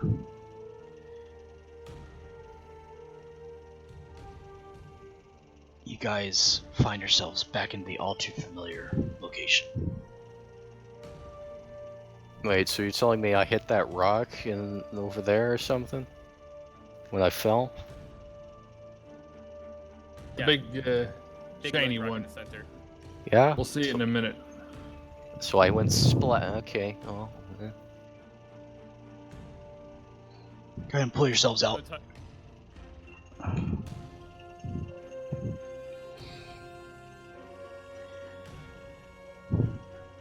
And I need to pull out this guy.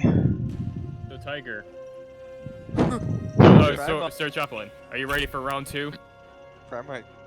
I mean, I wasn't given a power fist, but you know, we should breathe. You had a melt-a-bomb last time, Chaplain. I think we're gonna be fine. I mean, those things are one use, and if you look at my belt, I don't see one. And Well, not it's your only fault. that Melta-Bomb, I don't think that Melta-Bomb did anything. It did something. We'll find out in a minute. As we don't have to deal with another psychic backlash, we ought to be fine. By the way, Liru, you still here? Mm-hmm. Okay, just making sure. I wonder if you found another pie on your way here. I might need to go soon. Almost done. So, So you guys find yourselves down here. The Primarch looks behind him. It's time to end this. Come. Agreed. I would suggest caution. It probably already knows we're here, and, well, walls don't mean anything to it. Past a certain distance. I am back. It does. I haven't Hey, seen anything. Why are you guys going ahead of the Primarch? I don't see anything at all. Oh, right, because... Ah! I don't They're think going to Cryleaf- use. They're going to use their blood as a royal red carpet for him. Oh yeah, Crayleaf needs a... He needs view permission. Yep. Hold on. Pulling that out right now. Where is Valerian? There he is. You think. Matt also needs view permission. I am still blind. I know. Hold on. Give We're me a working second. on it. Okay. On thine faces. Just telling you, you know. We know. You're good. Yeah.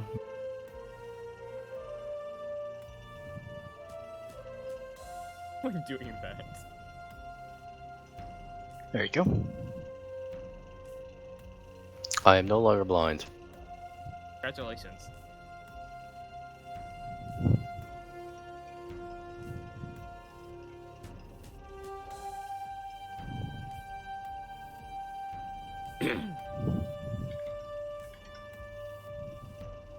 There you go.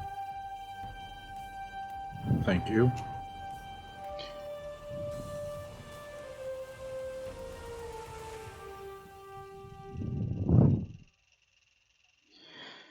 Alright.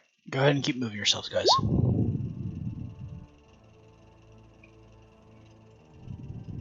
So. Yeah, Upon there they go. upon arrival, the crystal emits still a reddish color, but it pulsates dimly and slowly, as though like a heartbeat that's it has almost given out. Anyone else notice the difference? Yeah, it's not killing us. Also, not that. Hilarious. No, not that. Wasn't it shining more when we first saw it? Yeah, a little bit. Oh, by the way, Ilarian, that's what you fell on. And Keith That's- points at the top of the thing. Oh, yeah.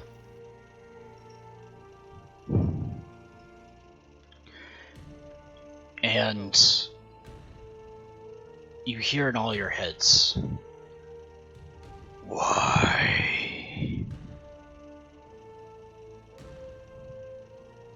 Keith said, because you didn't believe us. We'd have been willing to put in a good word for you if you'd let us go alive.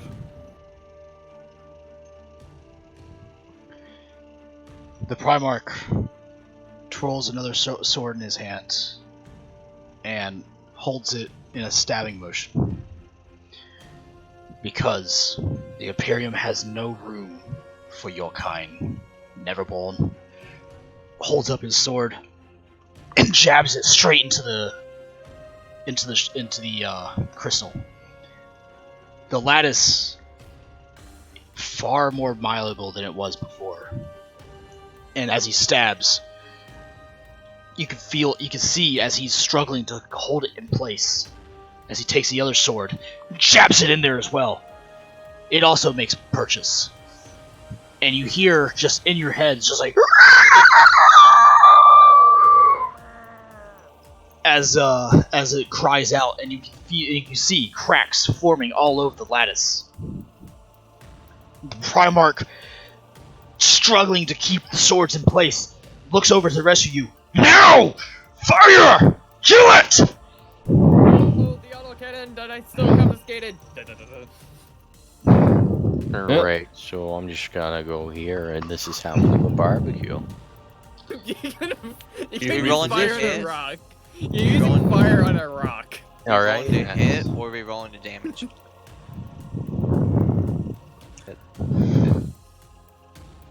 Using Go ahead and fire roll your on a attacks. rock. And how do you think To steel was hit or made? to damage? Damage. That's what I thought. Alright, Alright. semi-auto. I'm Time using to the same- quad. Nice job, Keith. Nice job, Ilarion. If now's the time for crits. I'm also gonna be using. Do I do Sanguinala, 1 so- damage or 3 damage? You can do 3. All of you can do your max damage right now. You know what? Screw it. I'll fire. I'll roll another one. So mine was 20 plus 14. Oh, so I'm just gonna empty the magazine of the flamer then. I rolled a 10. Do I need to roll another 10? No, we're not doing exploding dice. Oh, Okay. shit. Oh. Well, It just, does. Alright, so Does it go boom in my hand? with bolt, flame, blade, and sword, you can see as like all of your combined attacks and the attacks of the Space Marines of the Primarch's Honor Guard begin to finally have an effect upon the crystal.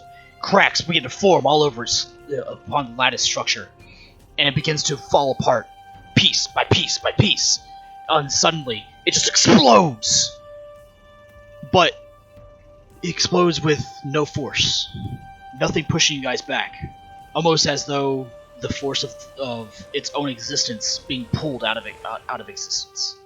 Whatever force had kept it at bay, whatever power was allowing it to exist here, seemed to almost not exist. And the crystal lies crumpled, cracked, exploded into pieces, but inert across the cavern floor. I love the smell of napalm in the morning, I say out loud. The Primarch pulls back his swords, drops to one knee, and then picks himself back up.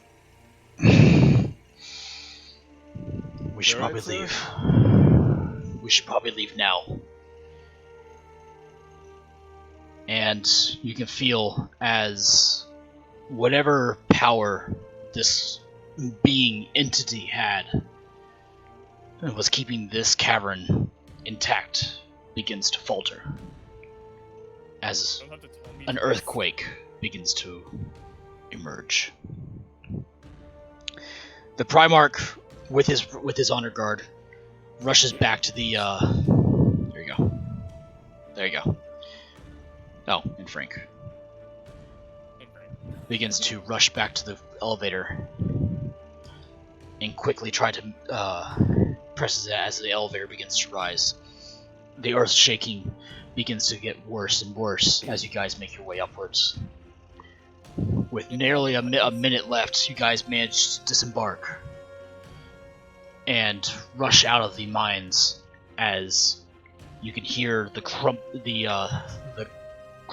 of the entire structure begin to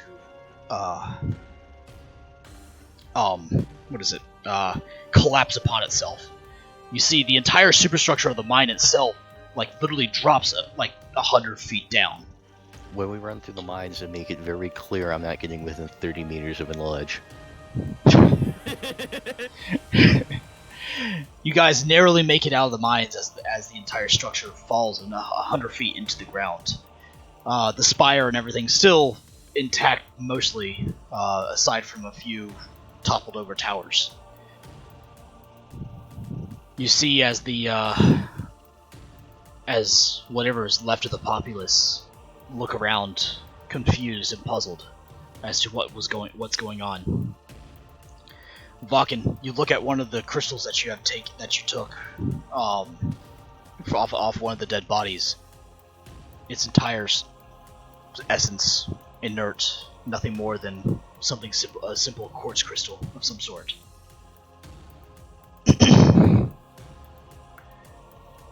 This is one thing I was thinking that was a possibility.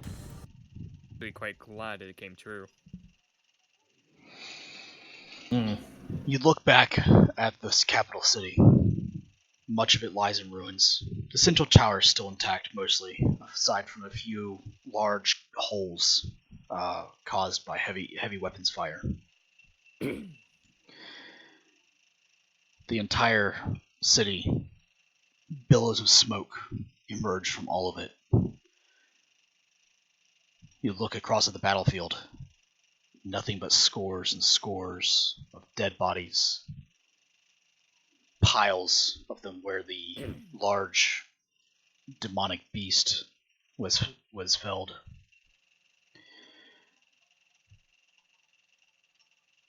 Smells like home, guys. Smells like freaking home. All this A lot colder though. As you guys blink, you find yourselves back on the command deck. Oh, right. This. The two Primarchs arguing with each other once more. The battle-hardened armor of the Primarch Achilles and the splendid armor of the Primarch Sanguinius, giving two very obvious contrasts of two very obvious different beings. You overhear the conversation. I gave you explicit orders, Achilles. You should have never gone back on your word. I did no such thing, brother. I did what had to be done. Had you been down there, had you seen, had you bothered to walk among those people, it would have been very obvious to you. The ceaseless ending of lives like that. I was a worthless avenger. All had needed to be done was just defeated the primary demon. You know this. All those lives are touched by the warp. They are all tainted. They are human lives nonetheless, or should have known. And this goes on for User what seems. disconnected from your channel. Aw, Tiger. He doesn't like to see his father argue. This goes on. He doesn't like to- This goes on Uncle for Timmy many and minutes. Dad. Arguing back and forth.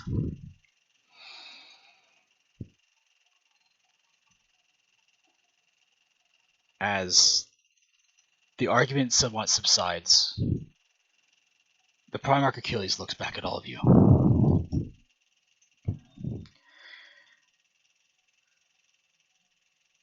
And he addresses all of you. This was the last time that I ever saw my brother walk along the lives of men. While this was not but about 80 years prior to my brother Horus's folly and his uprising, I look back at this moment as a proof that Sanguinius was right. But I didn't know. My own hubris, my own pride, got in the way, and I refused to see his way.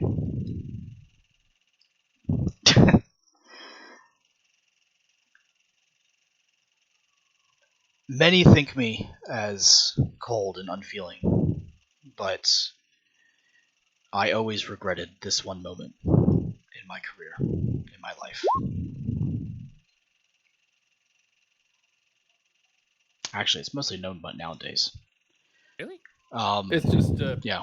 altered on the historical account. It was altered Yeah. a bit. Okay, I just wasn't too sure on that. 40k. It's known as a heresy. User joined your channel. In 30k, it's known as the rebellion. Okay. Anyways. Yeah. Anyway, the Primarch removes his helm as he looks at you, and the olive skin, the matted but black hair, and he looks at you with dark eyes.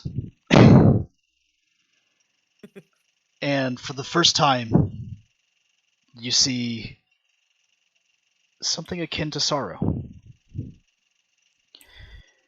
Had I listened to him, had I taken the chance to see any other means to the end of this. This planet may be one that can be called one of the Imperium.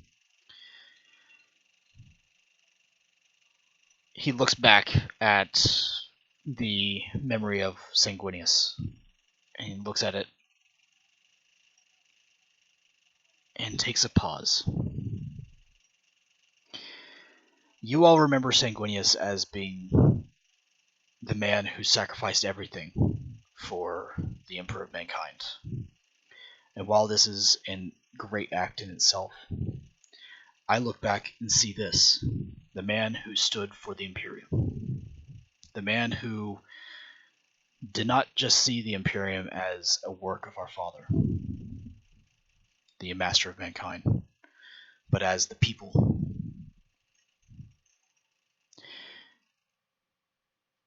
In all the following Sanguinalas that we celebrate, so long as I'm with you, I would like us all to remember Sanguinius for this, as well as what he has done for the Imperium. He puts his helm back on, and as you guys blink once more, you find yourselves back in the Great Hall of the Astartes. The lesson I want you all to learn is that, one, most importantly,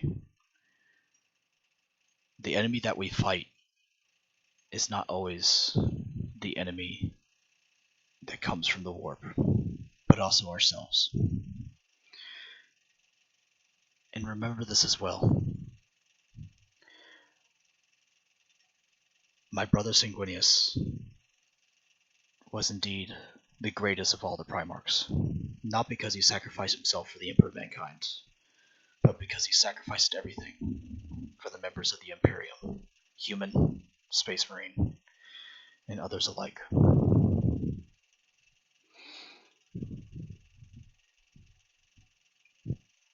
And that's the end of my tale.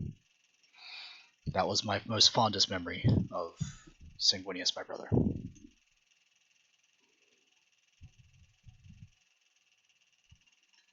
He leans upon the podium and is silent evermore.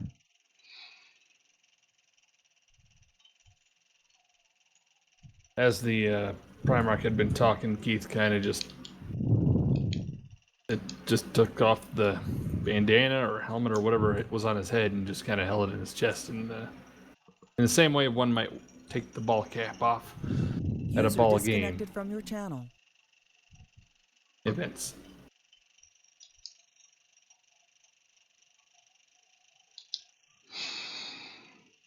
Anyone else? If I may speak freely, Sir Primarch. Go ahead. Well, the events of the planet did lead to destruction. I'm gonna assume that because of the way the ending was told. But even if you were just to go after the core, it would end up at the same battle nonetheless. So we did lose the planet and the remaining people. Most of what happened then would still have happened, even if it was acted slightly different. Hindsight's 2020, Guardsman. And while we can look back at this and definitively tell how best to enact this,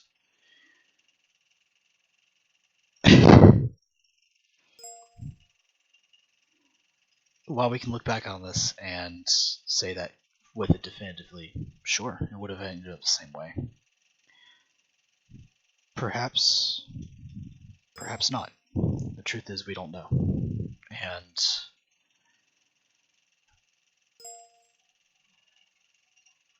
in truth, I have no idea if... User disconnected from your channel.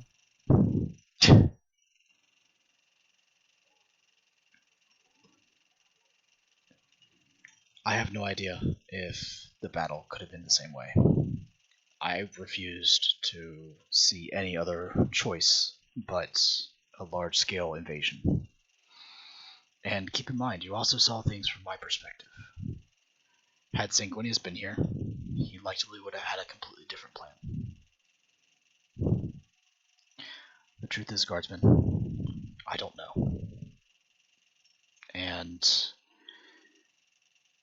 I chose not to see any side that my brother had seen. I am not as secondly attuned as he is. The only psychic sense that I have is that of what I gain in battle. It's not much. Sanguinius, on the other hand, was able to see many steps into the future and find other routes that I was not able to.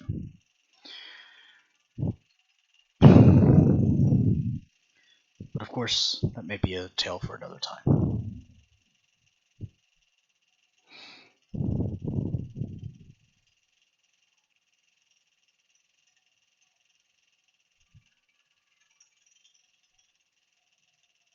Well, if that's everything, I think we got to get ready for the next mission, sir. Thank you very much Indeed. for your time and sharing these memories with you. Thus, I mean. The Primarch nods his head, in acknowledgement, and motions the rest of you guys to carry on with whatever tasks or duties that you had.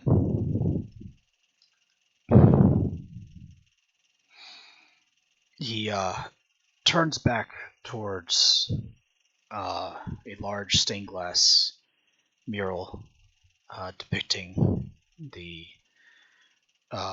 known Primarchs and surrounding the Emperor of Mankind, seemingly lost in thought. I believe that will conclude our tale. I died. You did die. Chat, thank you for joining us and staying with us for as long as you guys did. We hope you guys enjoyed the 3-part Sanguinala special. We'll probably have more of these during big time, holiday seasons and stuff like that to ensure that the main player base is able to join and contribute towards the main story. Have a good night. I hope you guys see you guys next week, and hope you guys enjoyed it. Thank you. Ave Imperator. Ave Have a good night, y'all. And a happy new year to everybody. Oh, indeed. Happy New Year, everyone. Thank you. Yeah, Happy New Year's. Wait. Who got the highest kill count? Well, we'll have to find talk out. about that once the stream's over. See you later. See you Love you all. Bye.